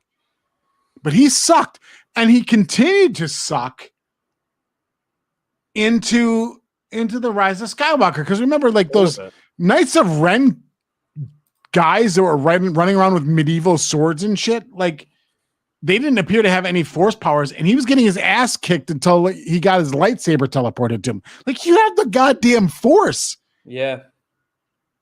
At the very least, you should be able to push them away from you. Like, okay, maybe now you're on the light side, so you're not going to choke, but like at the very least, you could fucking push them. The one part of that fight that sticks in my head that I absolutely hate is the bit where he sort of stops with the saber behind his back. He does like the curtsy. Yeah, and the guy and one of the Knights of Ren fucking just, it's so stupid because it's so delayed. It's like, I'm just going to sit here and wait. He hits. All right, now let's go. It's kind of like, dude, you had enough time there to adjust, you know, where you were swinging at so you didn't hit that lightsaber. But anyway, yeah. Stupid. But then it continues on to the Mandalorian, the Jedi, right? Mm-hmm. You have Ahsoka. Clone War veteran Ahsoka, right? If you buy into that's Star Wars, because all right. So she fought during the Clone Wars, is an experienced, established Jedi, trained underneath Anakin Skywalker and Obi-Wan Kenobi, and she could barely hold her own against a bitch with a Beskar stick. Yeah. Now, I know they retconned her character in the Ahsoka show to make her a fucking witch, but she had no witchy powers. She wasn't using any witchy powers or anything like that. Well, Ahsoka didn't even use any force powers in that episode, and she got disarmed. Right. And Ahsoka even got disarmed lost a lightsaber, in that fight. Yeah. That's right. That fight should have been a quarter of a second long. And guess who made that Star Wars theory? Dave fucking Filoni. Directed and wrote that episode. Mate, you fucking love sucking that Filoni cock, I tell ya. It's at the beginning of the episode, she's like charging around like the fucking like annihilating people like the rabbit in the Holy Grail movie. Yeah. Monty Python's Holy Grail. Yeah. She's like charging around and like you almost hear like the music that they use in that movie. Like the danger music with the bunnies attacking. And she's like slaughtering everybody out in this battlefield. But she gets to this bitch, like, oh no, she's got a stick. But just back to this, like it pisses me off that he sits there and goes, yep, from the very beginning, he was on board with hating that. It was stupid. Whereas no, you weren't. You were far from it. You loved it for years. You thought it was good. You thought it was well choreographed. And now you think it's shit because everybody else sees that it is actually shit. And now you've seen that it is actually shit. And now you think it's shit. It's because Theory is desperate to like Star Wars. He desperately wants to like it. Yeah. But he's got to stop being honest. He tries to rationalize. But he's got to stop being honest with himself at some point and realize that Dave Filoni and these fucking creators over there at Lucasfilm are not the right people moving forward. They're just not. No, well, they're not even the right people to like make mediocre Star Wars. They're active destroyers of Star Wars. Yeah. It's worse. They're the nemesis of good Star Wars. Yeah. Let's continue. Peering knife. That's you know you fucked up if you have to edit weapons out of the fight in order to have your hero win. Yeah. It's like, we'll just fix it in post. Okay. Do you remember people were like, oh, so that's not okay, but Luke's force kick, quote unquote, is okay in Return of the Jedi? It's like, oh my God. It's like, well, it actually makes sense. The force kick is a force kick, but you could do that. An opponent losing his fucking weapon. I don't know how to explain. Like, literally, used, force delete, and it got rid of the weapon. Literally, it could have actually like killed the main protagonist of the movie, of the whole trilogy. I have some like absolutely lore breaking, lore destroying, headcanon ruining information for these people. Like in the movies, the characters aren't actually punching each other either. Oh, like legitimately punching each other. Yeah, so like the idea, like the force kick thing, like to me is just like, okay, it was a bad angle and they didn't catch it. Yeah, so they had to. That to me is like a justify paying continuity error. Like, oh my God, there's an airplane flying over in the background in one of the scenes in Braveheart. No, that was in Troy. I think Braveheart too. Oh, right. Yeah. Okay. Or the water bottle in the Game of Thrones or something like that. Be like, yeah, that's a goofy error that shouldn't probably have been caught. But like this one is like you literally had to edit out a weapon. And you had to have characters throw their weapons away because the choreography was so terribly off. Yeah. Like that's not even on the same level. It'd be like, because the way that Hollywood makes punches and kicks look real is the perspective. Yep. Is where the camera is shooting in relation to where they're punching, and it looks real, but they're not making contact. And we know they're not making contact because obviously they're not actually fighting. Now, sometimes they accidentally make contact, sure. But like for the most part, they're not like in the Rocky movies, it'd be like, like Sylvester Stallone didn't get punched that hard every time, Drago hit him. Yeah. In the movie. Like most of those punches didn't make contact. It was the angle and the perspective of the camera that made it look like it did. Yeah. And so that's like a continuity or a filming error versus just an absolute choreography fuck up where like this can't work, but we're going to make it work. Yeah. Yeah. Like there's tons of movies. Like you can look it up. I mean, it's a fun thing to go on like any movie or TV show's continuity page and like look at the errors and the stuff that people catch. The stuff that people catch is like, holy crap. Yeah. But it's like in, was it in Obi-Wan Kenobi with that crew member in the back where you see half his jeans? No, that was the episode that Apollo Creed directed. In Mando. Yeah, okay. Mandalorian but yeah, episode, like there's always going to be like little things like that. We know that it's not actual real. Like we know, and those things should be caught. Like, yeah, for that level of production, like that's kind of an egregious mistake. But like, it's like having that's the microphone not a on the fundamental error. Like, it's like, having to vaporize weapons the characters are holding in the middle of a fight is a fundamental error. Yeah. Let's continue. How does that happen? We need to CGI that out there. Because didn't they do like one big long take and then Ryan Johnson was like, yeah, we'll do the rest in editing. It's all good. Let's move on. I'm pretty sure that was his attitude for that sequence, right? Well, that was Ryan's attitude with the whole thing. He wrote one fucking script and then fucking said, let's go. Like, yeah, Ryan but Johnson look at how much production time they spent getting that fucking stupid animatronic cow out to the island so Luke could have his little. Luke could fucking so he could humiliate Luke Skywalker's character. Yeah. Like that was very important to Ryan Johnson. The choreography of that fight, not so much. Yeah. Because that was his mission in the movie, was to destroy Luke Skywalker. Yeah. To spite Star Wars fans. And then the thing with Luke's hand not falling to the ground and being taken with him as a Force ghost. Yeah, like it's the smallest things. That like any person that's like watched these things, if you can have like a bunch of fans that are sitting there in a theater and like lean to each other and be like, this should have been there, right? Yeah. How does that get missed? Yeah, that's right. Throughout an entire production process? Because the people that are making it, Ryan, don't give a fuck. That's why. It's for Star Wars. But I mean, here's what you do for the hand though. Like you're not going to have a scene where the mechanical hand drops out of thin air. Like if you're going to film that and leave the hand behind, you just have Luke. No, they were Luke talking have his about, hand. No, they're sitting. talking about when he catches the lightsaber. When he's a Force ghost, when he's talking to Rey in the Rise of Skywalker, Yeah. he's still got his actual hand, right? Oh well, hang on. Why wouldn't the Force ghost have a hand?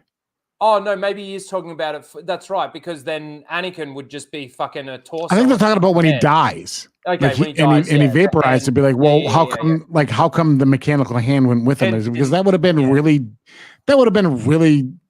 awkward and off-putting to like have the remainder of like you're trying to go for the somber moment where he's dying and fades off into a better life. You're not going to have like this jokey thing where the hand goes clank, clank, clank and falls to the ground. I mean, but see, this is the other thing too. Like they're talking about like Ryan even just said it's some of the smallest things sometimes when you can have fans that sit there and go, hang on, shouldn't this be like this and not like that? like, and how does that get missed by the people that are being paid millions or whatever to actually fix these things and make sure that they do have some continuity within them? That movie fails on so many other levels before you get to there. It'd be like 100%. the fucking But your you could mama say- joke, like but right from you could the say those get-go. things, but you see, you could say those things are nitpicks, but this is where I always say that even the nitpicks It's the legitimate cumulative of criticisms. total. Yeah, that's right. But that's the thing. Even a nitpick, it can be a legitimate criticism.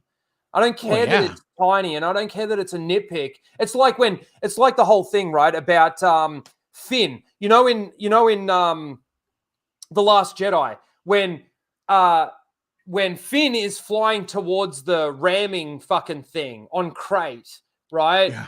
And you see the aerial shot and all the other ships are traveling back to the base, right? But then all of a sudden, Rose Tico's ship out of nowhere comes and plows into the side of him, right? It's like, how did she get all the way up there so quickly when they're basically traveling at the same speed, right? That might be a nitpick, but it's still a legitimate criticism.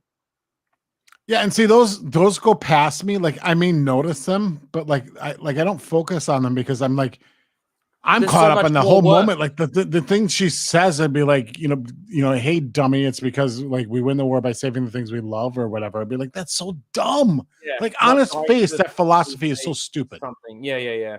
That doesn't mean anything. That's horrible. You stupid twat. Yeah. He was doing this to save the things that he loves. No shit. Like he was sacrificing himself. Like he wasn't going to ram himself into the Death Star gun to like screw you, Kylo. No, he was doing it to save the people he loved. Like that's the whole self-sacrificing. God. Yeah. You So stupid dumb. twat. Anyway. With fights nowadays, and this is something I've always noticed, but also really behind the scenes when I was interviewing Nick Gillard, I talked about it with him, and it's like when you're having a fight and you have a bunch of people attacking. Oh, that's why he loves them. And Access. you have guys waiting. Oh God, yeah. Well, see, It's just so unrealistic. It's like we had that in Ahsoka when Ahsoka was fighting the final episode when Ahsoka was fighting what's her name, Morgan, right? Yeah. You had the stormtroopers that were shooting at her, and then all of a sudden they just stop so that they can continue fighting, and they're like the audience at a UFC fucking match. They're That just standing happens. there That's a watching. complaint I have in a lot of like fucking martial arts movies. But also, I too, think but martial al- arts movies yeah. suck for that. It'd be like all the guys are just standing around, But just there's like but just everybody bum rush the guy and get him to the ground. I don't care if he's like Bruce Lee times 1,000. Like Yeah. you're gonna win. But, you know, we there's been multiple things with Disney Star Wars where people have just been standing around watching, waiting almost for their turn. Like even in the throne room scene that we were just talking about, there were literally people standing there waiting their turn to actually fucking go in for their attack. It's fucking stupid. No, see, like there's a scene like here's an alternative, like in the scene where like Darth Vader and Obi-Wan Kenobi are fighting on the Death Star in episode 4. Mm-hmm. And like Luke notices it, he stops and freezes and watches, like, wow, what's going on here? And like the stormtroopers do too. Like that to me, like it made sense to be like, oh, that's something to be That's like, hey, what's different. going on here? Who's the boss fighting? But that's also different because those stormtroopers probably never seen people lightsaber dueling before. Right. So like that made sense. But then once they realized, once they snapped out of it, they started firing. Because once Luke said no, like they're like, That's oh right. shit. Like, oh shit. we got work to do. Exactly. We're trying So, to kill like you can do that Oh, dude. and have it make sense, is what I'm saying.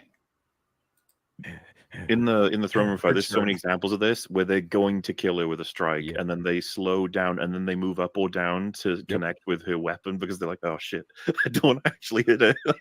Yeah. No, I know. There was a guy that like lunged forwards and then he like lunged back because he was like, "Oh shit, it's not my time yet." It's like, yeah, dude, they're missing their mark all over the place, and it's like, oh well, what you're supposed to do when that happens is reset, do it again. I know. Yeah, think of like say like the John Wick movies. Like how many times do you think they go through those? How many takes do you think they have? All the training they do beforehand, like it is dedication, and those movies cost like $60 million to make, $80 million to make something like that. When you're under production like this, you're putting all that time, energy, and effort and money. You'd think that and it's the same thing I said, like when you looked at some of the Ahsoka stuff, and I don't know how much was Rosario, how much was her stunt double, because we know they were using stunt doubles as well. But it's like you're putting all that time, energy, and effort. You'd think that that it would look better than it ends up looking. You think it would look better than, say, a middle-aged Ahsoka moving like an actual middle-aged woman. Ryan, how old are you? 35. Well, 34. I'll be 35 in a couple days. Really? Oh my Yeah. God, I thought you were younger than me. Okay, I'm 33. Mahler's 30. Do you guys remember Newgrounds? Oh yeah. We're gonna skip Get on this. Pivot and stuff. Chad, I'm gonna show you guys something. And this guy gets a barrage of fighting, unfortunately. I totally agree with you about when people are sitting there waiting for each other to fight. Now, you can certainly set things up where, hey, it might be detrimental to somebody to hop in right next to somebody, depending on what kind of weapon you have. Yeah. But the idea that you don't have people constantly with multiple assailants attacking from different sides is insane to me. I know. And you can still do a lot of super creative things like that from a choreography standpoint. Yeah. Look at that guy. I know. That's crazy. Also, let Rey have some permanent damage, for fuck's sake. Ever. Duel of the But she Fates, could just man. force heal herself even if she did, so why? Yeah. Oh Exactly. my god, what a mistake. And it's such a Qui-Gon and everyone. You know we're going to be getting way more new Force powers as well. That's another thing Disney just... I saw it reflected in Doctor Strange's movie, where the attitude behind the scenes, they were like, viewers get bored when they see the same spell, so we have to keep coming up with new ones. Yeah, no, we don't. It's like, it's not even true. We're fine if you see the same spell. In fact, sometimes we're like, oh, I know that one. That's Yeah. why you use it, right? You got to use it in creative ways. Like Force choke. It's like, oh, well, we've done that. It's like, you can use that in all kinds of ways. All kinds of surprises. And it can still be super impactful when you see it. Yeah. Well, like- it's not that like the issue with the new Force powers mostly is that when you start and the same thing for superhero stuff, when you start inventing new powers, I immediately think in my head, like, well, why didn't you use it that here, or here when you could have? Mm-hmm. Like if that's something that you could do, why are we just seeing it now? Yeah. That's Yeah, but that's kind of like though with Ahsoka, how she's got that telekinesis thing, not telekinesis, what am I saying? Like the thing where Force she echo. She can feel the echo in the video Force. game power. That's right, the video game power. Or she's now able to communicate with animals and all of this kind of thing. I've mentioned this before, in especially the EU, Jedi, not all Jedi had all powers. There were some that were more proficient in certain elements of the Force. Psychometry, that's what I was looking for.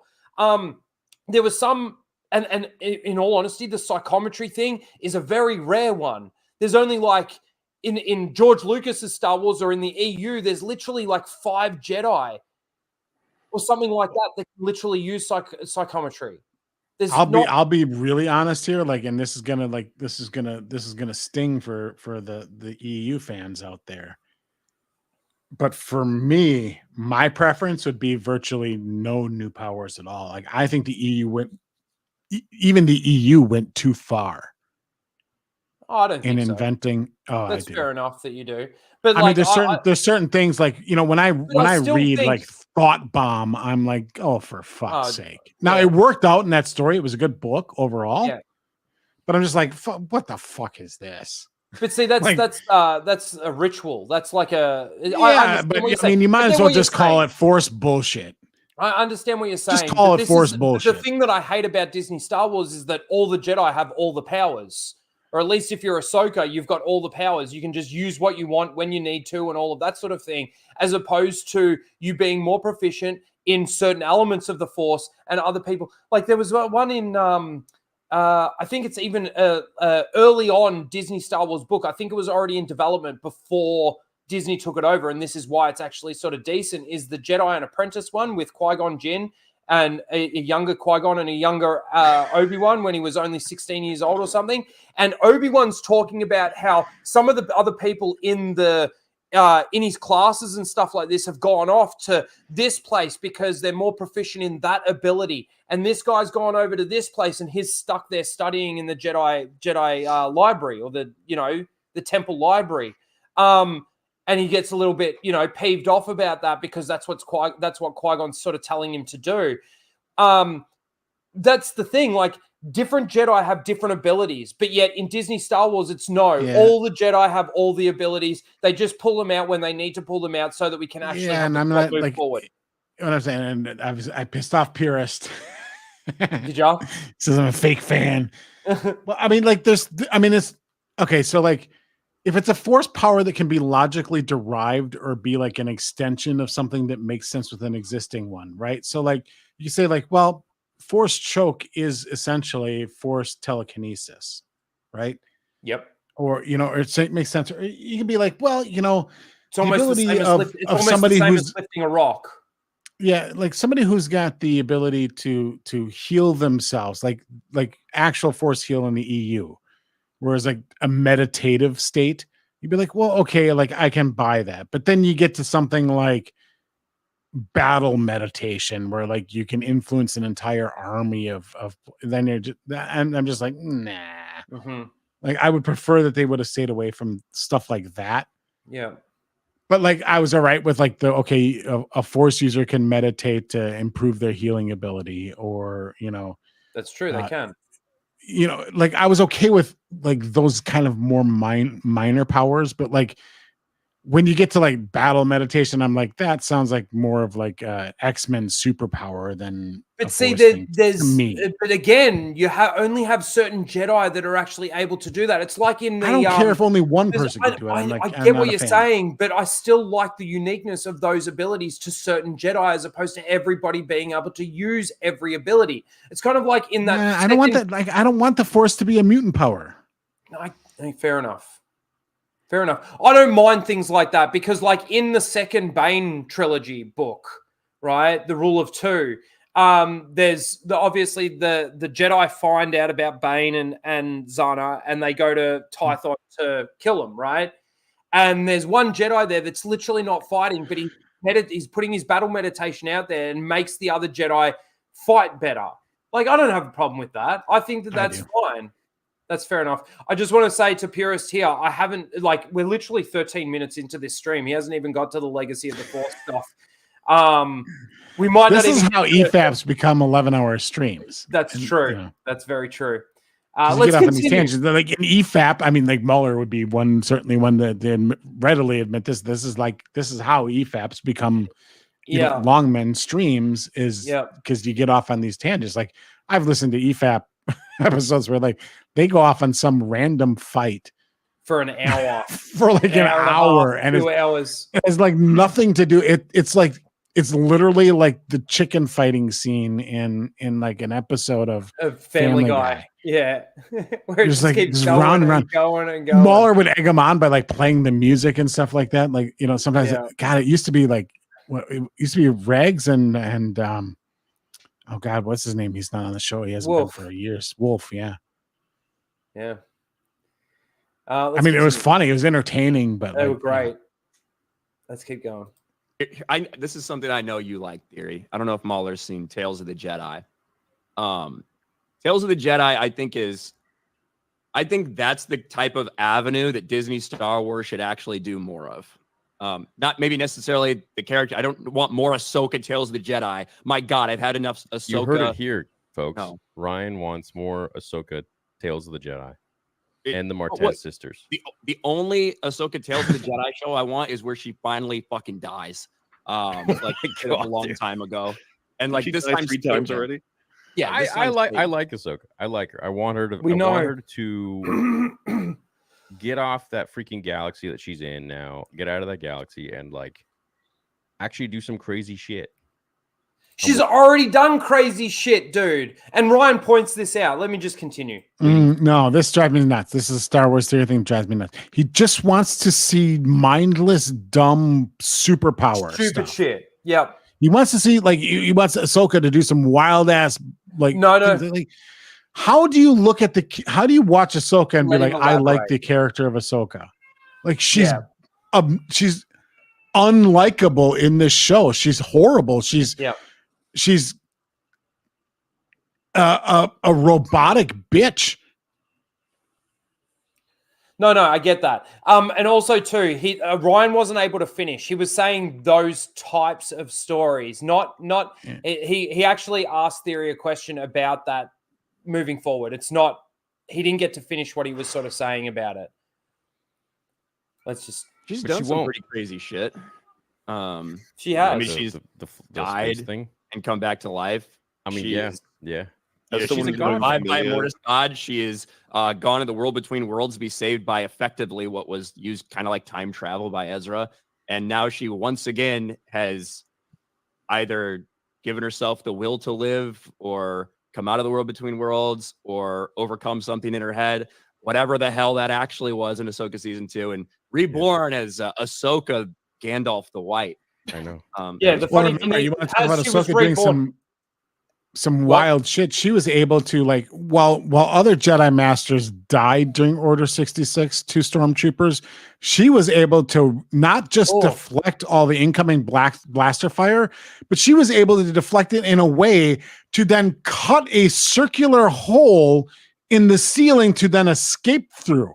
Yep. She's already done some wild shit. Where she, like, where Jedi Masters died to less. She was able to not only not get hit by any blasters, but then utilize them to cut a hole through something. Yep. Fucking bullshit. And also, defeat Darth Maul. Yep. It's Sith trained by Palpatine. Right. Yeah. What'd you say? Yeah, but that's because she's a god now. What about this? She also, I do not like Ahsoka. I think that the characters stuck around for way too long. That's how I feel about her, at least. Yeah. She was supposed to die. No, her problem is that she exists at all. No, Ryan does have that problem. He's trying to be. It's kind of like what you said earlier. Yeah, the problem is she exists at all. Nobody with that personality would have passed and made it to the Padawan level. Yeah. Lines from Dave Filoni is, it's really no secret that George has always been in the Ahsoka dies camp, and I've been in the Ahsoka lives camp. Oh my talking about the season 5. Let's talk about the season 5 finale of Clone Wars when Ahsoka leaves the Jedi Order. Yeah. And Ahsoka's purpose to me has always been to be Anakin's Padawan. Yeah. Which I kind of don't like the fact that George wanted to have a Padawan, but anyway, he wanted her. Boom. Yeah. But her purpose was that, and her purpose was 1, to give Anakin responsibility, and 2, in my mind, to give him a reason to distrust the Jedi because of the way things went down between Ahsoka and Anakin and the Jedi Order at the end of season 5. Yeah. I think the Revenge of the Sith novel did that really well, but also the deleted scenes reflect a lot of the Revenge of the Sith novel too, in regards to his distrust of the Jedi Order. I think that. But here's the cynical thing that I'll say about Ahsoka and George's intent. I don't think narratively George had intended for Anakin, and this is my speculation. I don't have any secret sources or inside knowledge. My speculation is that George narratively had no intentions of Anakin having a Padawan between the 2 movies, and the evidence is that because he didn't between the 2 movies or during those movies, and she was never referenced during those movies. The reason that Ahsoka existed is because they were putting a cartoon show on the Cartoon Network, and they felt that they needed a bratty little girl character for the show to make the show popular on the Cartoon Network. Yeah. So there was a business reason for the character of Ahsoka to exist. There is not a narrative reason for the character of Ahsoka to exist.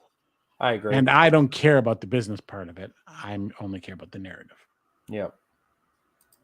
Because ultimately, once you violate the narrative, you violate the business.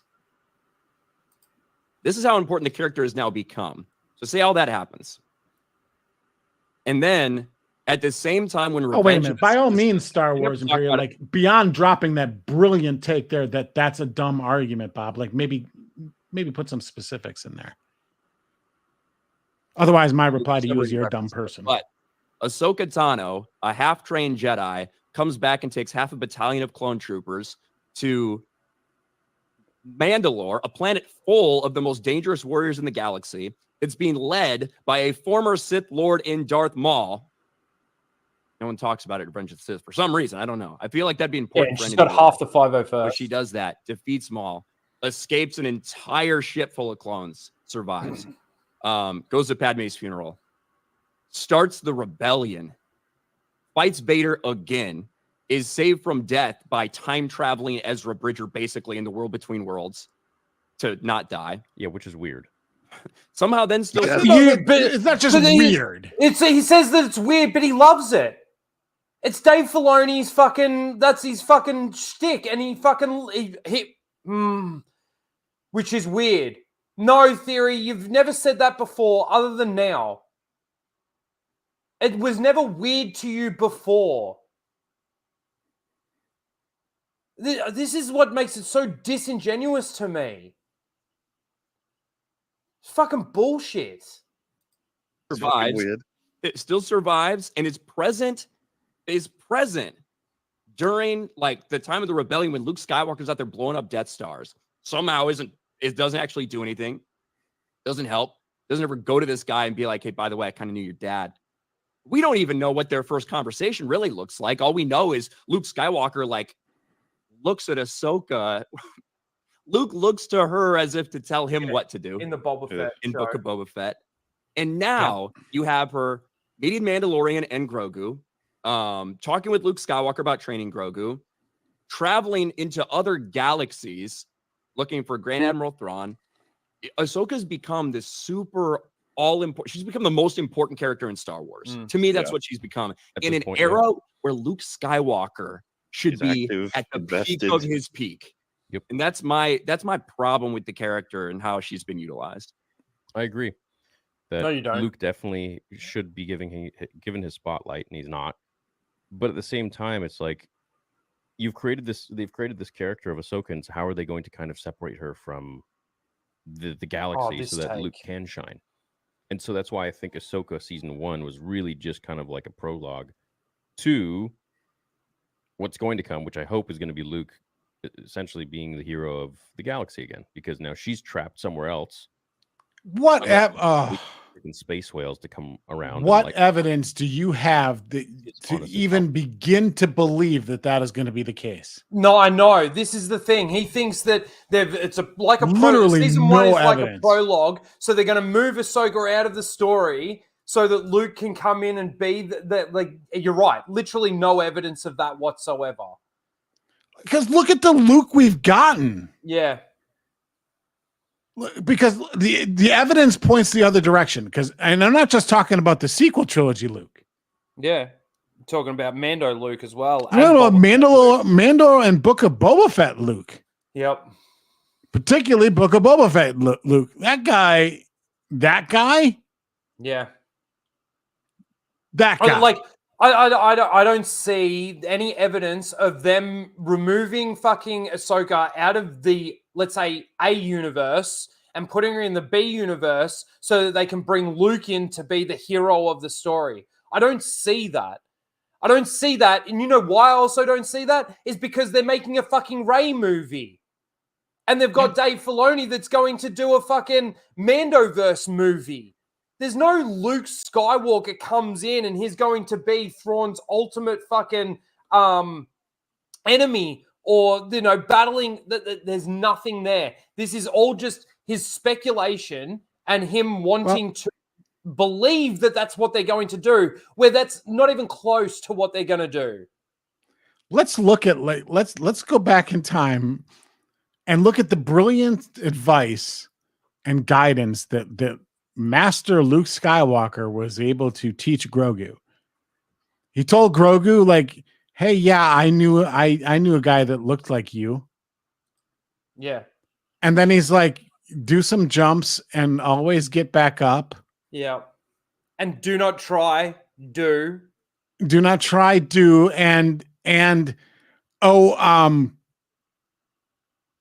you can have this piece of clothing and leave, or you can stay.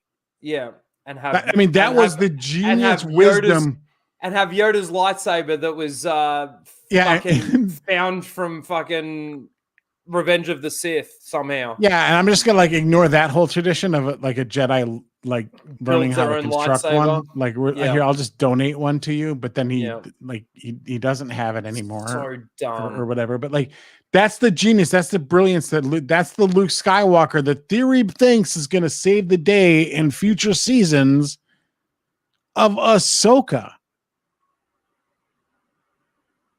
Like, no, like watch the season again, like if you dare. Like season 2 of Ahsoka is gonna be it's gonna be more of the Sabine Wren show. Mm-hmm. For fuck, what are they gonna call Ahsoka season 2? Luke Skywalker season 2.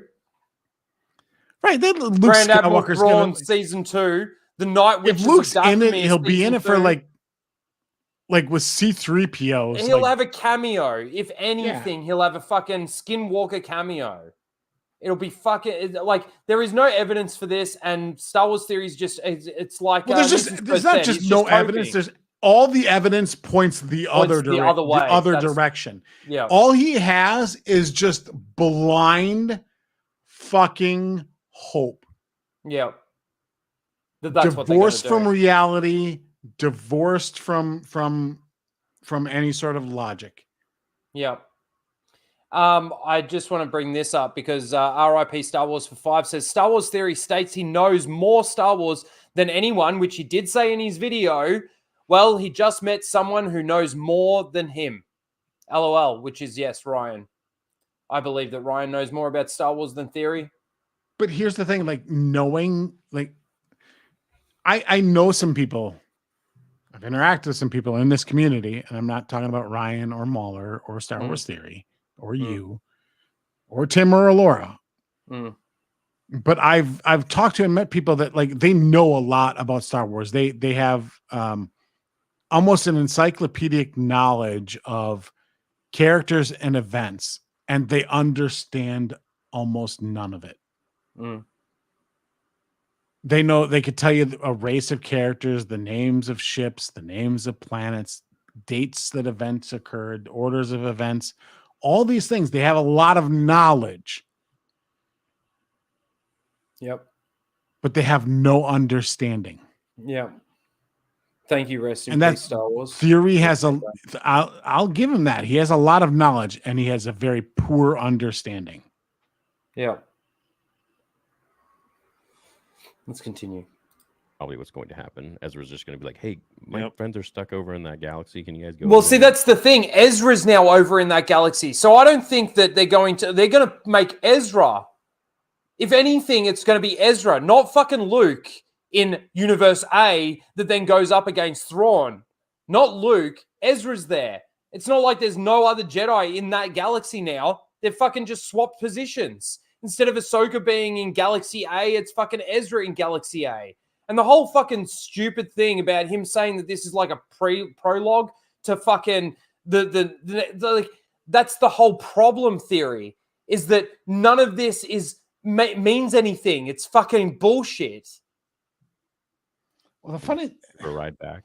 What?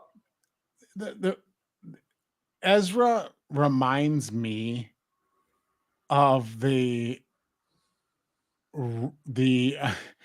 Romulan sissy boy in Star Trek Picard that was like raised by the Romulan warrior nuns. Like, I don't think he's going to be the lead. He's just going to be some, he'll be about as important as the fart Jedi. Mm-hmm. The dark Jedi that became a green fart cloud. Yeah. I don't think I really think it's gonna be Sabine Wren, because Filoni is doubling down on his whole women's conference thing, being like, another woman character, how unfair. So now he's gonna be like, well, I'm gonna do it every time now. Just well, that was a big problem too. Fucking making Sabine even force sensitive and all of this kind of shit. It's oh, but she was trained by Kanan. So she didn't fucking show any fucking. She was trained how to use a sword. Force. Yeah. It'd be like she, so that like, she could defend herself against anyone that was coming after her for the Darksaber. So that he taught her how to drive a pilot a ship, so she can force push now. Like what? No, the two aren't related.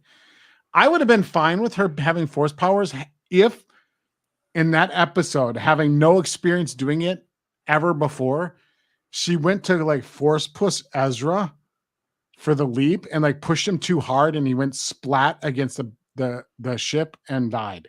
Or she went to do it and it like just gave him a little push and then he just falls to his death. No, like I want her to like over push and like he goes flying like at 100 miles an hour into the roof of the ship. Into the roof of the ship and just like he gets the goose treatment from like Top Gun 1. It's like, watch the canopy. But she was, but before all of that, she was already using essentially force powers in the fact that she would bring her arm up so that her Beskar armor can deflect a blaster bolt from hitting her in the face. With a reflections thing. You say like, well, that's a Mandalorian trait or whatever, like, which I think is bullshit. But like, because I've seen what Mandalorians can do in this universe as established by Filoni and Favreau, they are the worst warriors in the galaxy. I get what you're saying, but it's the fact that she preempts the blaster bolt hitting her in the face and she brings it up to deflect it, right? Yeah. Like Mando, if he gets shot in the helmet, well, it's not going to do anything because fucking a droid can pound his head into the hull of a ship and it does fucking nothing, right? Yeah, another joke of a scene, but yeah. But like the fact that she's preempting the blaster bolt and where it's actually actually going, and she brings her arm up to deflect it with a Beskar. And this is the other thing too: is now all Mandalorians have Beskar armor. Like, come on, man! Like there was Durasteel, there was like they don't all have Beskar. But they all suck. Like look at what this show has established Mandalorians as their fighting ability. They're morons. They suck. They're like running to they're the last group. I would rather hire stormtroopers. Yeah. Than fucking Mandalorians. Those guys suck. Yeah. All right, we're going to continue. We're only 18 and a half minutes in.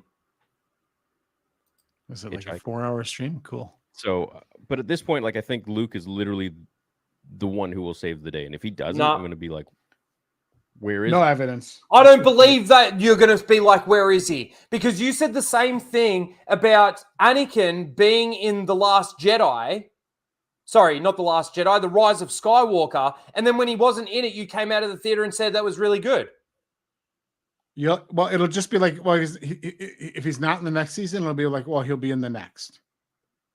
Oh, it'll be the next one. It'll be the but next I just don't. But based, he's so desperate to like Star Wars that he will write any excuse. But it was like I said, what gives anyone any faith in the fact that they're going to tell a good Marvel story or a good Star Wars story moving forward with the people that have actually made it with what they've actually given us so far? Well, what gives me faith in you, Star Wars Theory, saying that you're going to be like, what the fuck? If Luke Skywalker isn't actually going to be the hero of this story, right? And they don't actually do that, I'm going to be like, what the fuck? Well, my evidence to say that you won't do that is the Rise of Skywalker. When you said the exact same thing about Anakin being in that story, if you're going to bring Palpatine, you've got to bring back Anakin because Anakin's the chosen one. You said all of that stuff, and then when it comes out, you're like, nah, that was all good. That was the one point for me that made me unsubscribe to your channel because I realized how disingenuous and how fence-righty bullshit you are because half of your chat sit there and go, oh, this is the best Star Wars we've ever had. So that was like, I was never a subscriber to his channel because I don't really care for theory crap. And I mean theory as in like, not the like theories theory, but like predictions theories. of what's going to happen. Yeah. Well, I mean, like it's one thing that it's just speculative, but like, for me, it was like that was my moment with Collider was just like, oh, they better not do this. Ray better not be this. Oh, it better not be just nobody. And then it was, and it was like Harloff and all them guys were like, oh, that makes sense. Good. Yeah, it was good. Yeah. I'm like, well, they just did all the things you said they better not do, and they did it. And like, you're like, but I liked it. Yeah. Now, while we're taking a break here, I'm just going to finish off the seal of the week because this is going to go for a while. So I may as well fucking actually just end that, right? Yeah, I don't think anybody that's remaining in the chat even remembers which way they voted. That's right. So just quickly, we've got the seal of the week poll going in the chat. This is number 1. This is number 2. This is number 3. And this is number 4. I'm sure everyone that's still here has either voted or they don't care enough to vote. So let's just end this poll in the chat. Wow, we got 59. I think that's the biggest poll we've ever done. Let me end it here. All right, so in last place was number 4, Jacob. You came last this week. Jesus Christ, that's saying something, especially with that kind of take. In second last place was number 3, the High Republic. In second place was number 2 with 23% of the vote. And in first place, believe it or not, the one that I thought was going to actually come last, well, with 37% of the vote, was Dave Filoni will be proud because he's wearing a cowboy hat. So congratulations, Star Wars Academy. You win this week's Seal of the Week.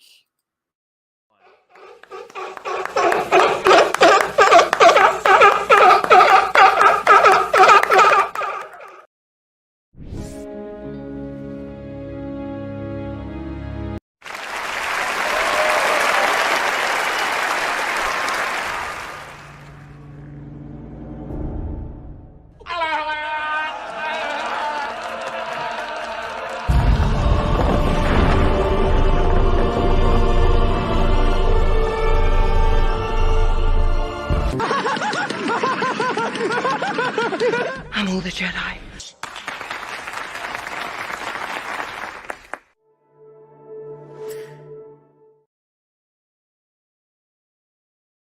Right, let's bring this back up again.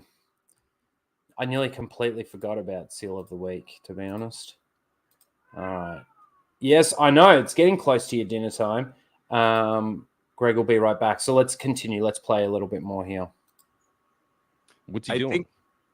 I mean, what? Oh, and I think they are.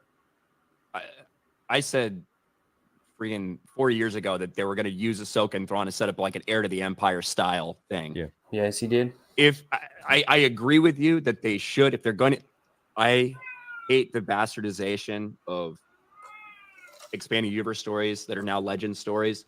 But if in this world which they do that, I 100% do think they should use Luke and make him the hero. Yeah. The question is, how do they do that? Do they do CGI Luke? Do they actually recast Luke? Which, in my mind, is if you're going to make him that important in the story, I think you have to. I agree do with an that. actual recast for him instead of the weird CGI stuff they're doing now. CGI's ass. Absolutely. And I get the distinct impression that they're overall moving away from Luke. That's what we've been seeing across all of Disney's content. They've not been a fan. They're not a. What's the story, Ryan? I don't know if you remember it, of the behind the scenes shit where they had like a picture of Luke with a target on it. Oh my god, yeah, the Andy Gutierrez. Yeah, that was from a while ago. I think I have fake geek tears actually right here. But yes, that is from that's an old story. And I think some of that may have got a little blown out of proportion, to be fair. Everything gets blown out of proportion. Someone's like, oh well, she's a big fan of the Empire or something. I don't know. Something stupid. But yeah, there's no doubt a lot of people wanted to move away from these traditional archetypal masculine heroes that we had in Star Wars. You know what's funny is that Luke isn't even like super masculine. I mean, like you compare him to like Sylvester Stallone or like Arnold Schwarzenegger. It's like, yeah, it's true. But like for Star Wars, I mean, yeah, he definitely is the stoic, sort of like composed, has his shit together. But I think the character progression that people really fell in love with, which for me was like a huge thing, because it's like he's like a whiny little bitch in the beginning, and like doesn't know who he is or whatever. He's just like this whiny little farm boy.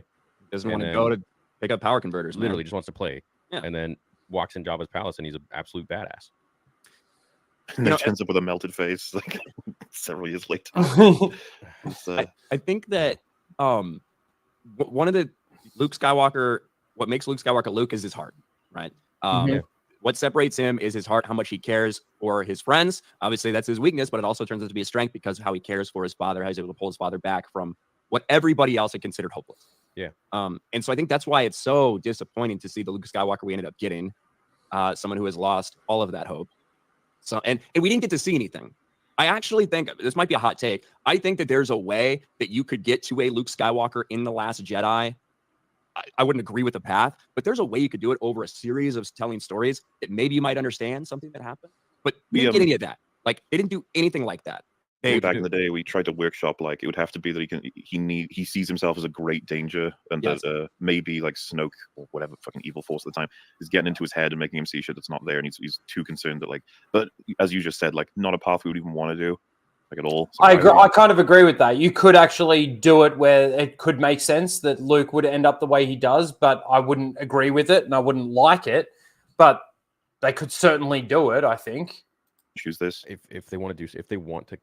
Like we're stuck in this corner, but like if they want to kind of get out of it, I mean, Yeah. doing They have to. They can do it, but I would advise against it. But if you are going to do that, you have to show a good reason and a good logical progression for how he got there. You cannot do the stupid Disney fan thing and the stupid Disney thing of like, oh, time passed, people change. Yeah, that's right. I mean, because they did it with Boba Fett too, right? Time passed, he changed. Oh, the Sarlacc pet thing changed him forever. But see that, but also too, no, it wasn't just the Sarlaccs; it was also the Tuskens. But like they changed what the Tuskens were, right, to get Bulba to realize the change in himself. You know what I mean? And we don't even know how long he was even in that camp before he started turning around and like sympathizing with them or whatever. Like, 'cause, again, very vague on the timeline there. But the fact that they had to change the Tuskens, like the lore behind the Tuskens and all of that sort of thing, you know, to get us to a point where Bulba can, it's so stupid, it's so convoluted. Or just like with Ahsoka, right? Like, why is Ahsoka so drastically different from even her Rebels character in the show? Well, time passed, people changed. Yeah. Oh, like, wait a minute. Like, oh, wait, Sabine was her apprentice? Well, that wasn't in Rebels. Time passed, people change. Yeah, that's right. Like, everything just always like, you can do the next sequel without connecting it in any way to the previous thing by just going time passed. People change. Yeah. Huh, it's just a different guy now. All right, I want to keep going. Yes. Like, yeah, we understand that people change, but we want to see that change. We need to be able to understand, how he got there. Especially with somebody like Luke Skywalker, based on what we know and how he is. Yeah. Especially when it's a drastic change like that. This isn't like, I used to not like broccoli and now I do. Yeah. This is like, my entire fundamental worldview and outlook in life is completely 180. Like, I didn't like broccoli and now I do. I like that. Yeah, time goes by. I grew up. People change. Mm-hmm. Well, you can't. It's 20 years later. You can't expect him to be the same guy. Yeah. To get Luke's DNA somehow and clone his ass, No. and turn him into like Luke, from Heir of the Empire, and he was like terrified of this, and trained from, I don't know, like, if they want to bring the Emperor back, sure, but they can have him trained by Snoke or the Emperor or whatever, like, and have him be like what the Emperor did with what Palpatine did with Maul. They could do that with little baby Luke. Yeah, literally, literally, and he knows how dangerous it would be, so he has to like hide himself, so they can't even get like it's a still toenail, stupid, to like clone his DNA or whatever. So it's like It'd still be pretty far fetched. Yeah, and hard. Like, given the time difference, like the time jump isn't enough for like, I think, that big of a change to be stuffed in there. Yeah. And it failed or whatever, or like that Luke died or something, like that could potentially be a good answer as to like why he had to hide for so long. But besides, maybe we're writing it for them right now. Maybe that's what they're going to do. Theory. This thing's been all about cloning, right? We think that's all focused on Operation Necromancer. It's about Snoke. It's about Palpatine leading into the sequels. To get Luke Skywalker's DNA, and that's what the culmination of the Heir of the Empire movie is going to be all about. And that's what scares Luke into hiding. Oh, that's how they're gonna retcon the sequel trilogy. That wasn't even Luke. That was a clone. Real Luke is somewhere out there, captured, doing nothing. Oh no, captured. I know he's captured by somebody. Yeah, okay. He's being imprisoned. They're not even smart enough to think of anything like that, though. Like, not that that's any good. Don't get me wrong, but they're not doing that. Look at what we've got. And he's been in solitary confinement this whole time, so he's turned dark. He went crazy. He went insane from the solitary confinement, and now he's all about the anger and the rage. Well, see, this is the thing. Yes, everything that they've basically come up with as a theory of how to get Luke where Luke is retarded. But they've got to find a way to get there, don't they? The thing is I feel like it's just going to be like that mystery box. They're just going to leave it vague. They're going to leave it vague because exactly what Ryan said earlier in this stream is that they leave things so vague and so open that you get to write your own headcanon for why we get to where we get to. And again, not just that they get to do that and then claim that that's actually even more clever than actually writing something. Yeah. That's the part that drives me nuts. Yeah. It's like they're out there acting like that's even like, ooh, that's more genius than actually writing an actual story. Mm-hmm. I will tell you that this thus far, and I know we're barely into it, but I'm a little disappointed with how little Mahler's talking. Oh, he gets in there. All right. See, you got to remember though, this was supposed to just be a conversation with Ryan and Theory and Mauler. They were talking with Mauler and everything backstage, and Mauler just happened to sort of stay. Mauler already had a conversation with Theory in a whole different stream. So I think I didn't catch that stream either. I think Mauler's just trying to sit back and let these two have a bit of a chat because that's what essentially the stream was supposed to be. So I get it. I love Mauler as well, and I think I don't agree with him on absolutely everything, especially something like Andor, but no, I think he's dead wrong about Civil War and half the MCU movies, and I think he should I hate the fact that he keeps going to see these movies. Like I'm the only credit I will give Mauler is like, yes, he's seeing them to shit on them, but like he actually breaks them down instead of just goes honk honk MCU honk honk. Yeah, Mauler's good. Like he actually has something to say about the characters. Here he's saying something now. Hang on. Yes, Eric, you still got an hour to wait. Luke Skywalker's DNA, and that's what the culmination of the Heir of the Empire movie is going to be all about, and that's what scares Luke into hiding. I mean, I'd have to tell both of you guys that any sense of theory crafting is fucking pointless because they always disappoint you every time. I know, dude. Bingo. That it's funny that I made years ago. I don't want to say the copy, but at the same time, like it is kind of weird. So hold on, let me try to find it. Just keep riffing. I'm gonna look for this. Well, yeah, it was funny, Ryan. When I think first met you, started talking to Star Wars stuff, I was always like pretty sure this is the guy who likes Dave Filoni stuff, and it's gonna be awkward because I'm not a fan. Like, I figured we might have like conflict on because obviously coming in on the sequels, we were like, yeah, it's shit, but all the stuff surrounding it, and it's just funny in retrospect. So I still think the three of us are still slightly different on the whole thing.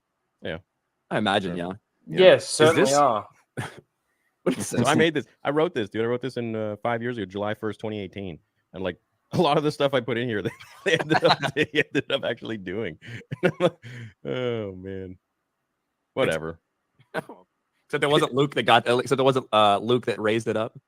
It was him in Rise. In Rise, yeah. But whatever, man. I mean, it's just like I don't get how you could take this franchise and miss that much so many times over and over again.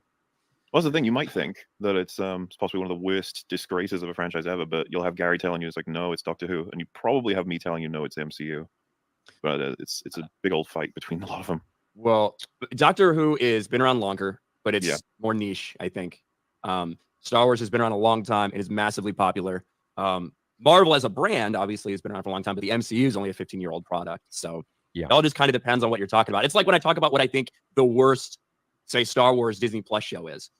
The worst that I've seen is Book of Boba Fett. I think that's the worst actual product.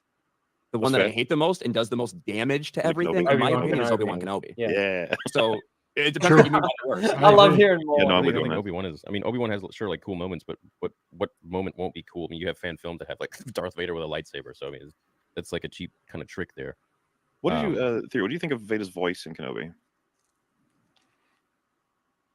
They're going to skip a bit of this here because Mauler shows him if you remember, they did audio. They ripped off basically James Earl Jones' voice, and they did like an audio track and got his permission to use his voice, and they didn't actually use him. So they actually go into on the Hulu channel, but we look at the credits and it says Respeecher is what's Respeecher. That's it. I remember that because they usually replicate his voice. And it had to. What brain? I will tolerate your weakness no longer. Doesn't sound the same. No. Yeah. Obi, it's more should be like. But you could probably just check out the sequence I made on when I do like a side by side. The fakeness of it. Yeah. What should I do about him? Have you heard? Yes, Luke has the same problem. Back home? I've accepted the truth that you were once Anakin Skywalker. Everyone in the Mandoverse does. like Sorry, did you say this is where it was at? Yeah. The Vader one comes after this. Can't believe he's gone. You will find balance as well. Get back up. I didn't hear you give any ideas. Always get back up. Yes, and it's like you're like Skinwalker Vader. You are free to use any methods necessary, but I want them. What? Always get back up. Wow. Yeah. Thank you. Yes. Thanks. Alive. No disintegration. That is thousands of years of Jedi wisdom right there. For the power of the dark side, I must obey my master.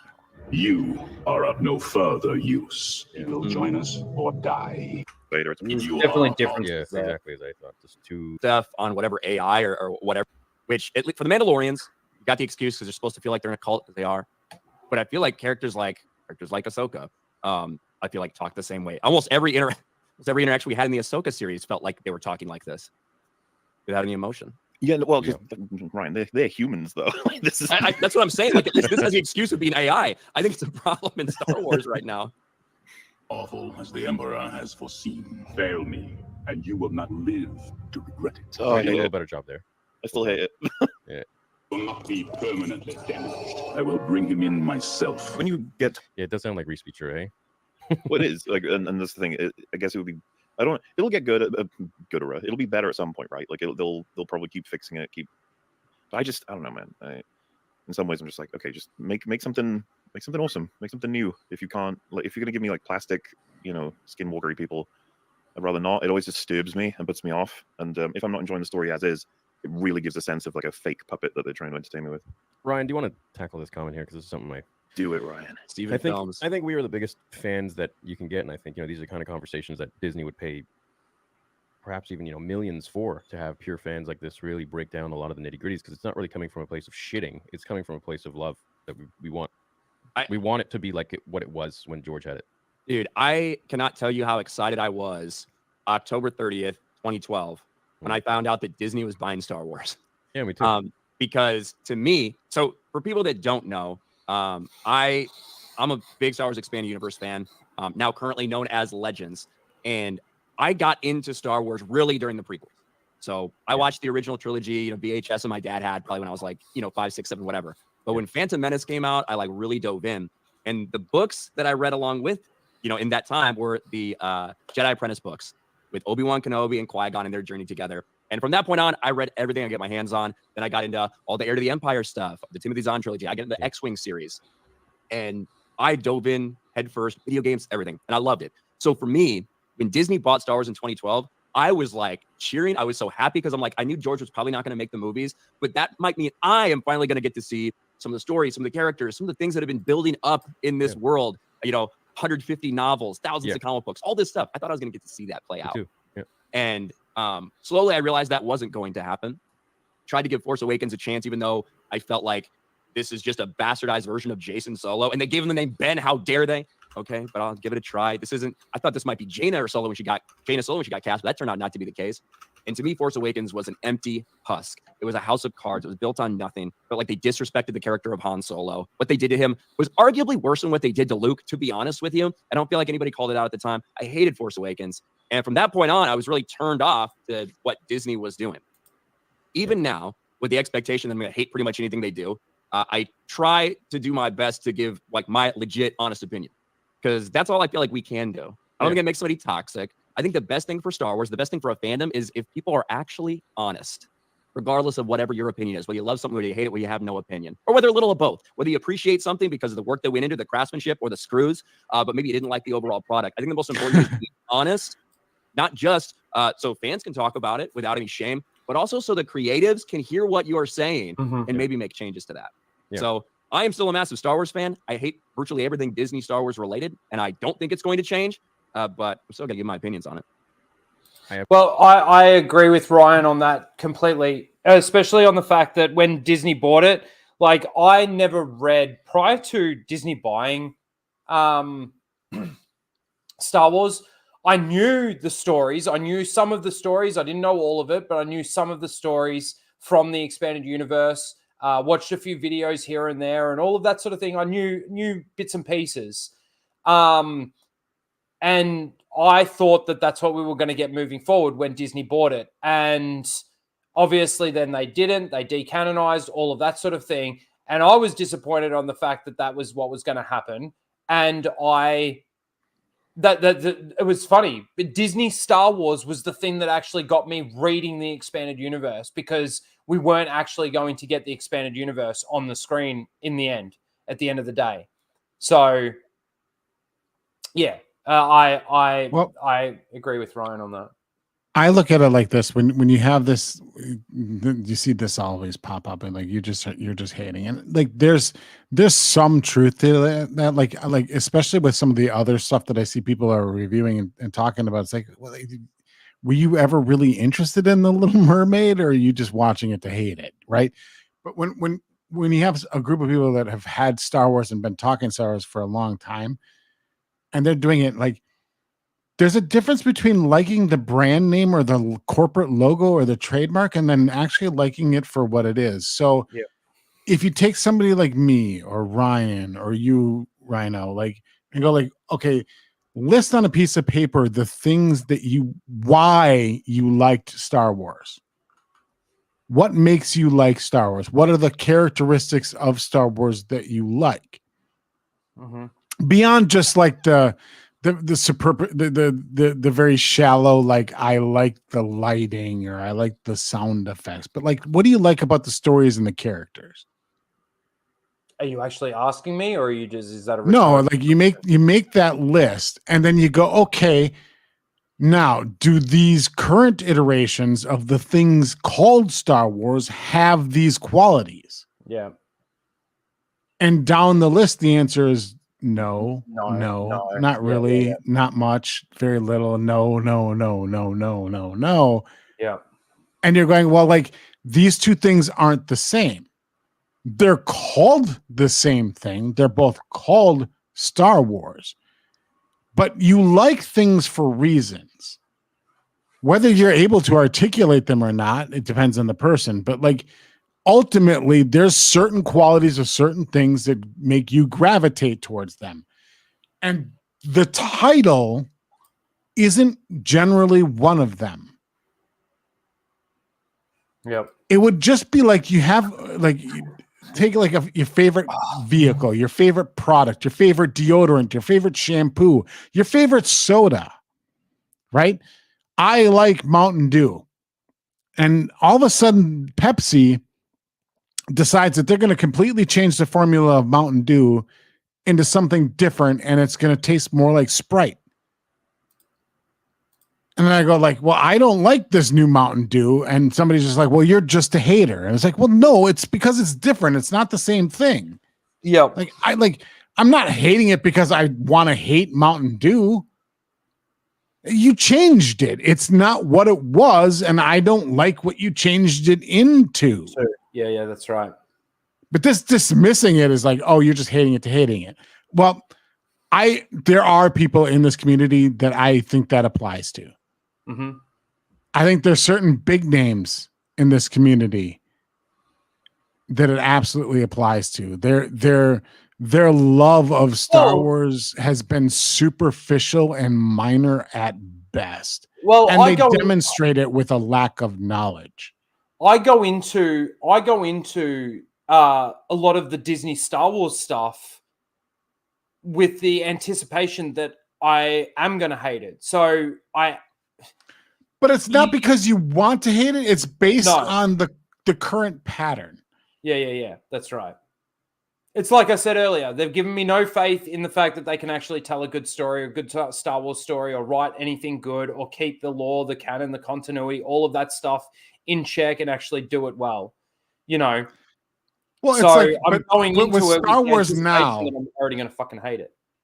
Star Wars now, as a single continuity that's continuous throughout the material, it's supposed to be, right? The foundation that they've now established, like what they do with Star Wars going forward, I can't like because the foundation is broken. Yeah, that's right. Like this is now a galaxy that I can't get behind. I can't believe that it exists anymore. Because it's structurally broken. Yeah. And if you continue to try and build into that galaxy, you're building a house on quicksand. Mm-hmm. Like no matter what you do, it could be the most elegantly designed, beautiful house ever. I'm still not buying it because it's on quicksand. Yep. So you can't make this continuity work to me. And so yes, I'm going to hate everything that comes out now because that's sort of where I am. Because of what it's built on. Yeah. No, that's and sort of therefore where I am. want it to be destroyed because but then I want just the stop watching foundation it to be built back. But then just stop watching it and let the people who are enjoying it enjoy it. I have stopped watching it. I'm not going to I don't have the power. I wish I did. Well, stop talking about it the way. Okay, so stop talking about it the way you're talking about it, and let just everybody enjoy it. Why? No, I'm saying that's what they then say. I'm making that as a point. Oh yeah, just shut up and shut up about it if you don't like it. Be like, no, because I liked what it was, and you're destroying it. More and more after every fucking more and more, and absolutely, I will stand up and say something about that. Like you can't, like you don't get to just destroy something and then keep destroying it without me going, hey, you're destroying that. Yep, exactly. I can't stop you from liking it. I can't stop you from watching it. God, I wish I could. Oh, but this is the other thing too, is that when those people say, oh, stop just hating on it and let the people that are enjoying it enjoy it, I make the point, and I've made this point before, that if what I'm saying about it is destroying your enjoyment of it, that must mean I'm right. Yeah, how does my opinion of it influence whether or not you like it? Exactly. And if it does, why do I have that power over you? That's right. And if it does affect you in that way, and it does mean that you're now not enjoying it as much as you did before you sort of heard my points about it, that must mean that there's some logic and there's some actual reasoning behind what I'm saying, and it makes me even more right. So, yeah. Anyway. Well, and I just if you just want to blindly love everything, I'm not going to cheer you on. Yeah. You're just going to be like, this is, you're just going to keep putting things out there on Twitter, be like, this is peak Star Wars. Be like, no, it's not. You're wrong. And if you just want to love it, why don't you just shut up and love it? Yeah, exactly. Issues with opinions that aren't like theirs. Kind of just got to be a little more realistic and open-minded about things that, hey, not everyone's going to agree with you. And look, at the end of the day, if, I always like to comment when it comes to money. It's like, oh, you just want to do hate for clicks or whatever. It's like, if I really loved everything they were doing, believe me, that would bring in so much more clicks and so much more money, because the entire fandom would also love everything they're doing. And it's like, there are so many reasons why I choose my words carefully when it comes to talking about what they're doing these days, but at the same time, I don't think you do. I have to be real about everything, and it all stems from love. It all stems from that feeling that we had when we were kids with Star Wars. That made us. I don't think you're being real though, Star Wars theory. I think you are choosing your words. You're maybe not choosing your words wisely, in that they don't. Your intent is to choose your words to try and straddle that fence. Yeah. And appeal to both sides and not alienate any of your audience.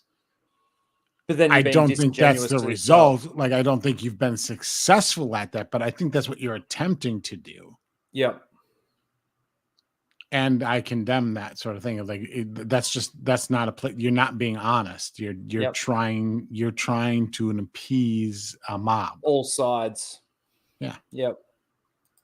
About it, and people are just like, "Oh, you hate it." Well, it's like, no, we actually love it, and we just want it to go back to what it once was because we're having this company that came in to just milk the shit out of it, and they don't understand anything that goes into, including Dave what went into them Filoni, or where their character trajectory needs especially to go, Dave Filoni, path or anything, especially, and they just say stupid claims like there's no source material or whatever else they want to come up with, and then they're focusing on all these other characters that they just interject and create, and the way that they bolster them is by killing off the ones that we love.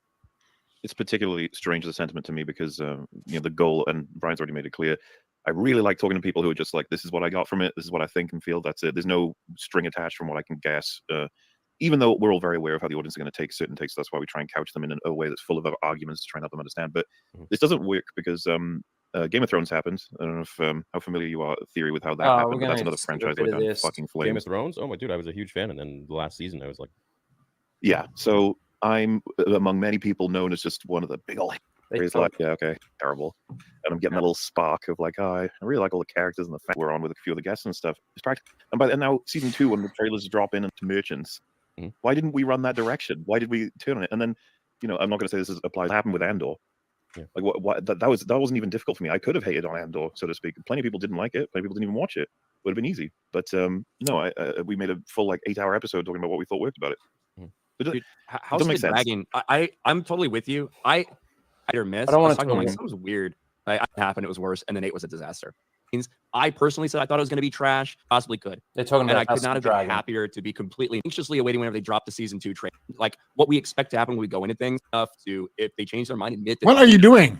Like, wrong about that. Me. Yeah. I'm just skipping forward. Oh, but you're like doing a half a sentence and like it keeps working out where he gets half a point across and then you skip. I'm like, yeah, because I don't care about this part of the conversation. I want to move past it. I'm gonna actually like it. So you guys are excited for Andor too? I'm not particularly excited for Andor 2. I'm anxious about it because I don't know what it's going to end up as, considering the first season was not well liked, or at least liked enough that they would allow him to just do a season 2 that fits season 1. Maybe it'll get chewed up and left behind. Maybe they won't even I don't even know what's going on with Andor season 2, but I hope it'll be good. But obviously, the reason I bring it up is just that I didn't treat Andor the same way I treat Ahsoka or Kenobi or Boba Fett. I don't even treat those shows the same way. Ahsoka is better than Boba Fett and Kenobi. Yeah. I assume everyone here agrees. Sure. Yeah. I think so too, but I also don't think it's very good. I think it's shit, but yeah, it's better. Like it's a 1 versus a 0.1. Yeah, that's right. Well, that's what Mola just said. It's shit, but it's still better than Obi-Wan and Boba Fett, which I can agree with that. But it's fucking shit. Obi-Wan is in Book of Boba Fett, like all the way through in every aspect. It's just some of the worst TV ever made. Well, Boba Fett was comedically bad though. Like it was almost fun to watch because of how fucking ridiculously funny. If you had to ask me, like, which one would I want to watch again? Like, it's kind of difficult because Kenobi is awful.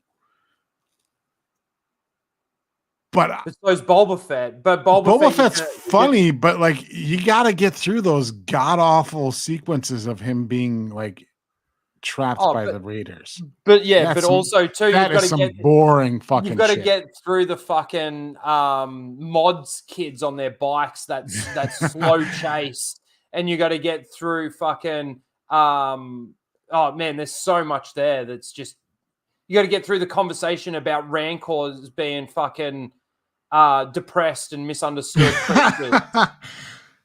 Like it's comedically bad, but I don't even know which one I'd rather watch. Like and the Hutt showing up and like we're here for our cameo. Yeah, I don't want to watch any of them again, to be honest. But I don't know. Anyway. Oh God, Book of Boba Fett, man. Yeah, bad. Next, I would kind of agree with that because typically in prologues, there's not very much character arc or development or like important things. And over 8 episodes, we didn't have much of that.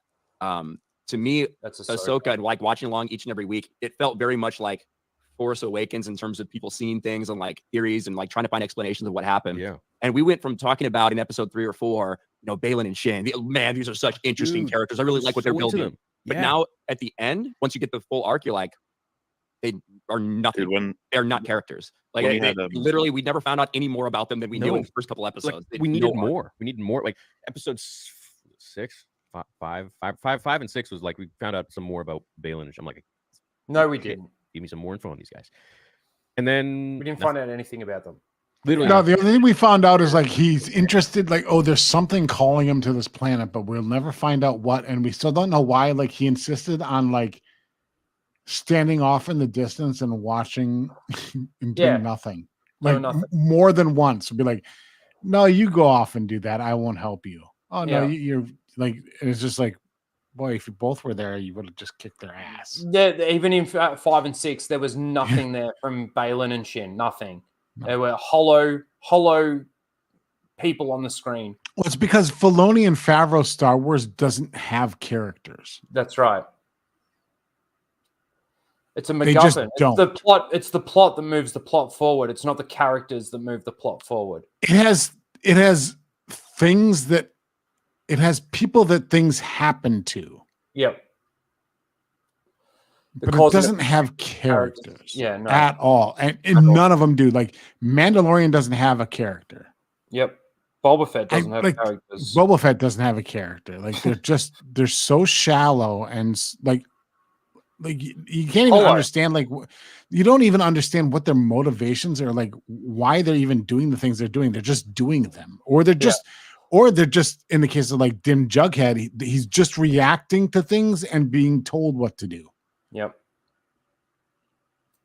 And it's like, all right, now we gotta wait years. Couldn't you give us a little more? Maybe he walks into that glimmering mountain. Like, this is stupid. It's really just like it's a mystery box, dude. He could have had, like, in that final episode, they could have had like an extra few minutes with him, and he's like walking, and let's say he sees the freaking glimmering mountain, and then at the very freaking end, he's at the base of it.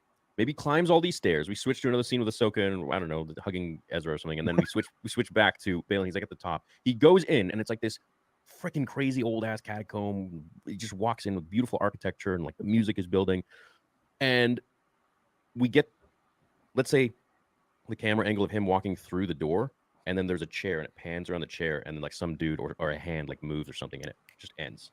Like an old...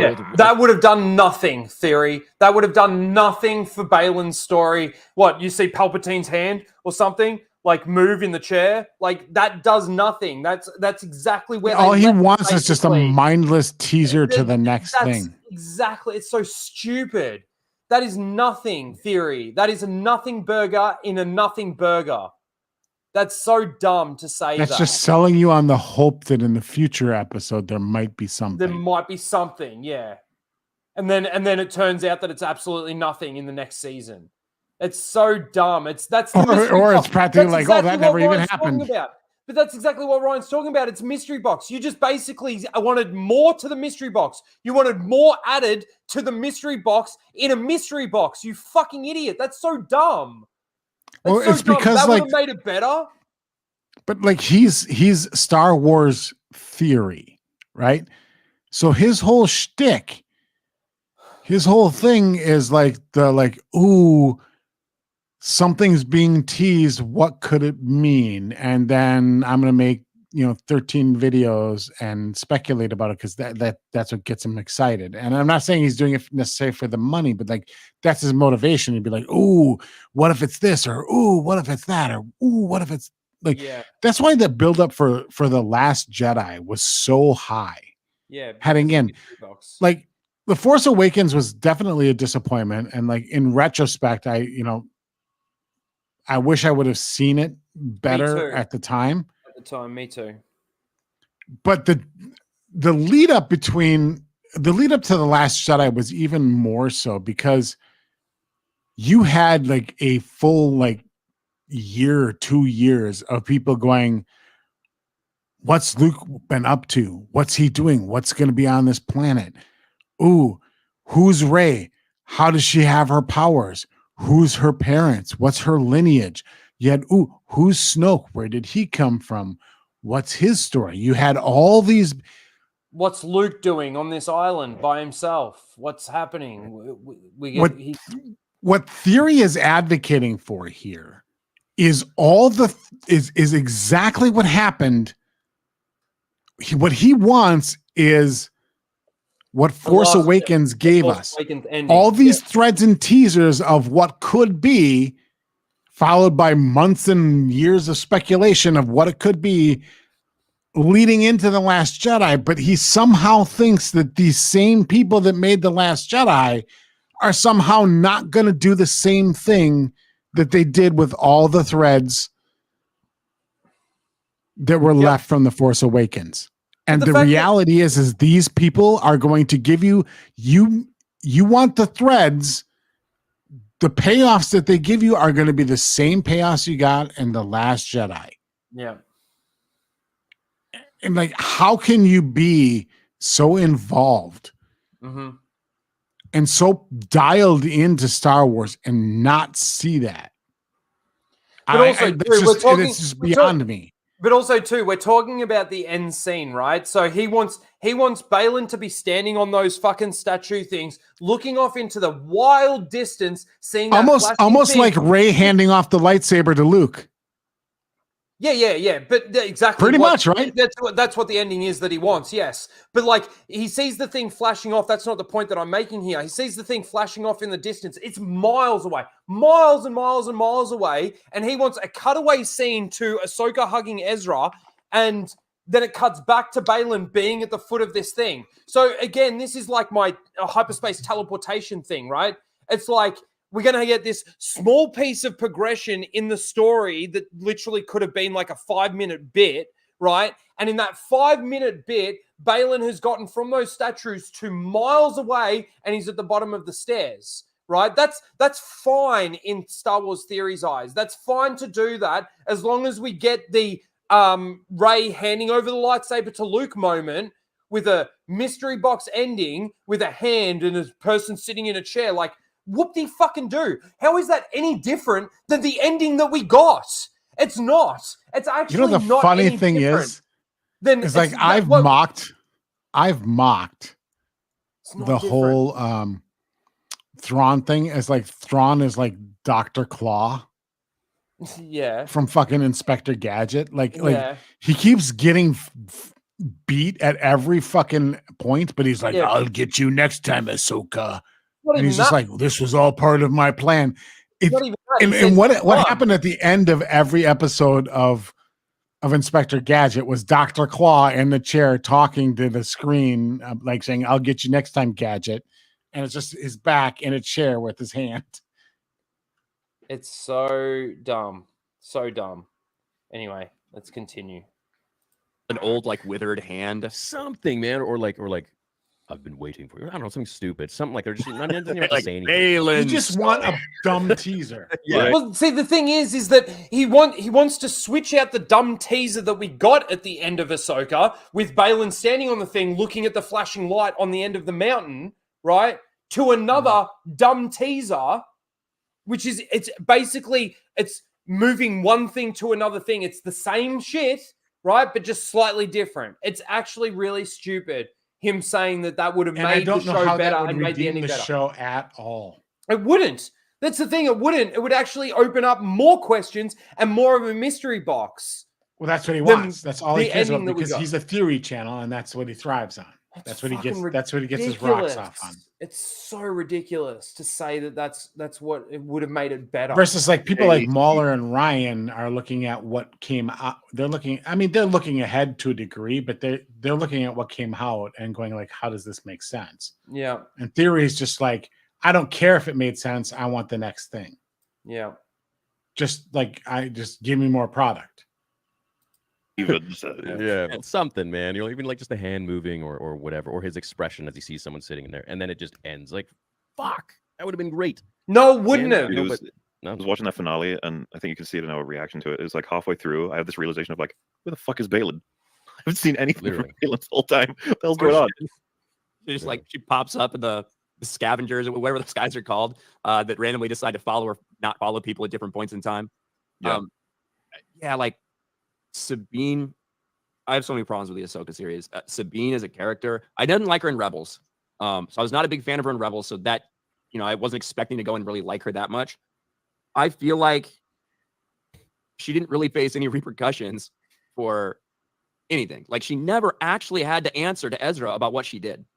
Anything that they do in Ahsoka that could possibly be compelling, they never address. Like, it would have been interesting to see Sabine be forced to admit to Ezra that I really fucked up and I should have destroyed this, but I wanted to see you because we have this platonic relationship. I really wanted to get here and see you. So I let Grand Admiral Thrawn get what he needs to get back to the galaxy. But here I am. And then to see Ezra dealing with the fallout from that, realizing that I spent 10 years That's the thing. of my life because I didn't want to get back to the galaxy. And you gave that up.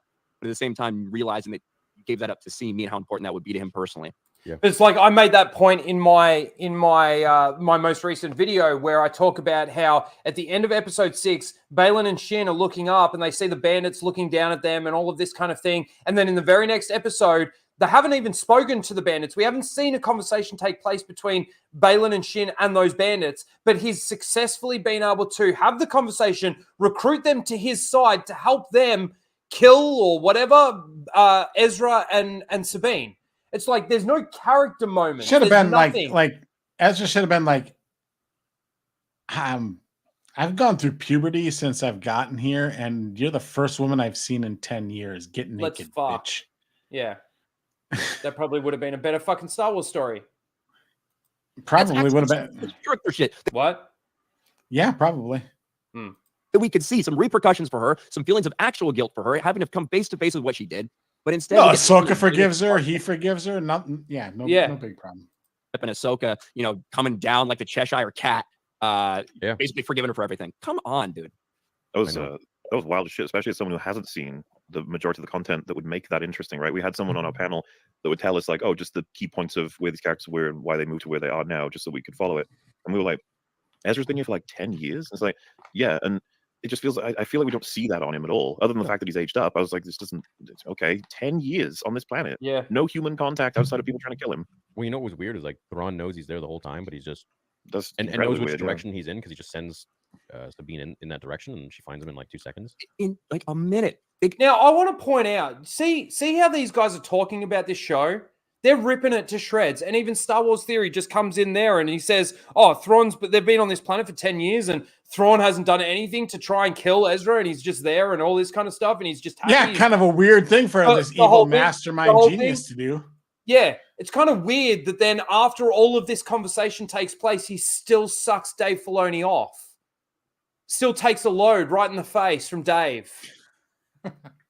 They go to another galaxy and they find exactly where they need to be within minutes. Yep. Like, no trouble, no anything. Nothing. But Thrawn, and that's what I'm saying. Like, listen to him, hear him. There's so much missing from Ahsoka that needs an explanation. That needs an explanation. Why? And I think you could plausibly come up with one if you like are an halfway decent writer at all. You can come up with a reason for why Thrawn and Ezra are separated and why he didn't kill him. Like, there's stuff there that you could do. Whether it's because they were working together at one point and then they had a split because of something Thrawn wanted to do. Maybe they were actually like working together and they were aligned and they became friends over that time, like because of the situation they were in. Yeah. Or you have to come up with something to excuse why Thrawn doesn't kill Ezra and take care of that. Because why? Yeah. Thrawn's own words. Well, this fake Thrawn, pot-bellied Thrawn. This Thrawn who says never underestimate a Jedi. He says that like 3 times, yet he continuously underestimates Jedi throughout the entire series. Including the one that he left alive on the planet for 10 years, which is now going to come back and bite him in the ass. Yep. Like, I don't get that. And unless he's not real. That's why I came up with that theory. I'm like, well, what if he's just not real? What if it's like something that the witches did to just distract Sabine so that he can finish so stupid. Yeah. This is what if it's something that fuck off. Stop fucking the theories that you're coming up with are actually ridiculous to the point where it actually is worse than what they gave us.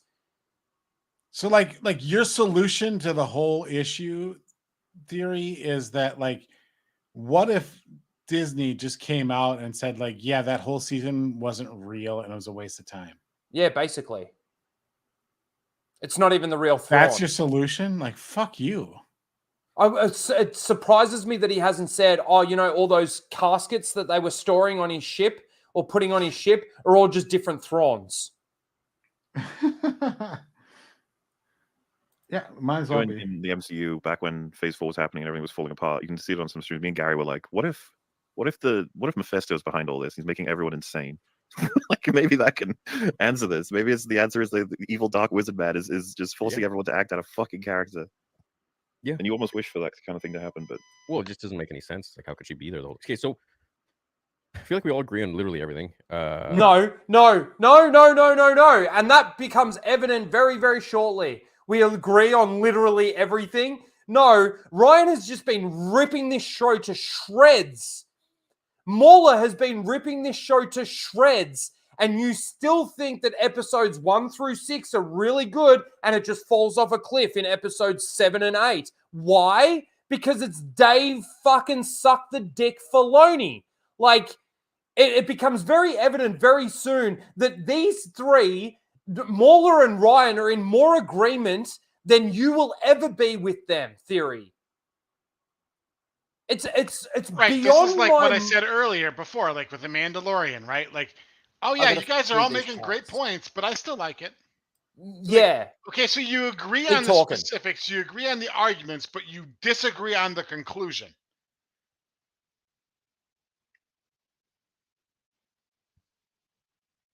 Like you're all like, okay, we agree on the facts, we agree on all this stuff, but we just like the conclusion is completely different. But like, how?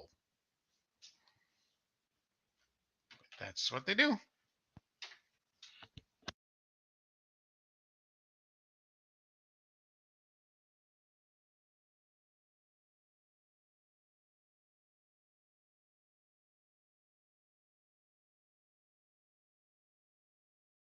Sorry, guys, just a small intermission. I'm going to play my little video here. Hold on. You'd better put a chick in it.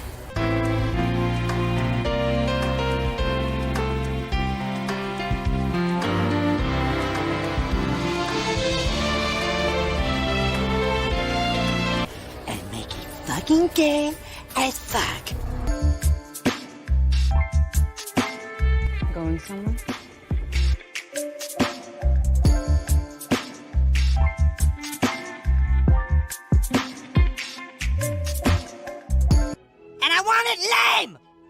Put her on a path of her own choosing, so that no matter which direction she takes, we'll always be one step ahead of her. What?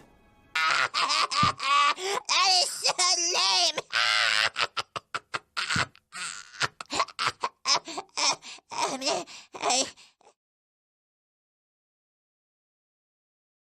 All right, I'm back. Hold on. Fucking cats. Now I gotta unshare and reshare again. Hold on. Because when I unplug my headphones or plug my headphones in, it fucking cuts the audio because it's fucking retarded StreamYard. All right, let's push play. What? Where do I want to talk a little about Dave. All right. So I was gonna after this, but I'd love to. Let's say they gave you the keys. What would you do? Me? Well, let's talk about Dave right now. Okay. Well, so with all of this, I feel like this is what was weird to me. I feel like you're a massive Dave Filoni fan. This is my impression of you from like watching some of your content and stuff like this. I felt like you were a massive Dave Filoni fan. Like you didn't think Ahsoka was like the best thing in the world, but you thought it was good Star Wars, and then it felt like Star Wars. And then when I heard you and Mahler's conversation, and you described Dave Filoni's content as like a half-eaten sandwich that someone threw in the dirt that's rotting, but you happen to be starving, so you ate it. And you're like, and that was like a surprise to me because I didn't think that that's how you would have described what Dave Filoni's putting out. But is that how you feel about Ahsoka as a whole?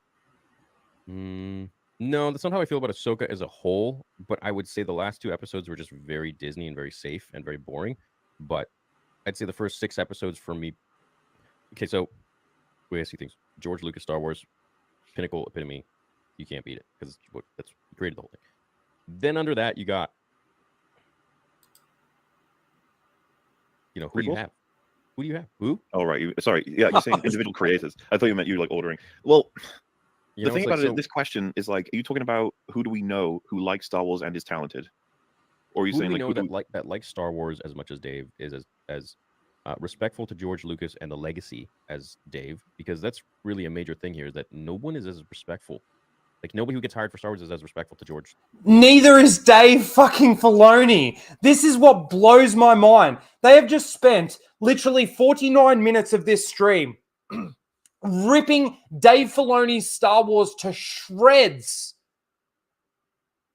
Even him, even Theory himself, sitting there saying that, like, all the shit that he said. And yet, it's kind of like, who else do we have? Well, fucking get rid of Dave, because he's not doing a good fucking job. And then he sits there and he actually says that he lies. Like I said, the last 2 episodes, it was really Disney. Fucking so was the entire fucking show. I'm sorry. But episode 1 through to 8 was fucking Disney fucking Star Wars bullshit. It's bad. Yes, Theory coping again. I don't understand.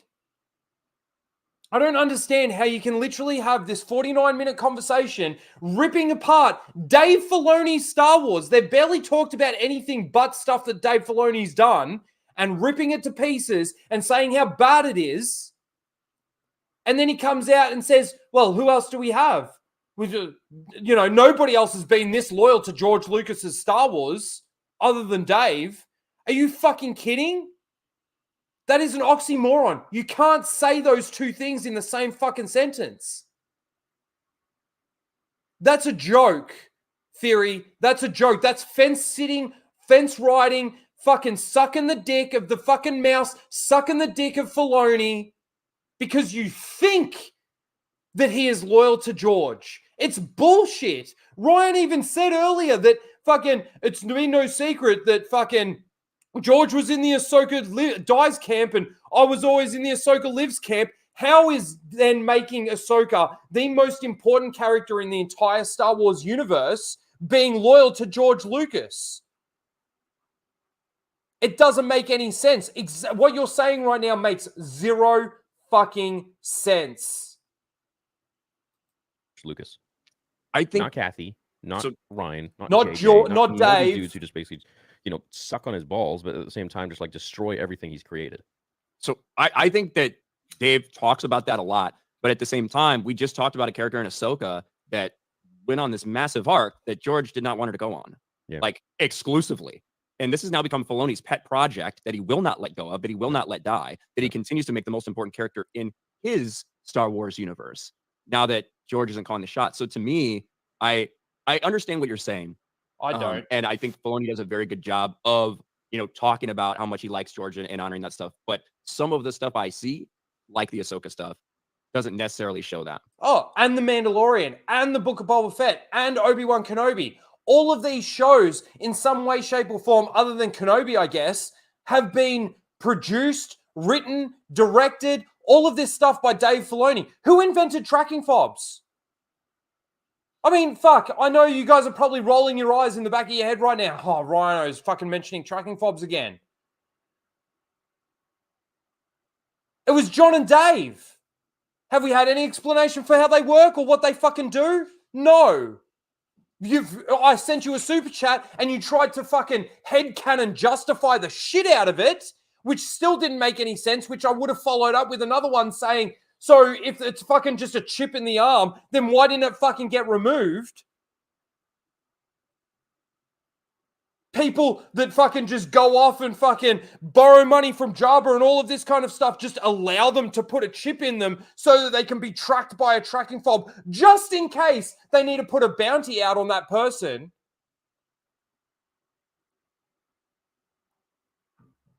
What he's saying makes zero fucking sense. And you can think I got a question for you, Ryan. You can think I'm pathetic, but fucking Star Wars Theory is so pathetic, it is beyond pathetic. What? You mentioned Book of Boba Fett, you mentioned Mandalorian, you mentioned, what about Resistance? Oh yeah, well there you go. There's another one.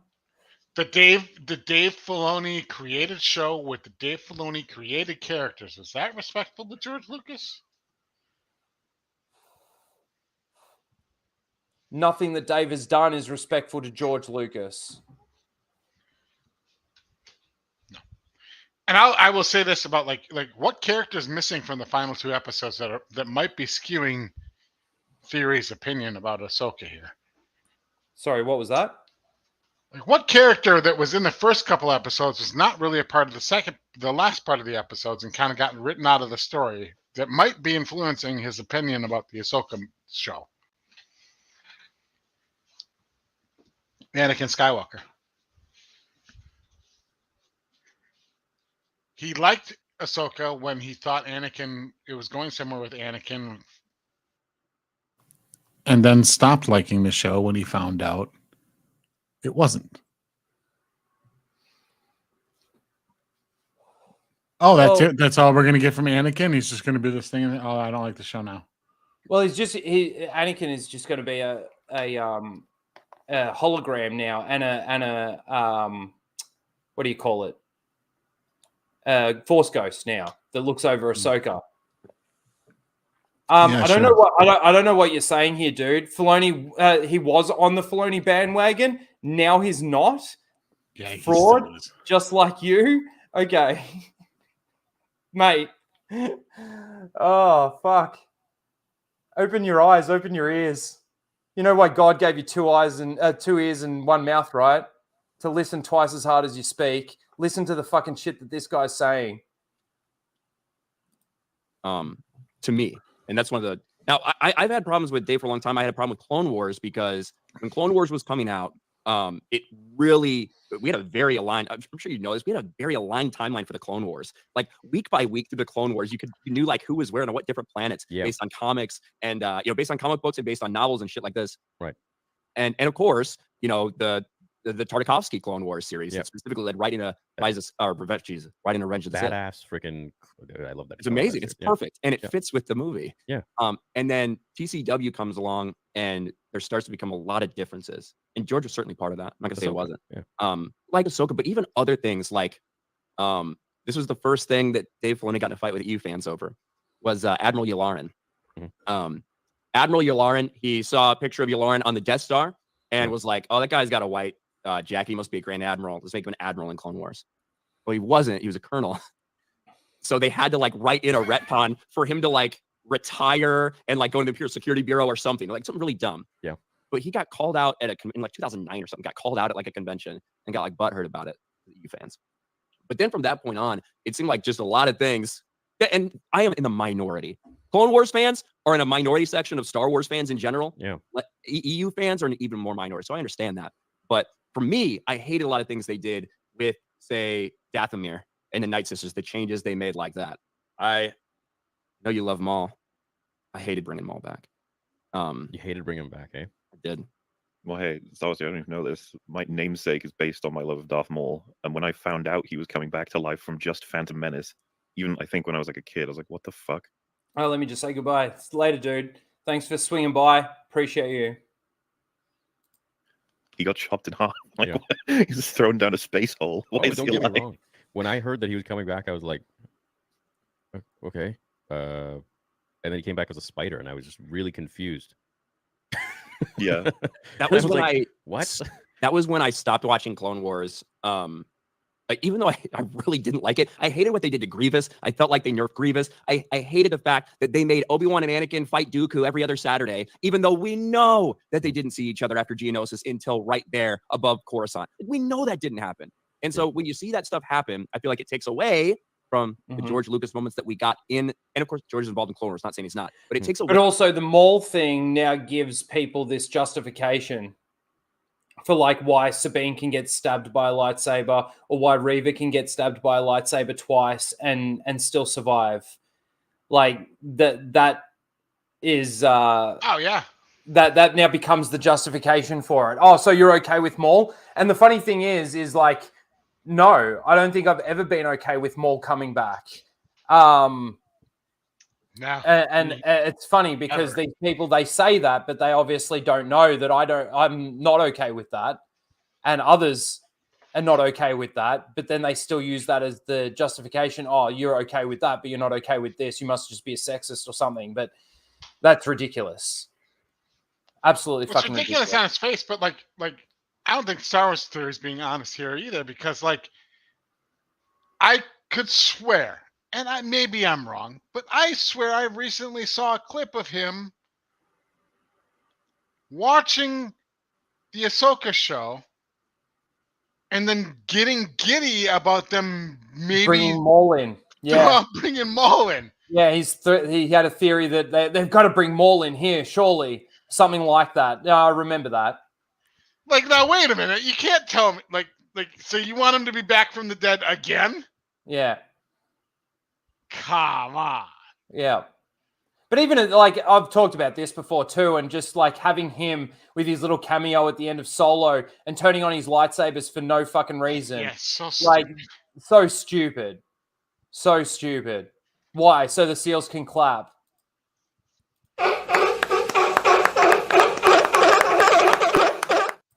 Also, the seals can clap. Well, no, those moments. They brought Maul back because the cartoon show on a cable Wasn't channel doing well ratings-wise. needed a little pickup and a little boost. Yep. That we see in the movies. And I hate that stuff. It's one of the reasons I hated what they did with Obi-Wan in the Darth Vader series, because they did not meet in between the movies. Hell no. They didn't So meet I have the once. same criticisms for Clone Wars that I do for things like Obi-Wan Kenobi. And Do he you never guys notice left how Tatooine. much the last episode of Kenobi like rips a bunch of payoffs from Revenge of the Sith and just repeats them? I recently saw, like, it was a short that one of Theory's shorts where he talks about how the bringing what's his name, Qui-Gon Jinn in as a Force ghost at the end of Obi-Wan Kenobi, and how that, you know, that's canon breaking and stuff like that, but he's okay with it. Like, it blew my mind when I saw it. Actually, you know what? Hang on a second. Let me see. Let me just check something here.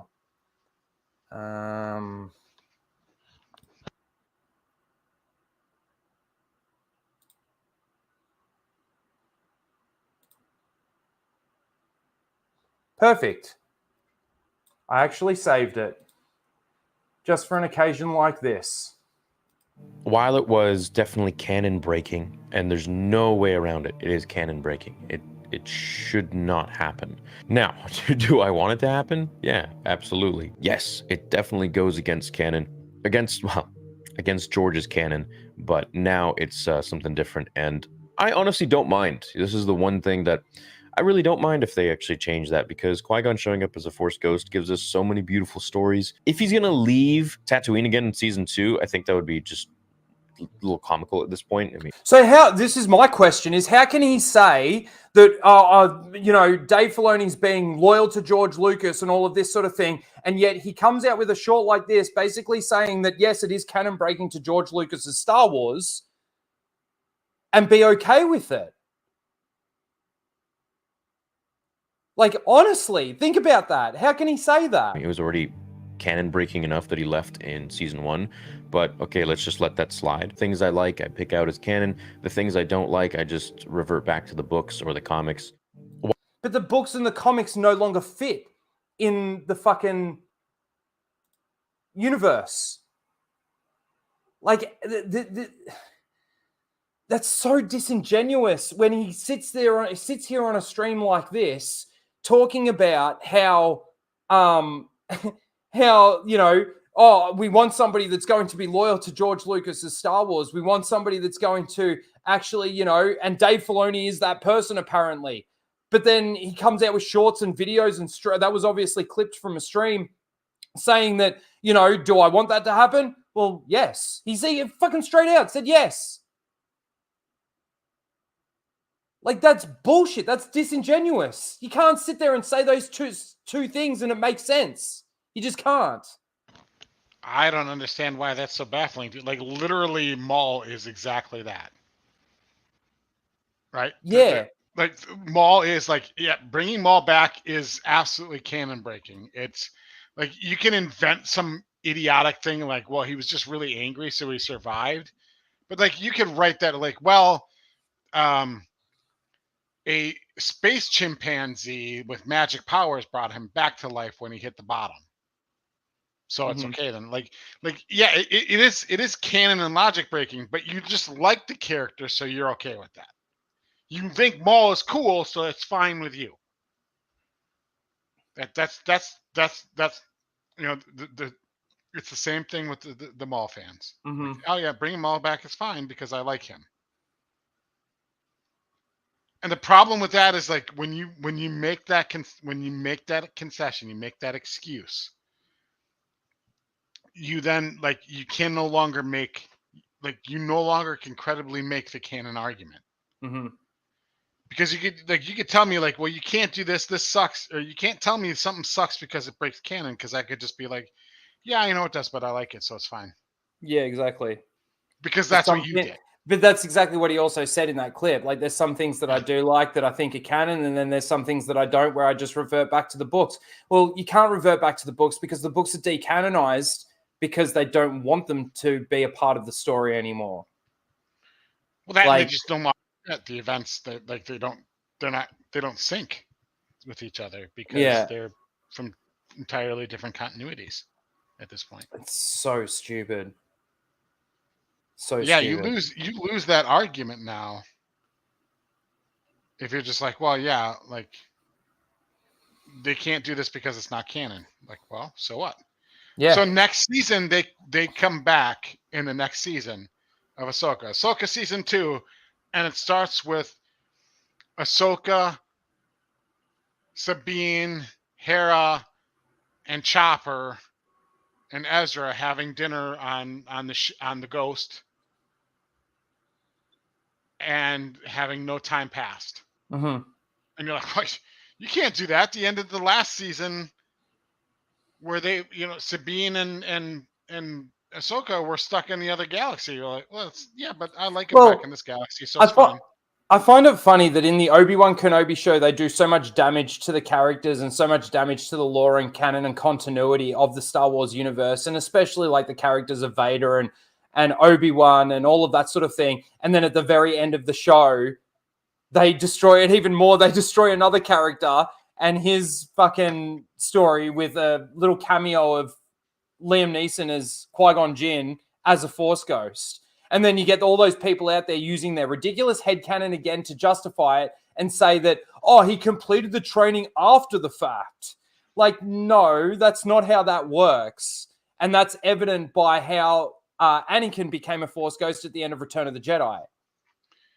Well, if that's the case, then why didn't Mace Windu do that? So yeah, well, yeah. Well, he didn't have like an Obi-Wan mentor to help him complete the training really quickly. But like, you could have Mandalorian season 4 where like Mando's got the Darksaber back, and it's like, well, wait a minute, Sabine had the Darksaber and then it got crushed. You'd be like, yeah, but I like the Darksaber, so it's fine. Like, you don't need any continuity at all, even episode to episode, if you're going to just say like, yeah, but I like that, so it's okay. So dumb. And which then makes every story you tell worthless as far as like significance, because the next guy could come along and undo everything that you just did narratively, and it's just like, yeah, but why'd you do that? Well, I like it, so that's okay. Yeah. Like it's like either continuity and canon matters or it doesn't. Like, you can't pick and choose the ones you like. Yeah, exactly. Like, and you might say like, hey, I really like Darth Maul. Well, too bad he's dead. He got cut in half and thrown down a shaft. He's dead. Too bad. Yeah. Payoffs from Revenge of the Sith and just repeats them. Like, to rebind back into the story. It's absolutely fucking blatant. It's ridiculous. Which ones? It's the same thing. He leaves him, like Obi-Wan beats him, and instead of finishing the job, he leaves him. He ends up in a desert. Which made more sense, way more sense in Revenge of the Sith than it does in that show. They make it explicit in the show that he's like, I don't really want to kill you because you're Anakin. And he's like, not Anakin, definitely not Anima Monster. As far as you're concerned, killing people, make your choice, Obi-Wan. Then he's like, nah, and walks off, and it's like, motherfucker. And also in the novelization for Revenge of the Sith, they don't make it super clear in the movie, but in the novelization for Revenge of the Sith, Obi-Wan knows Palpatine is like right there. Like, he knows Sidious is coming, and there's not even really much like opportunity for him to sit there and think about it, and he just scoops up the lightsaber. You gotta get out of there. Well, there's also just, it's fucking the way I see it as well, emotionally draining and absolutely pitiful to see. Like, it takes a lot of spirit to go to someone who's had their limbs chopped off and is burnt to a crisp to execute them. It's fucking horrible to look at him. You know what I mean? And I think he's just filled with all kinds of emotions at that point. Well, I can buy that way more. And they cut it out where you can see it in the film, but they muted it where he says, "Help me." It's like, how are you gonna go and let me help you? Let me just kill you. No, it's not gonna happen. And then he sees the shuttle flying overhead. He's got to get out of there. I mean, it wrote it in the book and stuff, and the book is canon because George did read over it a lot. But at the end of the day, like, what is most canon, of course, is the first 6 films, and then the Clone Wars, and then if you want to bring the books in there, yeah, because he did read them. He did have to approve a lot of the stuff going in there, but for sure, yeah. And that was when TCW came. So before TCW was a thing, and also I don't know if you know this, I've never been able to find a single instance of George Lucas himself uttering the words canon. Never, unless you're referencing like a World War I battle or something. I don't know, but he always referred to it as different things. He would say the different pillars of Star Wars or things like that, or my vision versus my company's vision, things like that. But when it came to Lucasfilm, they had George's movies, then novels, comics, things like that, video game, like canon, well, not canon, but like mainline video game stories that you were supposed to do, like the right ending. Mm-hmm. Then below that, I know you've been covering some like infinities and stuff like that. Yeah. Alternate endings, like maybe Dark Side KOTOR playthrough, things like that were alternate endings. Those were like the smallest or the worst level of canon possible. Then TCW came in and they needed to create a new canon because it didn't fit with the movies and it didn't fit with the books. So they threw it right there in between. And I even like to look at the Force Unleashed Dark Side endings as like potentially something that could have.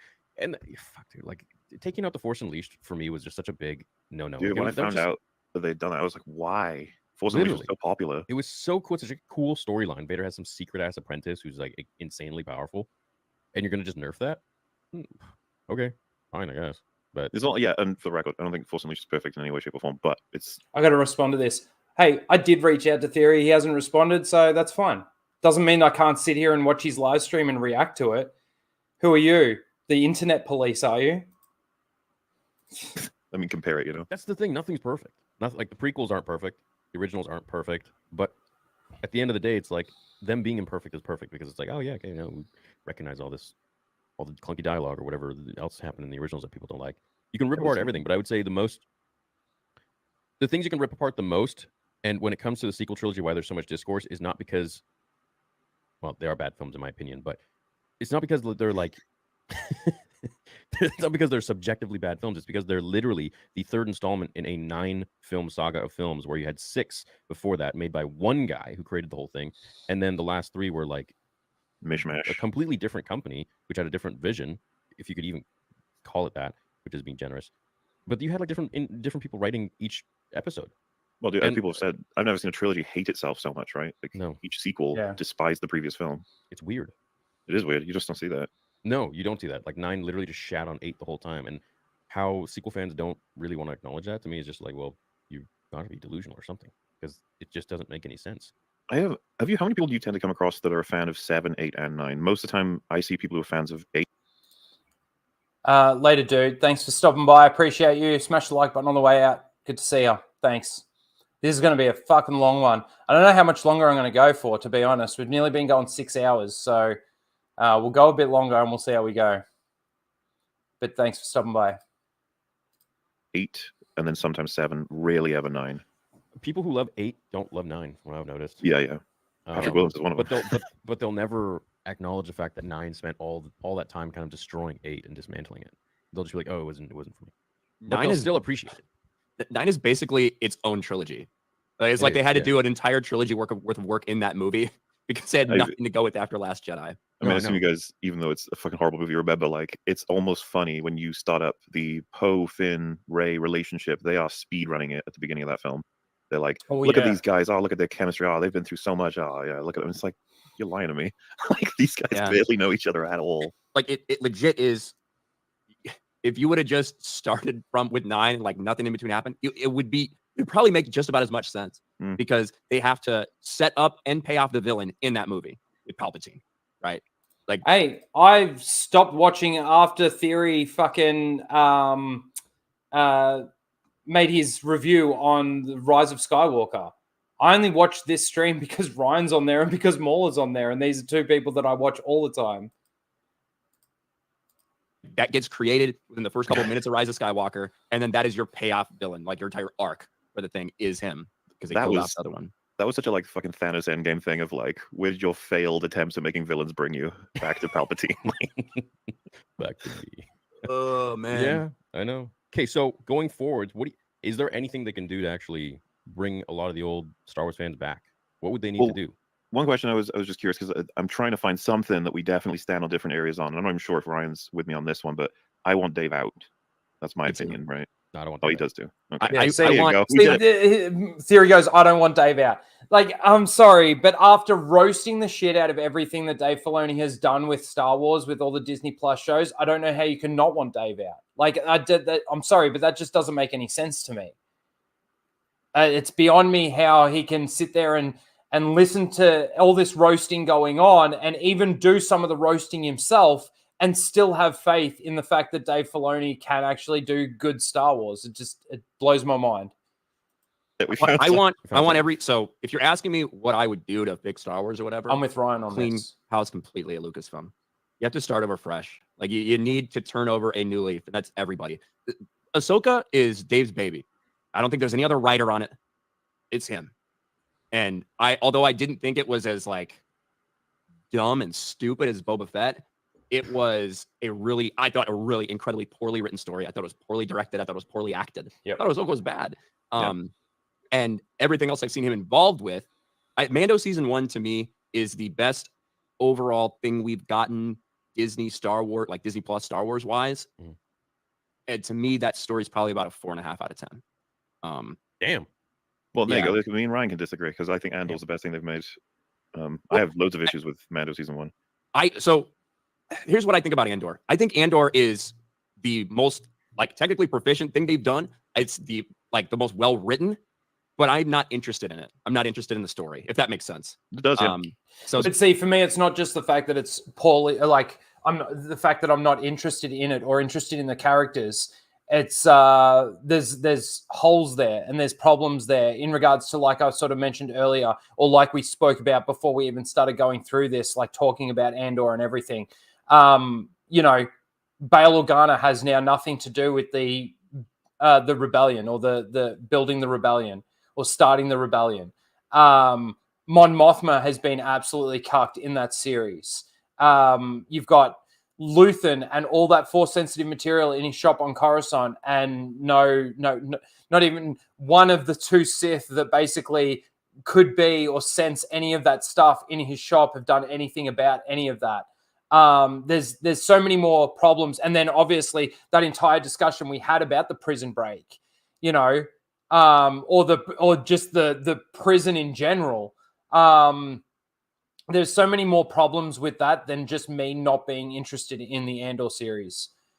You know, it might have the better character work than any of the other shows or anything like that, but that's not enough for me to actually sit there and go that this is good Star Wars. That's how I feel about it. I do think that Tony Gilroy turned out like a great product. It's not a story that I'm interested in, which I wasn't enjoying it very much. But if you like maybe take an isolated thing and give it a number out of 10, Andor would probably be 7 out of 10, just like grading wise. It's just not something I'm interested in. You'd rate Andor over Mando season 1? Yeah. Like in terms of Mando just, is a show in shit. itself. Yeah. Theory. Once again, you proved you feel excuse me. Whatever you want to, a balance between what I think is acceptable and something I'm interested in. It was Mando season 1 for me. Yeah. If that makes sense. No, it was fresh. It was new.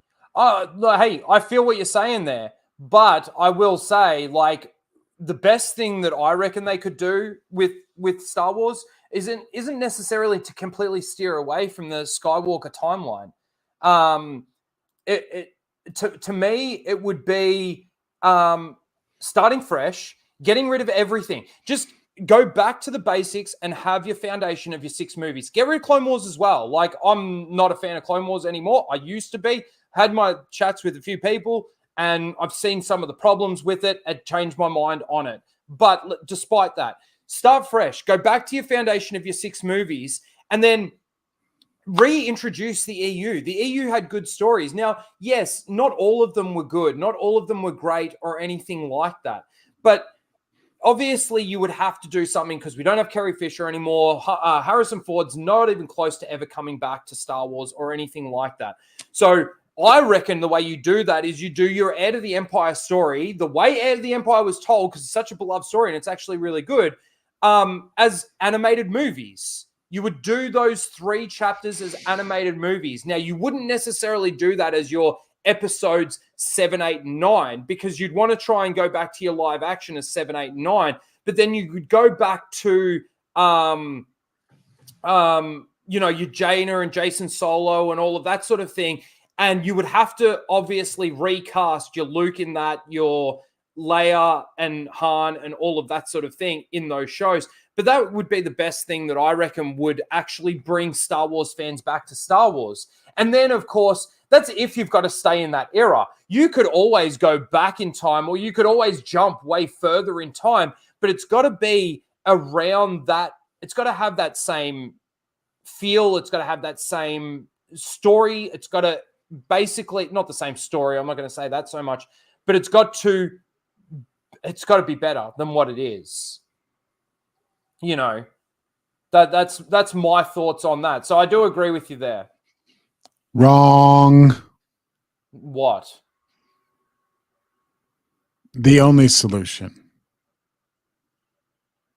is to burn it all to the curing ground. Star Wars Here is we go. everything after 2007 does not exist, never did exist, is decanonized, and that's all, folks. The end. No more stories, no more movies, no more books, No, but, okay, no more comic books, I get what you're no saying. more nothing. I get what you're Done. saying. I get what you're saying. You just want it to be over, and we just have it where it's just basically just the movies. There's enough. There's enough. No, the EU can stay up until 2007, because the problem is after 2000, when they started introducing TCW, they started altering the EU to try and match TCW. So basically anything that happened after that, like, just, it doesn't count. It never happened. Star Wars is done. That's the end of the story. We got a great run, like hundreds of novels. Yeah. 6 good movies. The end. And go make something Hey, else. don't get me wrong. I don't want Disney touching the EU either. But like that's the only way that Star Wars can get back to life would be to do what I just mentioned, I think. No, just like you revive it and leave it as it was and put it in a time capsule and cherish it forever. Like, stop, like, adding to it at this point can do no good. Because I don't think there's a person in Hollywood I agree with that, though. that can do it. So the Plagueis book doesn't exist? Wrong. I agree with that. Plagueis is one of the best books out there. Then adapt it and make sure that, okay, like, make sure that it doesn't tie in any way to TCW, and then I'm fine. Well, it doesn't. It never did. Okay. But I just came up with a hard date as a cutoff. Like, if you want to argue about some exceptions, whatever. No, I get what you're saying. But like, But this idea that these franchises have to exist in perpetuity is part of the problem. It is the problem. No, I get we that. We have to at some point let go and just appreciate what we have. Yeah, and no, cherish it. I understand and that. enjoy But it. what I'm trying to say is, if they are going to actually do something moving forward, if they have to continue these, Then they've already failed. Not necessarily. I think Automatically. In your opinion, I think that they can tell these stories from the EU and actually do a decent job. I don't think Disney can, and I don't think the current state of Lucasfilm can, and I certainly don't think that Dave Filoni can. Well, I think feel Lizzo like could there's- become a world-class supermodel. But I feel It's like possible, there's room. but it ain't likely. I feel like there's room to be able to do it. Anyway, I get what you're saying. Got us. Oh my god, Baby Yoda! Oh, okay, holy crap! You know, Baby Yoda, I could have fucking. I wish that dude would got thrown in a dumpster somewhere. But dude. for real, I couldn't say that. Holy So shit. true. What Oh I my God. what I was hoping to get out of Mandalorian when it was first announced and everything was a story about a bounty hunter going basically town to town or planet to planet, doing jobs, kind of the dark underworld side of things. And Well, that's what it was promoted as, Ryan. That's what Jon Favreau promoted it as. And then when after the very first episode, it was completely different to how he promoted what this Mandalorian show was supposed to be. Completely different. See, the issue is these people can't do it.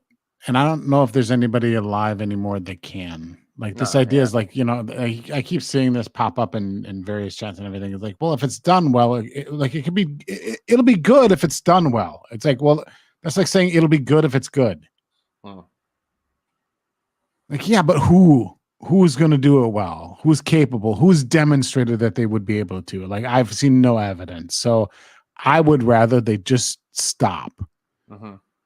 Because ultimately, the longer these franchises go, the more likely you're going to introduce people that don't do a good job with it. Part of the reasons why is the MCU, why the comic books, why these characters suck? And it's like, well, it's because their stories have been going on for 60 years. It's like they're doomed to suck at that point. Certain things, like certain stories, need to have an ending. Yeah. I just feel like there's some really good stories in the EU that could be done if they were adapted well. Oh, it could be good if it's good. Well, then by that theory, then a Rey movie could be good then, right? Not based on the platform that they've got. We gave Rey a chance after The Force Awakens. We were like, okay, you threw the EU in the bin. We'll give it a chance. We've already been there, Greg. We've already been there. Okay. We gave them their chance, and they fucking blew it. Big time blew it. We gave them their chance with so you're saying we gave them their chance. They can't make anything good, but then but if they make something good, it'll be good. No. We gave them a chance to steer away from the established Star Wars that was actually out there. Whether or not people view the EU as canon or not, right? The established But these same people would steer the EU into a dumpster fire, even if they adapted it. But what did I just say before? I don't believe that Disney can actually do it well. I don't think so. It would have So to the be answer is nothing. Then the true answer to saving Star Wars is to let it go. I agree to an extent. Have you read all the EU? No. Then why do you need more? Because I mentioned... If you haven't read all the EU, then why do you need more Star Wars? There's a ton of it that you can enjoy. Why do you want more? I know what you're saying. Because, again, when Disney took it over, I was excited to see those stories come to life on the screen because you know how fucking shit I am. I can't sit there and read fucking everything. It'll take me a lifetime. Because I can't read like Ryan does. Well, they're not gonna word the books aren't worded quite like the super chats you were getting earlier. We want it on screen. Anyway, these galactic level events, and that to me is what I think. If you're going to tell stories within this era of Star Wars, where you're crammed in with all these events that have happened, and you can't do anything without screwing up continuity, you have to stop trying to make everybody run into everybody else. If you're going to tell stories in that era, make them not focused on cameos. Make it focused on small character-driven narratives about people that are living within the Star Wars galaxy. Things like Andor, but I just wasn't invested in that specific story they decided to tell. But Mando, I think you have episode 1, 2, 3, 7, and 8 that are like a solid. You have a solid story there. 4, 5, and 6 are stupid. Those episodes you can throw them away; they're dumb. I can't remember what happened in 4, 5, and 6.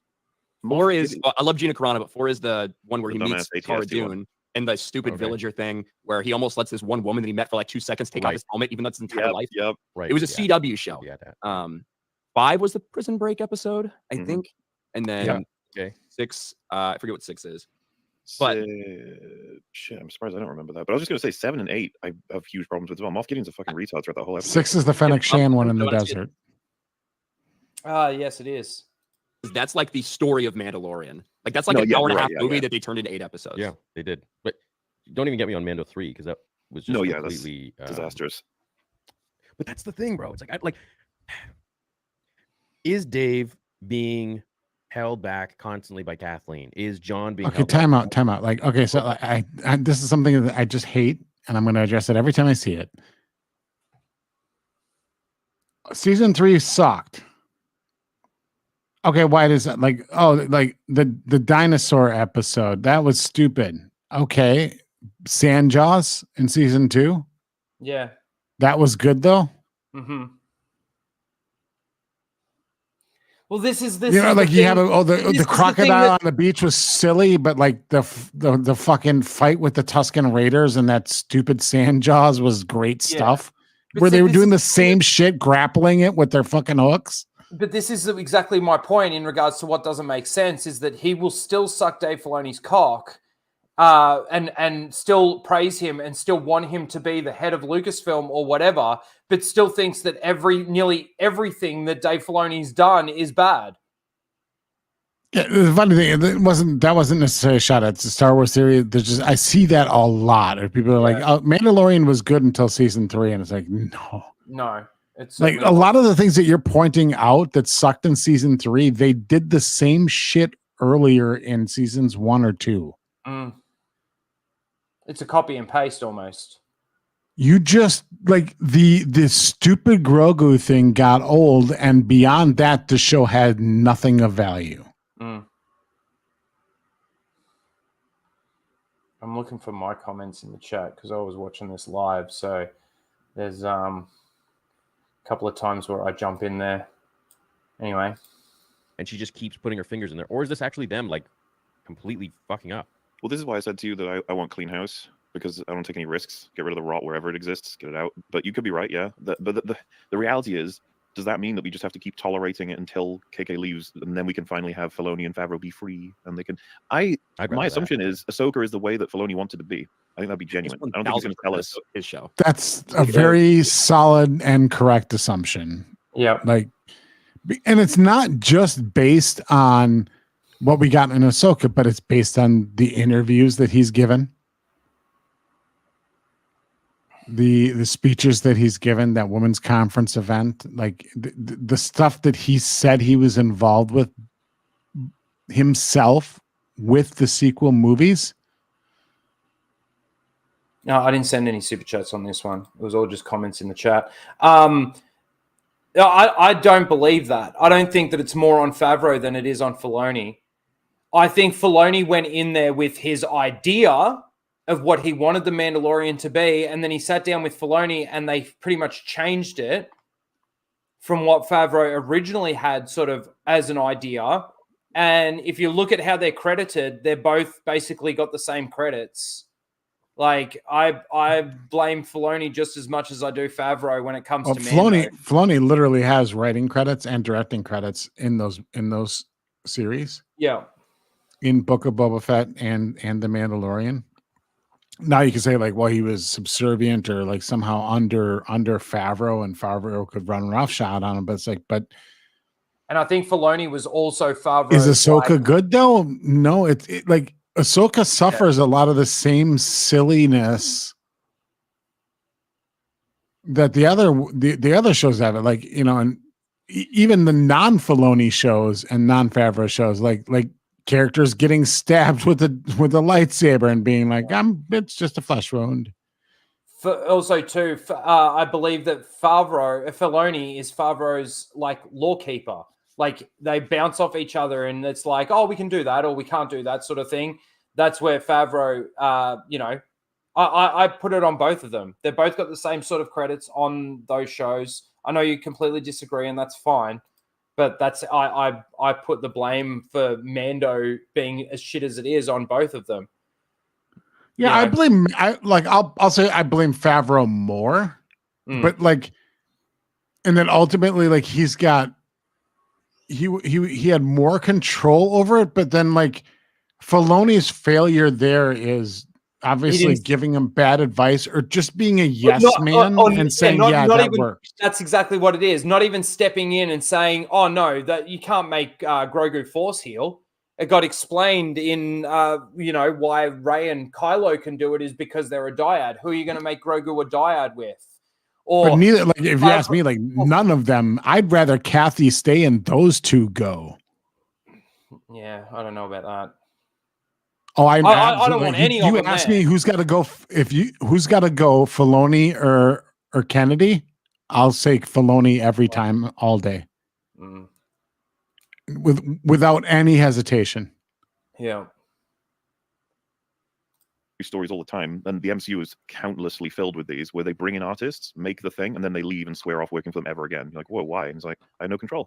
I ain't making shit for them. I was like, oh, okay. Yeah. And I just don't get that impression from Filoni or Favreau. Though with Favreau, I've got my own theories on that because I think we spoke last time, theory about how Favreau did complain quite publicly and artistically in Chef, for example, about the state of Marvel and how he left. He had, Iron Man 1, Iron Man 2, he's gonna be the biggest creator, and he's like, I'm out. I'm like, oh, that's weird. And then comes back for the fucking Lion King.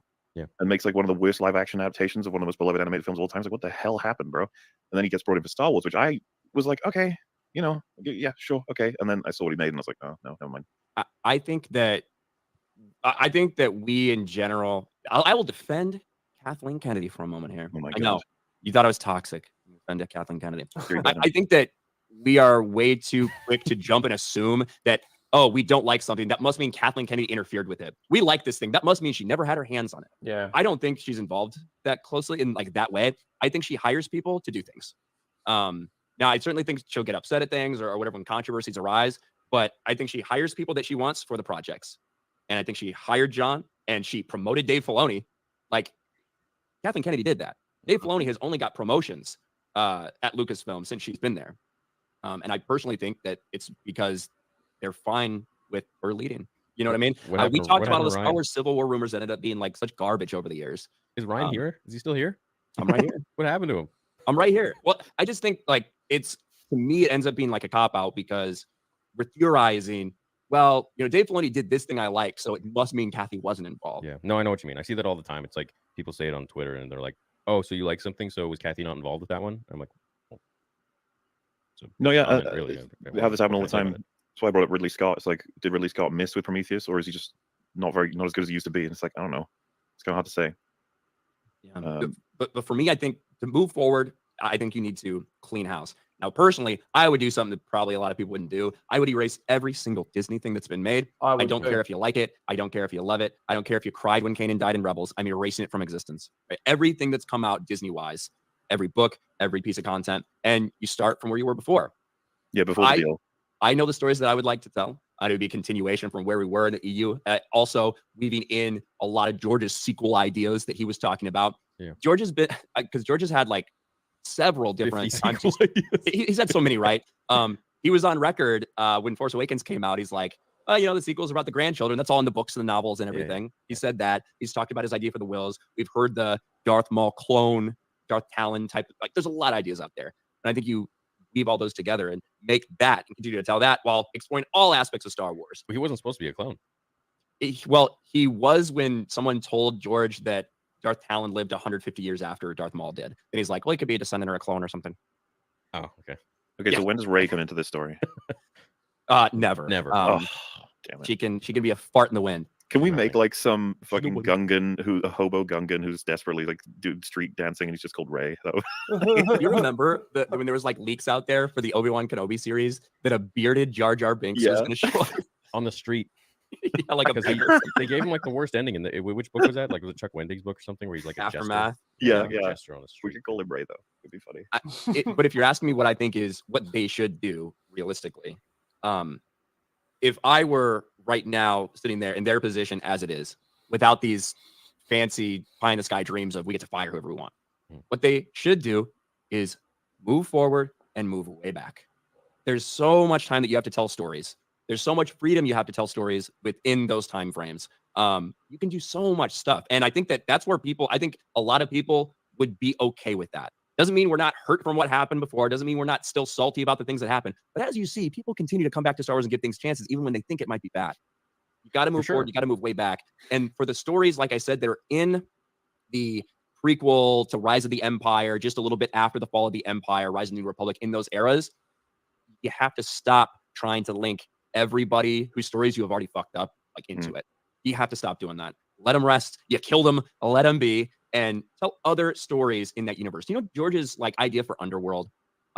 it was going to be a lot of kind of like disconnected stories, but all set in, in this kind of underworld setting. Of course, yeah. That's what they need to focus on. They're not good at keeping things straight. They're just not. Dave Filoni can't even keep his own continuity straight. Yep. So I think that's what they should do. If I were to like look at Star Wars realistically, that's what I would tell them to do. Old Republic stuff, please. Let's get Jedi Mandalorian Wars. Now, I think they're going to screw it up. I think they'll screw that up too. Anything they take, if they touch Revan, they'll screw them up. But that's the way that I think they should move forward for Star Wars. Yeah, you know what? I get behind that completely. But it's also my concern is like, even if they get rid of everybody, there's still someone pulling the strings of like who needs to be filling in all of the new roles. So it's like they're probably just going to get in the same kind of person. Well, here's the question. I don't know if Ryan would agree, but do you think Filoni's bad enough that you'd rather take a dice roll on a random creative in the world? For me, yes. I think I'm probably in the minority in that. I used to get a lot of hate when I talk about Dave Filoni. I don't get as much anymore. But for me, because I really dislike his storytelling. I dislike almost all the projects he's done. So for me, no. I still like Filoni. I still think he's the only thing we got, and I think he's sometimes he goes pretty outlandish with his ideas, but at the same time, that's what he's doing. He's still leading us in a better direction than anybody else can, except for, and I say this, kind of worrisome, but I do think that Sam Witwer would potentially be better than Dave Filoni and Jon Favreau combined. I think so. I mean, I like Sam, and he's a massive Star Wars fan, and he knows a lot. I have no idea in terms of production experience what he has. Like, I know he's obviously super talented voice actor. He's done a lot of live action acting as well. I don't know what his experience in that is. I don't know either, but to be honest, I don't think you really need all that much experience when it comes to if you're at the level Sam's at. All you got to do is write good stories. Yeah, the role we need him on is just, he can see the thing they make and be like, yes, or essentially just director of showrunner maybe, but of Star Wars. Exactly, like what George did for the original trilogy for 5 and 6. Like, he wasn't director, but he was literally standing around corralling everyone to make sure that they do it the way it's supposed to be done. His story. I think Sam Witwer would be the perfect person for that, and he did that a little bit with Solo at the end. If you listen to that bit he talked about, where they came to him and they're like, "Hey, what's the deal with Maul and the lightsabers that because they were going to give him his regular lightsaber?" And it's like, well, that wouldn't have it during this time period. No, it doesn't make any sense. And that's also the problem with a lot of these guys coming in to write or direct Star Wars. It's like they don't know this shit. Like, you can't just get a regular person that would maybe make any movie in Hollywood to come in and direct Star Wars. It just doesn't work. But that's Dave Filoni. It's got to be a Dave Filoni, a Jon Favreau, or a Sam Witwer, or a you want to get Tony Gilroy, sure, but make sure you got Sam and Dave in the background, who are like hopping on calls with George Lucas, who doesn't really give a shit anymore, I don't think, but you never know. No, like I'm sorry. Filoni has demonstrated that he absolutely does not care about things like continuity. He just wants to do what he wants to do in that particular story. He said so. Like, and Sam is like, again, like, he may have an encyclopedic knowledge of events and things that have occurred in Star Wars, but that doesn't make you a good storyteller. Yeah. I think Sam's a little bit better than Freddie Prinze Jr. But like, a story can be accurate, but so boring. Yeah. Like it's like yeah, I don't understand that. This idea that the only people that you can pull from are the ones that are currently involved. That I just don't understand. Like, oh, it's Filoni or nothing. Well, why? Just put a press release out there like, hey, we want to take Star Wars. We're thinking about taking Star Wars in a new direction. Send us your pitch.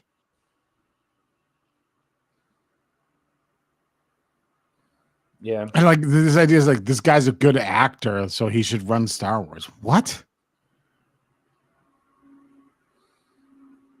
Why? No. I don't like. I know in regards to this, I don't think that Sam Witwer would be like 2 + 2 = balance like fucking Freddie Prinze Jr. did. Like, I don't think Sam Witwer is that bad. But this is where, in a way, I kind of agree with Greg on just letting it be. Just stop now, because, it would depend on who you got in there to tell these stories or write these stories or whatever the case may be. But yeah. But here's how if you're going to be open to making more Star Wars, here's how you do it. Like, we're not going to we're like, you have your orders, you have your order of events mixed up, rather than just saying like, we're going to make a Star Wars thing. Now let's find somebody to do it. Mm-hmm. It should be like, we're not going to make a Star Wars thing unless somebody comes to us with an idea that's worth doing. Mm-hmm. And then once somebody comes to us with an idea worth doing, then we'll start hiring on additional people and putting in an emotion. Like, but somebody's got to come to us with a good idea first, and then we'll look at it and go like, yes, we want to do this, or no, we don't. But this reverse order thing is like that you're like, we're going to sit down and we're going to make a Star Wars thing, and it's going to come out on this date in the theaters. How do we make that happen? You know, this Disney production model for movie making and TV making, it's just a recipe for bad production. Like I sort of disagree with you there too. Star Wars universe. Timothy Zahn, yes, I think he understands the universe, but he's a yes man. Like, he came in and he rewrote his Thrawn trilogy to fit in their stupid, convoluted fucking narrative and their stupid, convoluted Star Wars story. He sold out. He basically, Timothy Zahn is a sellout as far as I'm concerned. Yeah, I wouldn't trust him. No, me either. I tell you what though, like Timothy Zahn, if like I'm running Lucasfilm, Timothy Zahn said like, hey, I have this idea in my head about like where we should take Star Wars. Would you be interested in hearing me pitch it? I'd be like, yeah, put together a presentation. I'll listen to it. I'll see what you got. But I'm not going to pay him in advance. I'm not going to be like, here, I'm going to give you $500,000. Write me a Star Wars book. Is that confirmed or a rumor? He rewrote the books. It's not a rumor. They're actually out there. He rewrote them. Yeah, he rewrote the Thrawn trilogy to fit in their canon. Rewrote the Thrawn and made Thrawn completely different, like the Rebels Thrawn or the Thrawn that we saw in Ahsoka. That's the kind of Thrawn that he rewrote Thrawn to be. It's not a rumor. It's confirmed. It's out there. It exists. As far as I'm concerned, Timothy Zahn. If Kathleen Kennedy came to Timothy and said, jump, he'd say how high. It's not, yeah. I don't know. And as much as the Thrawn trilogy and duology, like as much as I like them, they're not the end all be all either. Like other authors have made good Star Wars books. Yeah, that's right. So I wouldn't be quick to on them. I'd let them pitch me an idea. I'd absolutely let them pitch me an idea. He wanted a paycheck, that's for sure. But I wouldn't put them in charge. Yeah. That's right. I understood that you didn't know that. I'm just saying, like, man, Timothy Zahn for me is even a stretch. Well, I don't get the impression that Dave Filoni respects canon / continuity. He seems to play with it constantly. Doesn't really care. And to be fair, I love George. He messed with his own stuff a lot. He was constantly tweaking things, changing things. Yeah. To me, even though I don't maybe like some of the times he did that, that's his baby and it's his right to do it. Yeah, man. I don't have that same feeling when Dave does it. Well, it's like the you know what I mean? The ending to. Did you ever watch my interview with Nick Gillard? Did you ever see the part at the end where he's talking about how there was an alternate demise to Anakin with Anakin and Obi-Wan, and Hayden and Ewan even went to George and they were like, please do this. This would have been so much better. And George was like, no. So did you see that part? I remember. I don't know if I've seen it from his behind the scenes stuff, right? No, it was my interview with him. Like nobody. Oh, knows your this thing shit. you did with him. Yeah, nobody knows this. I'm trying to find the clip because he explains it so much better. But essentially, there was like well, you guys keep talking. I'm gonna find it. Okay. Yeah. Yeah. Like, I feel like Filoni is very cavalier with it, and one of the things that they did when they decided to get rid of the expanded universe, they made a statement and they made a promise to people going forward that everything that we do is going to be in line. Yep. That everything we publish book-wise, everything's going to be in line. And so then we get an Ahsoka novel. And then that gets retconned.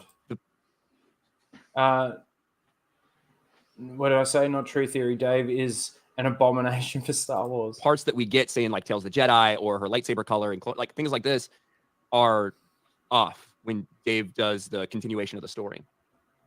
Not that it needed to be. You could have fit it in there. You didn't want to. And are many people really going to care about that? I guess not. The people that read the novel and thought that was going to be probably do. Same thing with Kanan. And they changed the color of her lightsabers. Kanan, but whatever he was as a Jedi. His escape from Order 66. I was hoping you were going to gloss over that. What's that? I was hoping you were going to gloss over that. Bad Batch. Yeah, they did retcon a lot of that, hey? Yeah. And that's Dave Filoni that retconned a lot of that. This is the thing that I don't understand about Theory's fucking whole point here in regards to, like, he agrees with Ryan on so many things in regards to Dave Filoni being the wrong person for Star Wars and the retcons that Dave brings into it and all of this kind of stuff and how damaging he is for the lore, canon, and continuity of Star Wars. But then he still continues to go on and say he's the best thing for Star Wars moving forward. I cannot get my head around how that calculates or how that equates in Star Wars Theory's head. I just don't get it. I don't get it. I'm speaking as someone that is not attached to that stuff, right? But I don't really care about the Ahsoka novel. I don't really care about Rebels all that much or Kanan as a character, but sticking to continuity is important to me when it's something that it's out of convenience. Say the Darksaber. That's an important one, right? When you establish the Darksaber, you introduce the Darksaber, you have Sabine and all the stuff that she does with the Darksaber. And then for no other reason other than you can't figure out a way to write it better, you decide to change the rules of the Darksaber suddenly. Yeah. That, oh, well, you need to beat somebody in a battle to become the leader of Mandalore. It's not even that, Ryan. It's also the fact that they then made it so that if the person using the Darksaber isn't using the Darksaber in the way that the saber wants it to be used, it's going to get all heavy and shit. Like, that's Dave Filoni making that shit up. Like, yeah, like he did change it. From Rebels, when it just gets handed over, Sabine gives it to Bo-Katan and, she's now the leader of Mandalore, to now you've got to fight somebody for the Darksaber to actually get it. To, like, that's minor for me in comparison to this saber now having actual weight. It's so fucking... And again, it's Dave Filoni that does all of that. Like, that was wild to me. That they actually went ahead and like established that in Mandalorian. Yeah, that was just laziness and no care about what came before. See, Star Wars Theory's not even really listening right now because he's trying to find this bit in one of his videos. So you're goddamn right. Mahler, you need to see. I miss these days when people actually gave a shit. I know, right? Dude, I was just thinking about this, like how if we did get the keys and we got to retcon it and then we made a new sequel trilogy, it's like we've lost Carrie Fisher, of course, and then it's like Harrison Ford, it's really unlikely he would want to do that. Like if we'd somehow this amazing, insane thing happened. And I was thinking, like, isn't it so fucked up that you've got Ewan McGregor, who's 1,000,000,000% on board, and you've got Hayden Christensen, that's 1,000,000,000% on board. And as far as I can tell, Disney don't really care. They're right there. I even mentioned it in the chat here.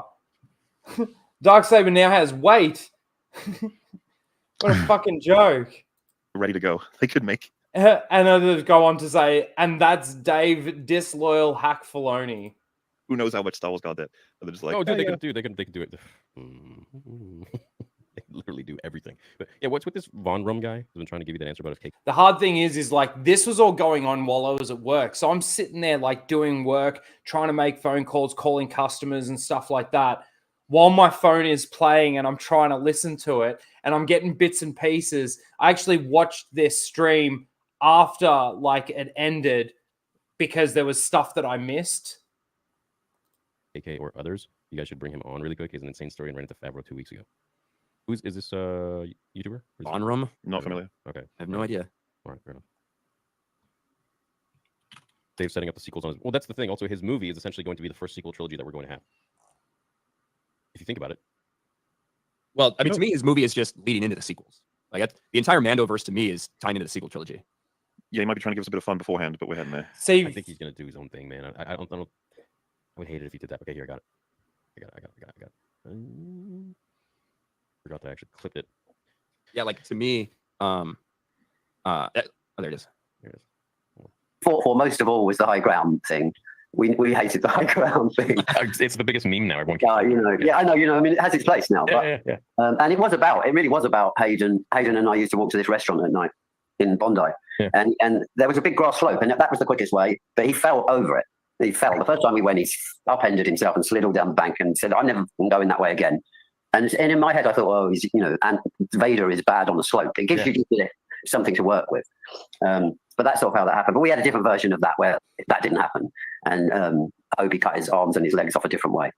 You mean there was a version where there was no high ground? There was a version that the whole volcano thing where they land on that droid wasn't there. Originally, they swung and landed. They swung off that great big rope, and they just landed on the side of the volcano or on the lava, right next to each other. And straight away, Anakin just grabbed him he disarmed him, grabbed him by the throat. He's got him, and Obi's saber's down on the ground. And Anakin says, "I'm sorry, it has to be this way, my master." And actually lets it go. Obi punches to get away from it, sucks his saber up. As he pulls his saber up, he cuts through Anakin's arms almost by mistake, and then chops through his legs almost by mistake. And the whole body fell off of his legs. And then it was more of a defense gone wrong kind of move. It was strong. Even the boys, Ewan and Hayden, went to George and said, "George, this," and he was having none of it. But it's George Lucas, his like we wouldn't be having this conversation if it wasn't. That would have been better. Foolish. I think everybody's in agreement that would have been better than the high ground thing. I mean, not just the high ground thing, but the fact that the Kenobi, it was almost accidental. Yeah, it was like it was a fluke. Yeah. That he was able to kind of like, you could be like, Obi-Wan could fight him to a stalemate for a long period of time, but it took a weird fluke. Yeah.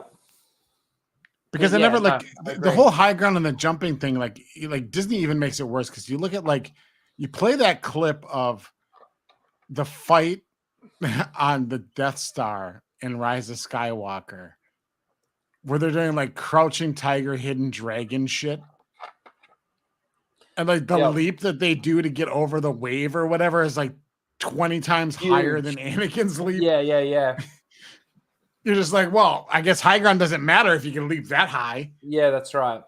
Or even the fact that like you look at the leap that Kenobi did in episode 1 to get from the lower walkway to the higher walkway when he gets knocked down.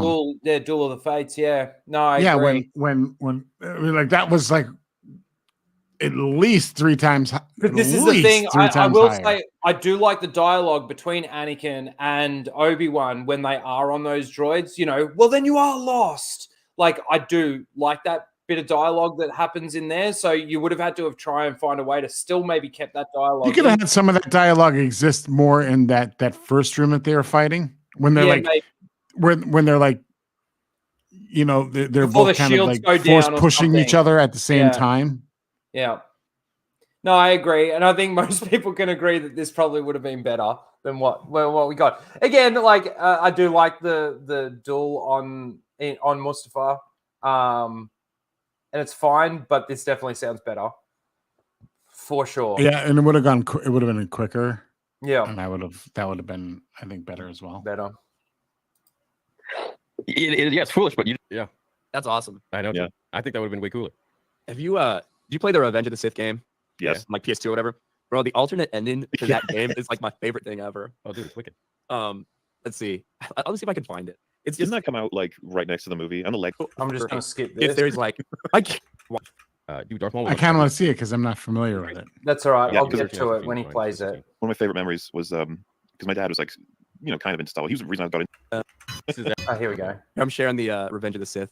Oh. This is an underrated video game out there, by the way. I know. I have the high ground. You underestimate the power of the dark side. Don't try it.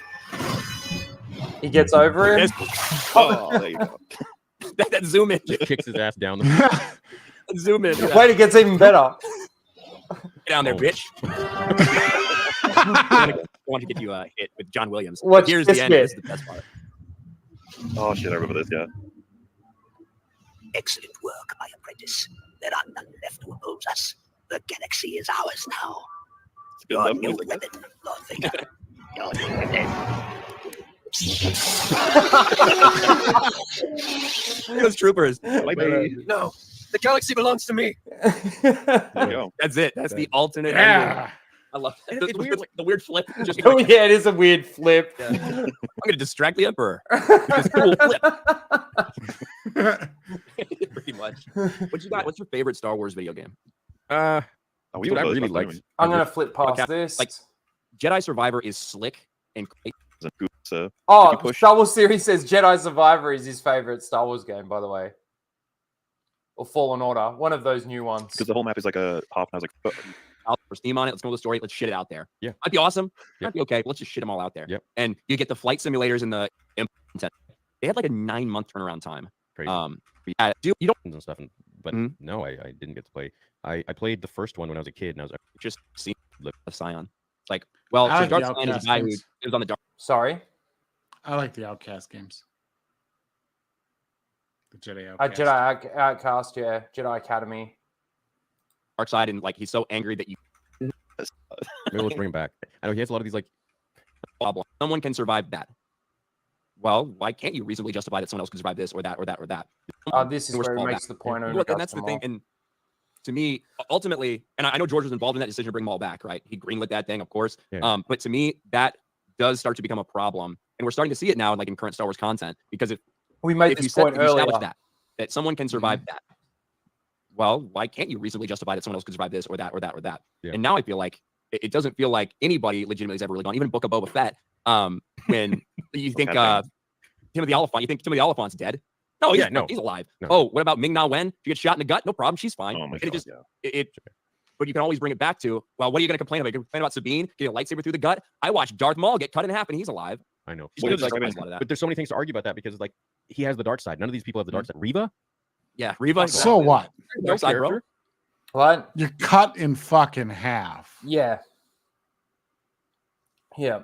But also, too, like the fact that like Qui-Gon or even Sidious killing the Jedi at the end of Revenge of the Sith, you know, he kills all those three with one stab through the gut sort of thing.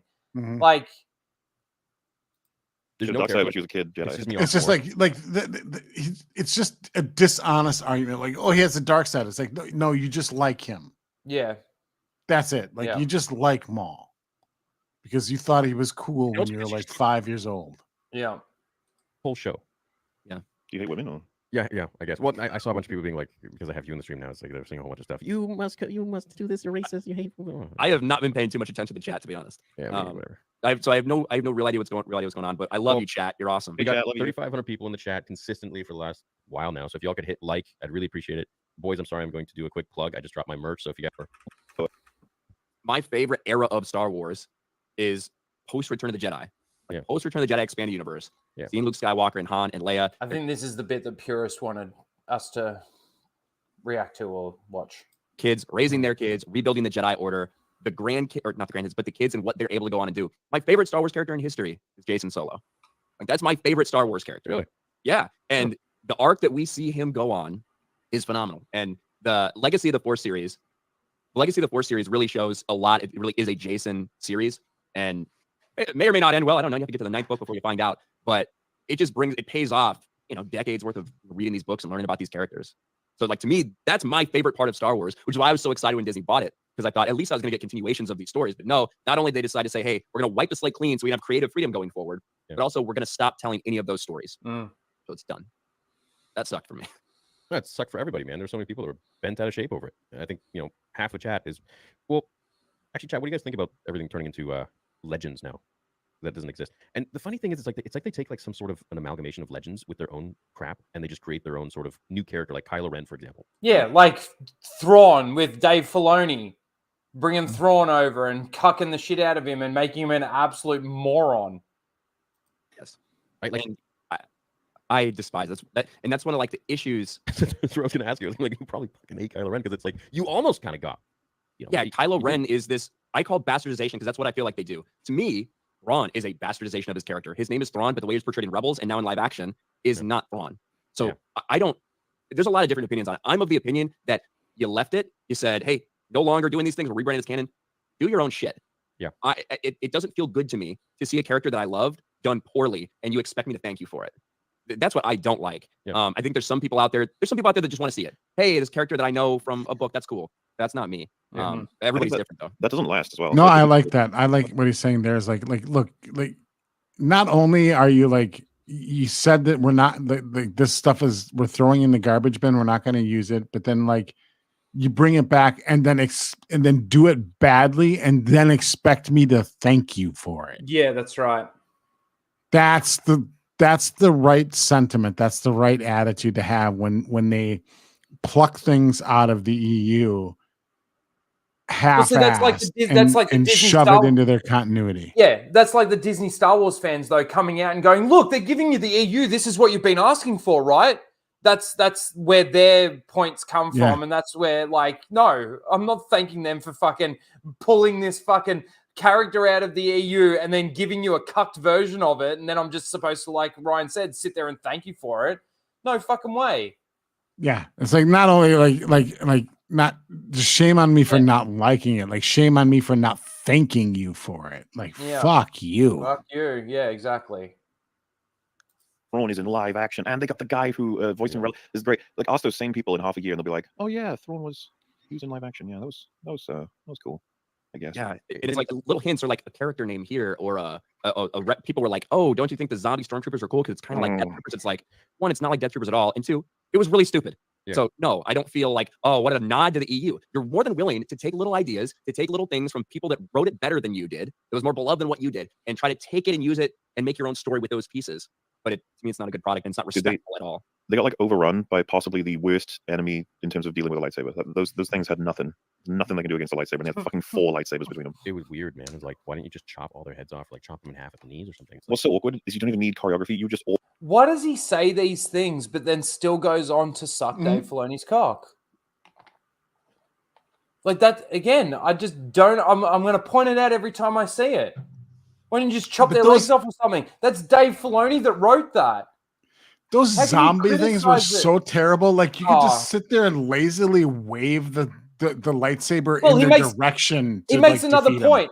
Listen to this. He makes another point. Just a sec. Awkwardly hold it out in front of you, and they would walk into it and die. There's an unlimited amount of ways. You could have chopped their legs off. They couldn't walk. Could have chopped their head off. Maybe it works that way in that universe. Could have chopped their arms off, and they literally could have just walked at you and bumped you. Not done anything. One of the oldest powers that we had in the games was just a forced throw with your lightsaber. Yeah. What the hell? Just hey guys, stand far back. Yeah, it would almost be boring. Like, anyway, like Ahsoka would be like, "This is easy. I don't even know why they tried this."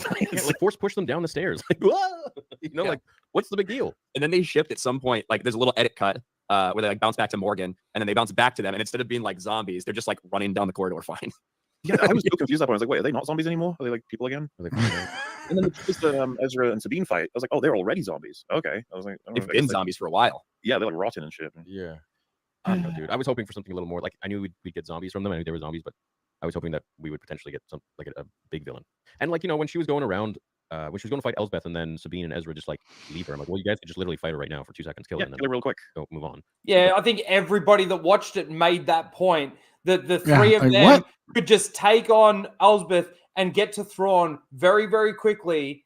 And it's so funny. Look, hey, Theory, you do realize that's Dave Filoni, right? My phone thought that's what I get. That's what you're skipping ahead is just you want to see your own comments in the chat. I get. No. There's one that he actually brings up. Yeah, you just happen to pause every time you're on. No, I didn't actually mean that. Love you. But maybe she was afraid that they would die or something. Maybe Ahsoka was afraid. So she sent them off on their own. Yeah, I don't know. It was weird, and especially with the themes of like sticking together and stuff, and how that hasn't been out well for them. Like literally just a couple episodes ago. Dude, Ryan, they practically lampshaded that. It's like, hey, we're supposed to stick together. It's like, God, let Thrawn get away though. It's like, okay, so let's stick together. Yeah, that's kind of where I saw it too. Yeah, I know. I don't know, dude. I was really invested in Balin the whole time, and I was hoping that we would get maybe a little bit more at the end of them. But I guess we're gonna have to wait. That's why I really call it like a prologue. Ahsoka season 0. Yeah, he's dead now. So Ahsoka. What? The guy who played him is dead now. So good luck with that. Yeah, good luck with that. Yeah, current events. Yeah, this week in Galactic Affairs. Literally, yeah. Star Wars newspaper. Luke Skywalker's still missing. He's not even missing though. That's the thing. No, he's just. Well, I mean, no one talked about him though. Because I assume you're making the same point, but it's like he's very mundanely accessible. He's just on that planet. There's nothing special about it at all. He's not off learning something, finding. Grogu's not even with him anymore. He doesn't have anything to do. Probably watching TV with the spider robots, building the huts. Building the huts that he can kill his nephew in. Dude, everybody, when they saw that episode, was like, holy shit, are they actually going to set us up to have Kylo Ren kill Grogu? Yeah. Oh, that'd be cool. But that would be cool. That'd be badass. I will watch that episode. Like if it's confirmed Grogu's gonna get like sliced, his head sliced off. I'm watching that episode. He'll force heal himself. It'll be fine. No, I want somebody to like pull his head off and like run away with it. Like, I got his head. You'll never catch me. And then gone. Yeah. Okay. Sweet. Yeah. He does. But no, he's gonna live. Dude, Grogu is going to be the character. I guarantee he's going to be in the Rey movie. They're gonna. Yeah, because everybody hates Rey, and all the fucking Disney seals, including you, love Grogu. So what are they going to do? They're going to give you the character that they created, that everyone loves, and put him in with the character that everyone hates. But like, okay, so are they going to like fast forward and like he's like another like 30 years and he's still a fucking baby? No, well, that's the other thing too. Is it's the age thing. They talk about that in a second. Actually, I think that makes sense. Not be surprised. I would not be surprised at all. Everybody, he's the Mandalorian Jedi. Hey, dude, he's gonna be 300 years from now. There's a Grogu. Yeah, probably. He's an infinite like character. You know what I mean? Because they live for like 700 years forever, and they started him off as a baby, a 50-year-old baby. Yeah, but you know what's weird is that Yoda said at I love how Maul laughs when Ryan says that too. Yeah, because it's just so ridiculous and stupid. And the funny thing is that this 50-year-old baby knows, like it knows yes and no on the button. Yes, no. Like it understands. 800 years have I trained Jedi, which means, and he was 900 years old almost. So like he started training Jedi at 100. Yes. So what's the deal? that is a growth spurt. So Yoda became a Jedi Master at 100. But like, I mean, at least in previously established continuity, he did. Grogu was already a Jedi Knight, all right. And if you disagree, you hate babies or something. I don't know. Yeah, Grogu's as much of an actual Jedi as Ahsoka is.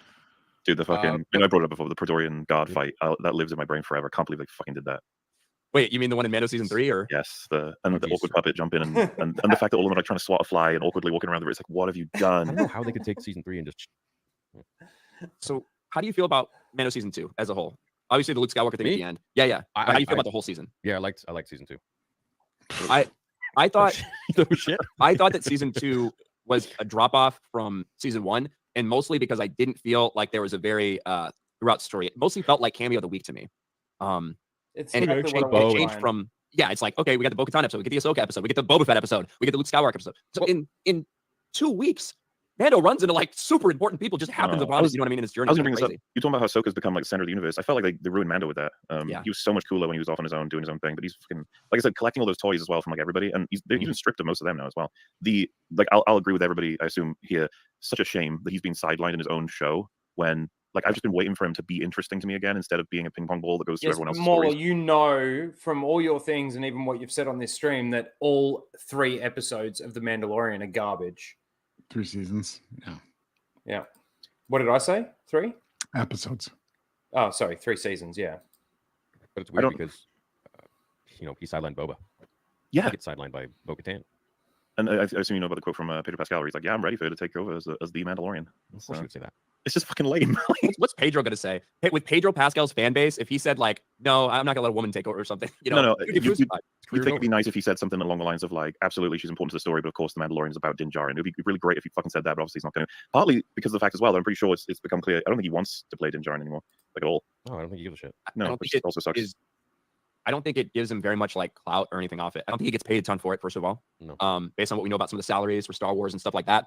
But also, when your helmet's on the entire time, it's obviously hardcore fans do identify Pedro with that character, but I don't know if the general public does. You can't be like, "Look, Mom, I'm on TV." Like you can't, because no one really knows. But at the same time, we don't need Pedro to be Mando. That's true. Give me an AI voice. Who was it? The grandson of John Wayne or something like that? Yeah, they're the ones that are actually playing him. Yeah, he's the one that is like literally walking around in the Mando suit and doing all the stunts and everything. So great. Keep him that was a change from season 2 to 3, right? And that's where you can see, I'm assuming things went wrong behind the scenes and that he was probably on the cusp of leaving. And then they got, because the theory, of course, forgive me if you guys already know more than this than I do, but this is just from watching it. You can tell like they had to scrap assumed production on season 3 of Mandalorian because of issues they would have had. And then they rush out Boba and then fill in 2 episodes of Mando that they completed into that season. And then, because that's clearly the beginning of season 3. Like, From what I heard, there were real problems with Pedro and a lot of people felt like he was going to walk. And Favreau kind of said, "Well, fuck it, I'll replace you with somebody else." And that's I'll when replace you with Boba after you replaced him. Yes. Then Timur Morrison said, like, "What the fuck was I replaced in my own season?" And that to me, that is one of those, and Boba is one of those shows where I do think you can, like, I think that was probably the least prepared one of all of them. Most rushed, yeah. That's why he was still like not in great shape too. You know what I mean? Like that I think that the Boba Fett entry into season 2 was last minute, and that's why he was so out of shape and everything. Yeah. So I do think that a lot of that drama is probably the reason Boba ends up getting pushed into that, which is also the reason for the final mission. He's just a taxi for them instead of actually like taking part in what they were doing. Even tomorrow, like he didn't seem, that's the way I read it. He didn't seem too happy with Mando coming in and taking over his show. And at the end of the day, Mando's supposed to be kind of taking second seat to Boba. Boba's always got to be number one, but now you have it where Mando is like. But Boba's now being cucked in his own fucking so show. When Boba shows up, I'm like, oh. Yeah, and it's like, how the hell did you do that? Boba fucking Fett. Like a bantha. Exactly. Like, how did you do that to him? You know, he was supposed to be the dude that shows up. It's like, are they going to do this with Executive produced by Dave Filoni. Vader now? I love Tamura's response, and like how he said, "Yeah, I hope I don't talk as much next season if we do another season. I think I was talking too much. You just stand there, be intimidating. Yeah. That's when he lines. Like, yeah, you understand the character." It's a meme in my community, but the comment on water from someone, then he just looks at like Ming-Na Wen and he's like, "I grew up surrounded by water." So what the fuck is that line? Why would? Yeah, it was just like, hey, don't you remember? I was a kid on Camino. Yeah, it's like, yeah, I know. What? Why would? Why does it matter? It's so much weird dialogue. But then also, what happened to the Tuscan lady? Wait, which Tuscan lady? Remember the Tuscan? Was a Tuscan warrior who's a girl? Oh, did she just get killed or whatever? Yeah, didn't he kill them all? No, she escaped. I think. Yeah. Did she? I thought they all got slaughtered by the bikers or whatever, right? I don't remember anymore. Yeah, I thought he like brought Slave 1 back that they didn't call Slave 1 because they're not offensive anymore. I thought that he just like trashed them all. Or no, that was a speeder bike gang, wasn't it? Fuck, you reminded me that he got eaten by a Sarlacc like in his Slave 1 ship. That was insane. Yes. God, stupid show. So stupid shit happens in it. Yeah, right. She did escape. Oh man, I can't wait for her to have her own fucking TV show. What its title be? God. Oh no. Well, we know it's just gonna be the Tuscan lady. No. Tuscan lady. Whatever your name is, that's what we title it. Yeah, at least Cad Bane's alive. We know that much. Yeah, of course, Cad Bane's alive. Why not? Why wouldn't he be? Hot Bane. Hot Bane. From that, meanwhile, all these other characters are surviving while they're surviving. You know what I mean? Literally. Yeah. I did. See, that's the thing about Book of I thought Boba Fett, though, like that makes it kind of like slightly endearing in that it's so bad it's good. Yeah. You start thinking about it and you're like, oh yeah, where he decides that he's gonna like let the seismic charge go, and it happens to be orientated to explode horizontally and not vertically through the ship, just by sheer luck that it fell the right way. Yeah. Like, well, I guess good thing that worked. That's almost what makes Boba Fett fun to watch, because it's just so stupid and funny that you can. Well, and then the action sequences, like when Fennec Shan like karate kicks a fucking shield and then just bounces back off it. You're like, what was that? What are you trying to do? Like, remember how she teleports after she jumps off the roof and then she teleports back? I just want her to. I want to see that episode again, but then like I want to see a version where somebody just edits in like her saying parkour when she just jumps off the shield, like parkour, like from The Office. Actually, that would be really good with the Reva bit when she's actually doing parkour. On the roof. On the roof. I still think that sequence was one of the worst looking things. It looked. It reminded me of like the way that the beasts like jumped around in New X-Men York City in Ghostbusters. Oh no! The beasts in Ghostbusters. Like those little claymation, like. Yeah, no, I get it. I thought you were talking about Beast in X-Men. No, that was even better. Yeah. Oh man, I'm still shattered. Weird. I'm still shattered that she didn't use her helicopter lightsaber. I know. I'm so pissed that we did not get live action helicopter lightsabers. Yeah, like what a ripoff. Yeah, but yeah. Book of Boba Fett is one of those shows that like there's just so many scenes that you're just like, what? Yeah.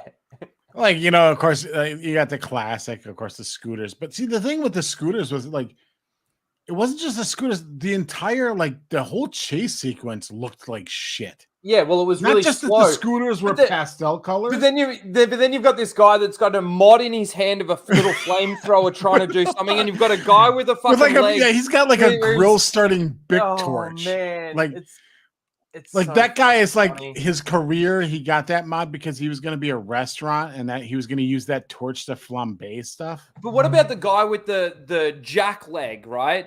Do you reckon he had a leg and he got his leg cut off and then put the jack leg on, or do you reckon he lost his leg somehow and decided to mod? But he's that the with same a guy jack that leg? had the eye thing too, right? Yeah, correct. Yeah, so did he lose his eye and his leg, and then, or did he actually give that up? Hey, I agree. Kenobi is worse than Boba Fett. Kenobi is worse. I think Book of Boba Fett is more fun to watch. Kenobi Fun to is watch way because more it's frustrating. comedically fucking stupid.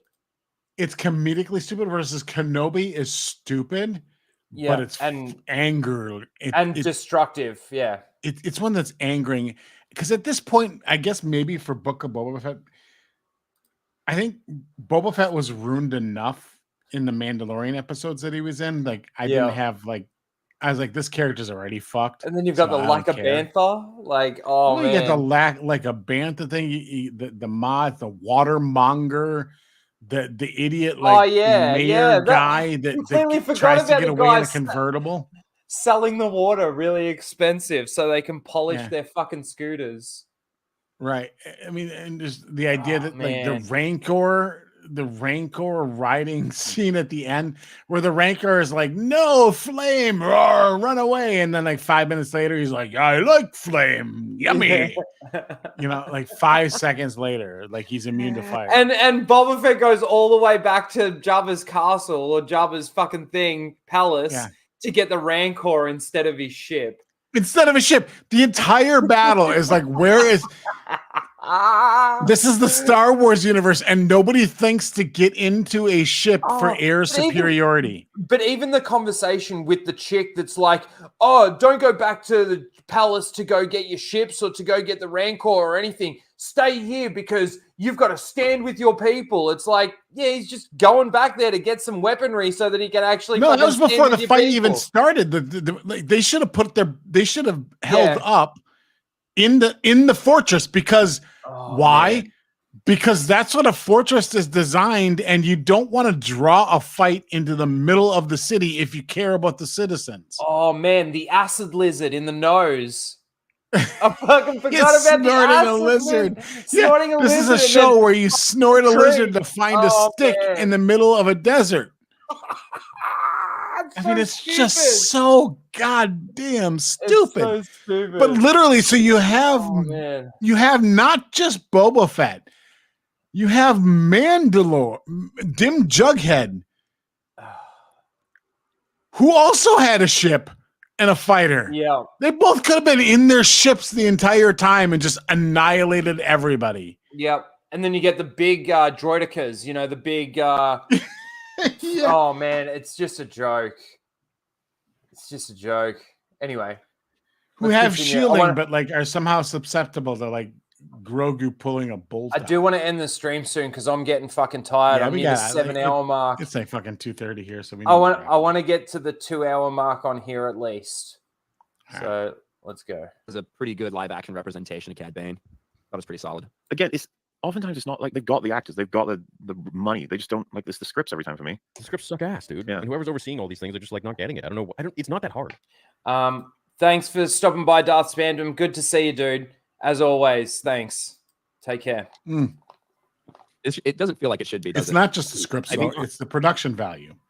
Oh, and yeah. It's not money's not an issue. Yeah, because they got plenty of effort. That.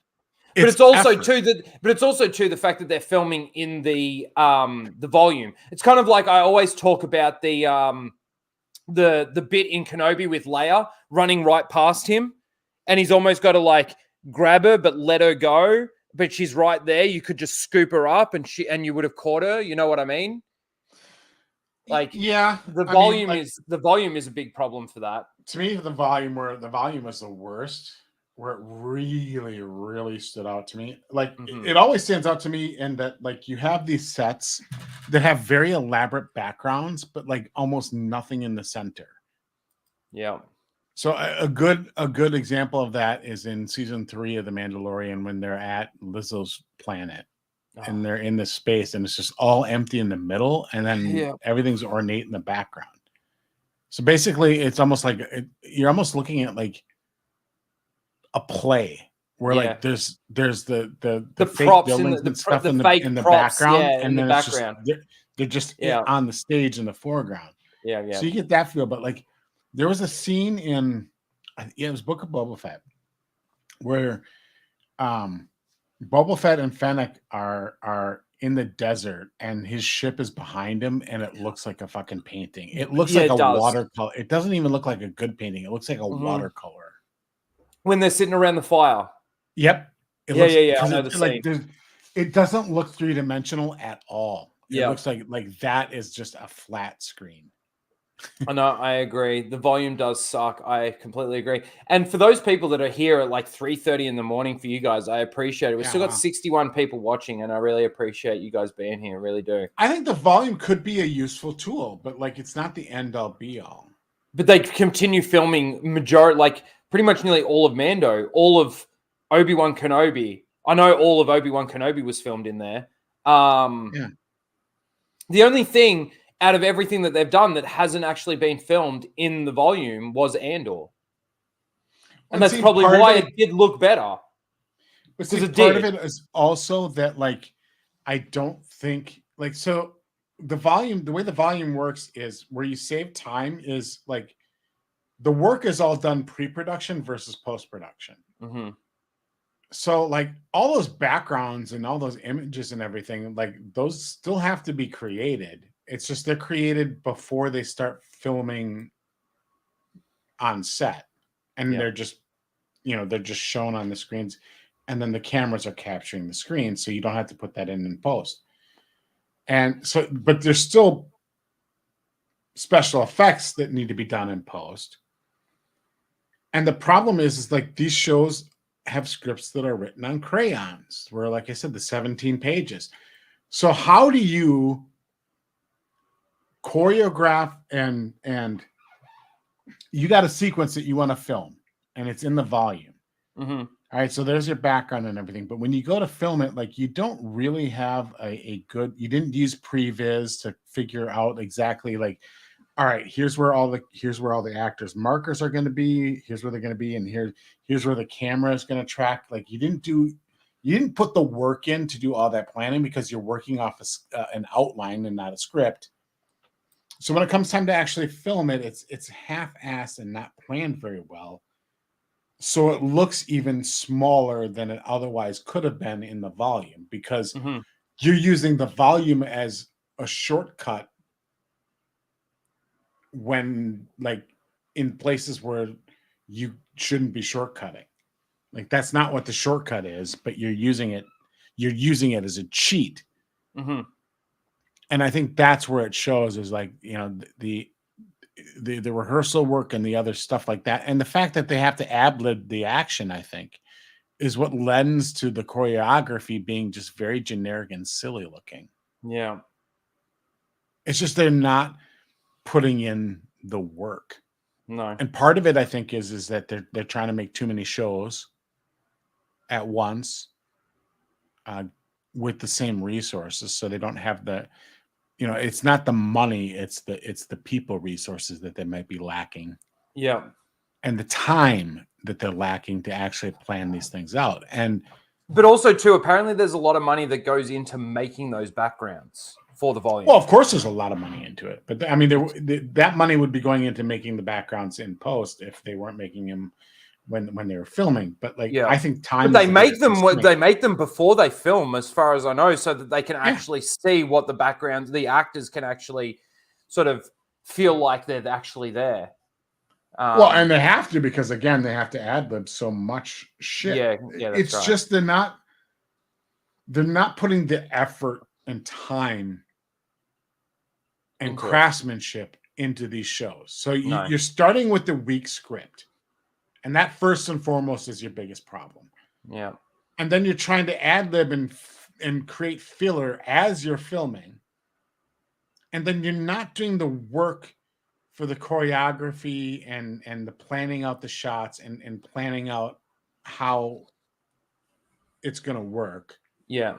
And it all shows in the end result. So like Mar's saying, yeah, it's script, but like it's not just script though. I mean, It's not just there is biggest massive thing. problems. There is massive problems with the script. Don't get us wrong, but it's the biggest problem. Yeah. But I think like to say that like if they just need to fix the scripts, like no, they need to fix their entire production philosophy from the number of shows that they're making and the time that they're taking to make them. Yeah. All right, let's continue. But they have this philosophy with Disney Plus that you just got to pump out this content. And it's like, but you're hurting your own brand and hurting everything by doing that because you're cheapening it. We got 11 minutes to get through. Yeah. I want to get to the bit where they're bringing in sort of more people. Obviously, there's the bit where Darth Melvin comes in. I just want to at least get through this sort of. Yeah, go.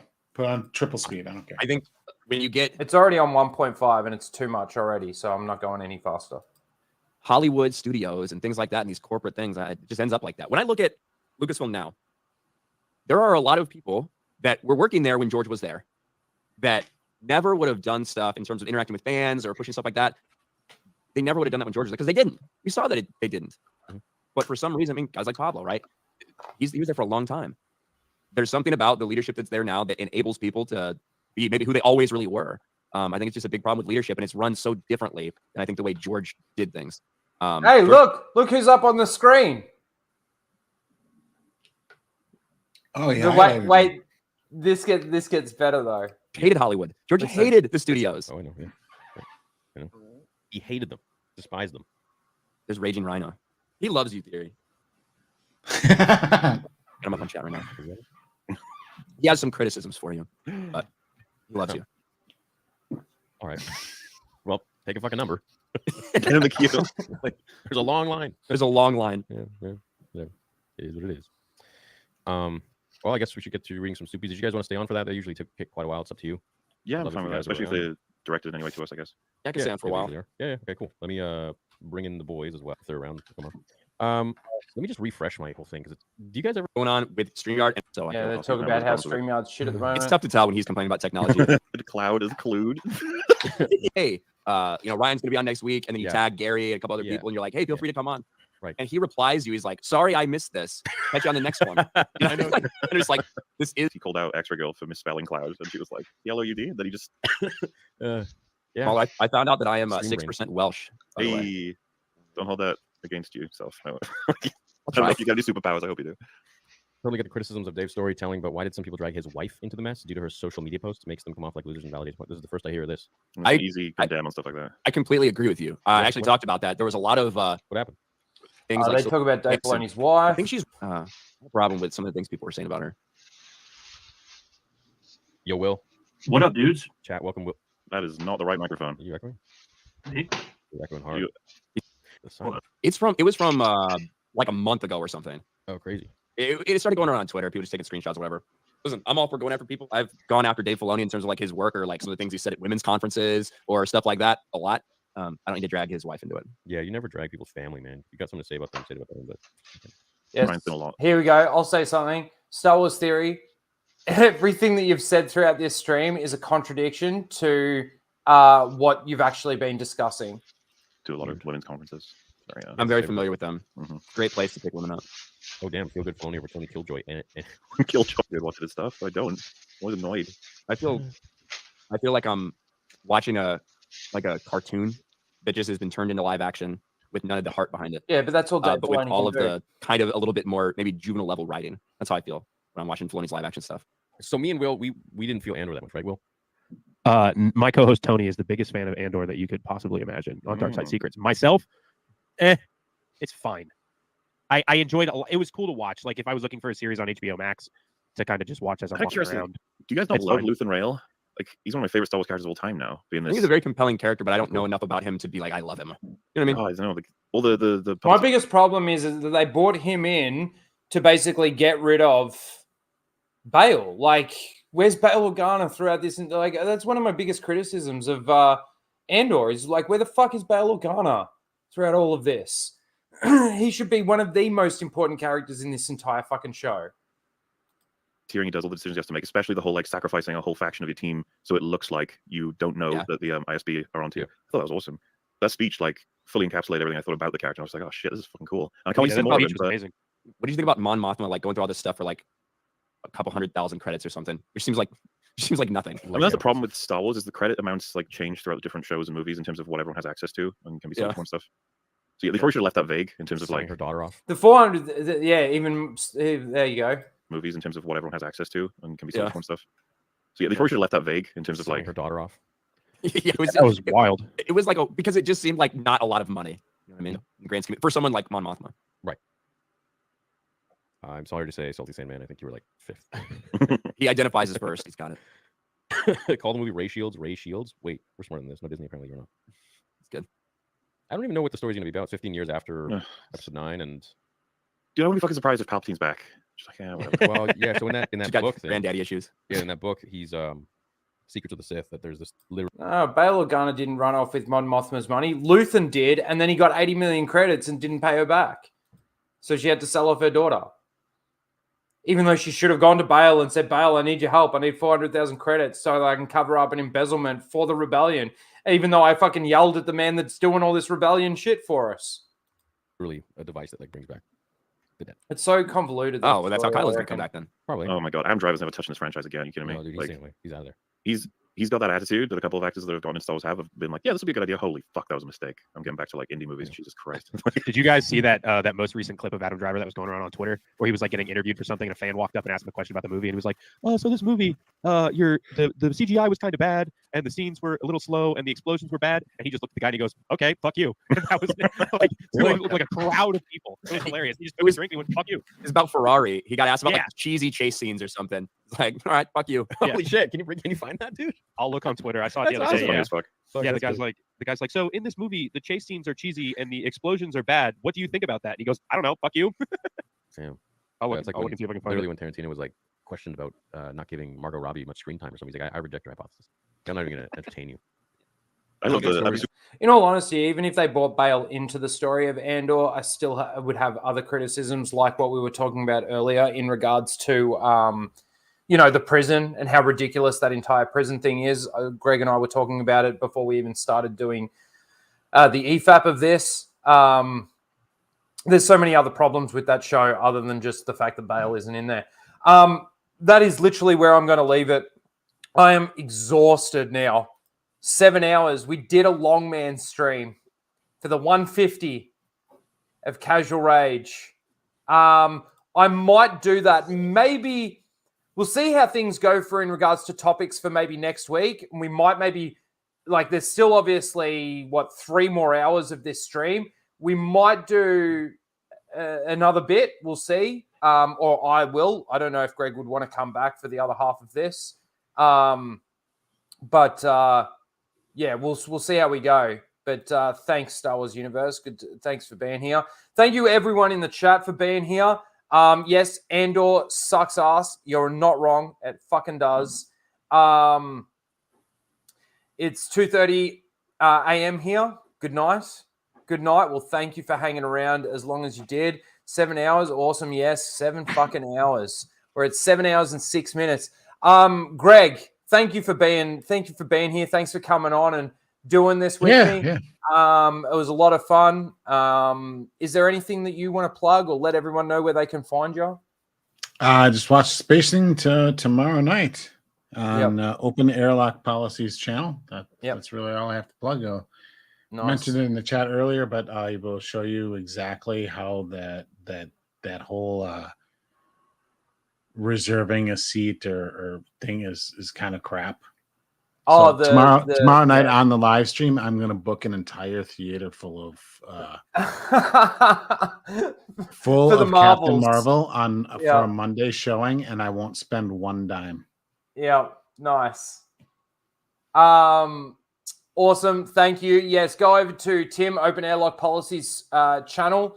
and hit that subscribe button. He wants to do an interview with me, a one-on-one interview with me on one of the spacings coming up in the next couple of weeks. So I'll be over there in the next couple of weeks for that. It's a bit hard because obviously work for me. I work on the Saturdays, which is obviously your Friday nights.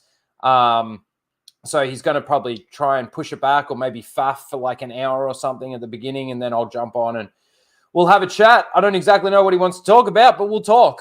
There'll be shit that we'll talk about. So go over to Open Airlock Policies channel, hit that subscribe button. Thank you, everyone, for being here for the 150. You guys made it awesome. I think we got up around the 90 to 100 mark in regards to viewers, which was really awesome. And for most of it, there's been hovering around that 60 mark. But as we're saying goodbye, obviously, people are ducking out. Thank you, everyone. I'm going to leave it there. We will see you all next week for another Casual Rage, and we'll see what content I can put out in regards to videos. Take care, everyone. Bye. They came bounding over. Fuck off! Disney! You fucking cunt! You'd better put a chick in it.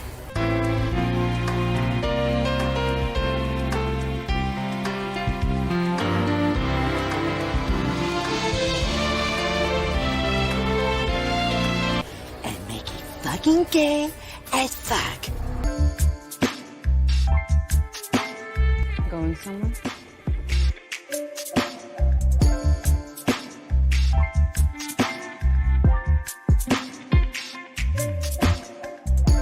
And I want it lame!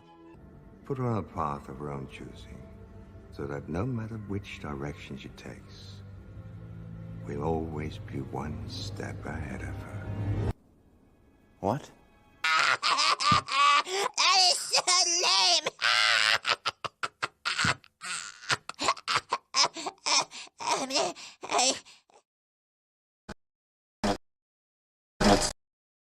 A few minutes? Are you kidding? At the rate they're gaining? No, what is it? Do you have to shoot this?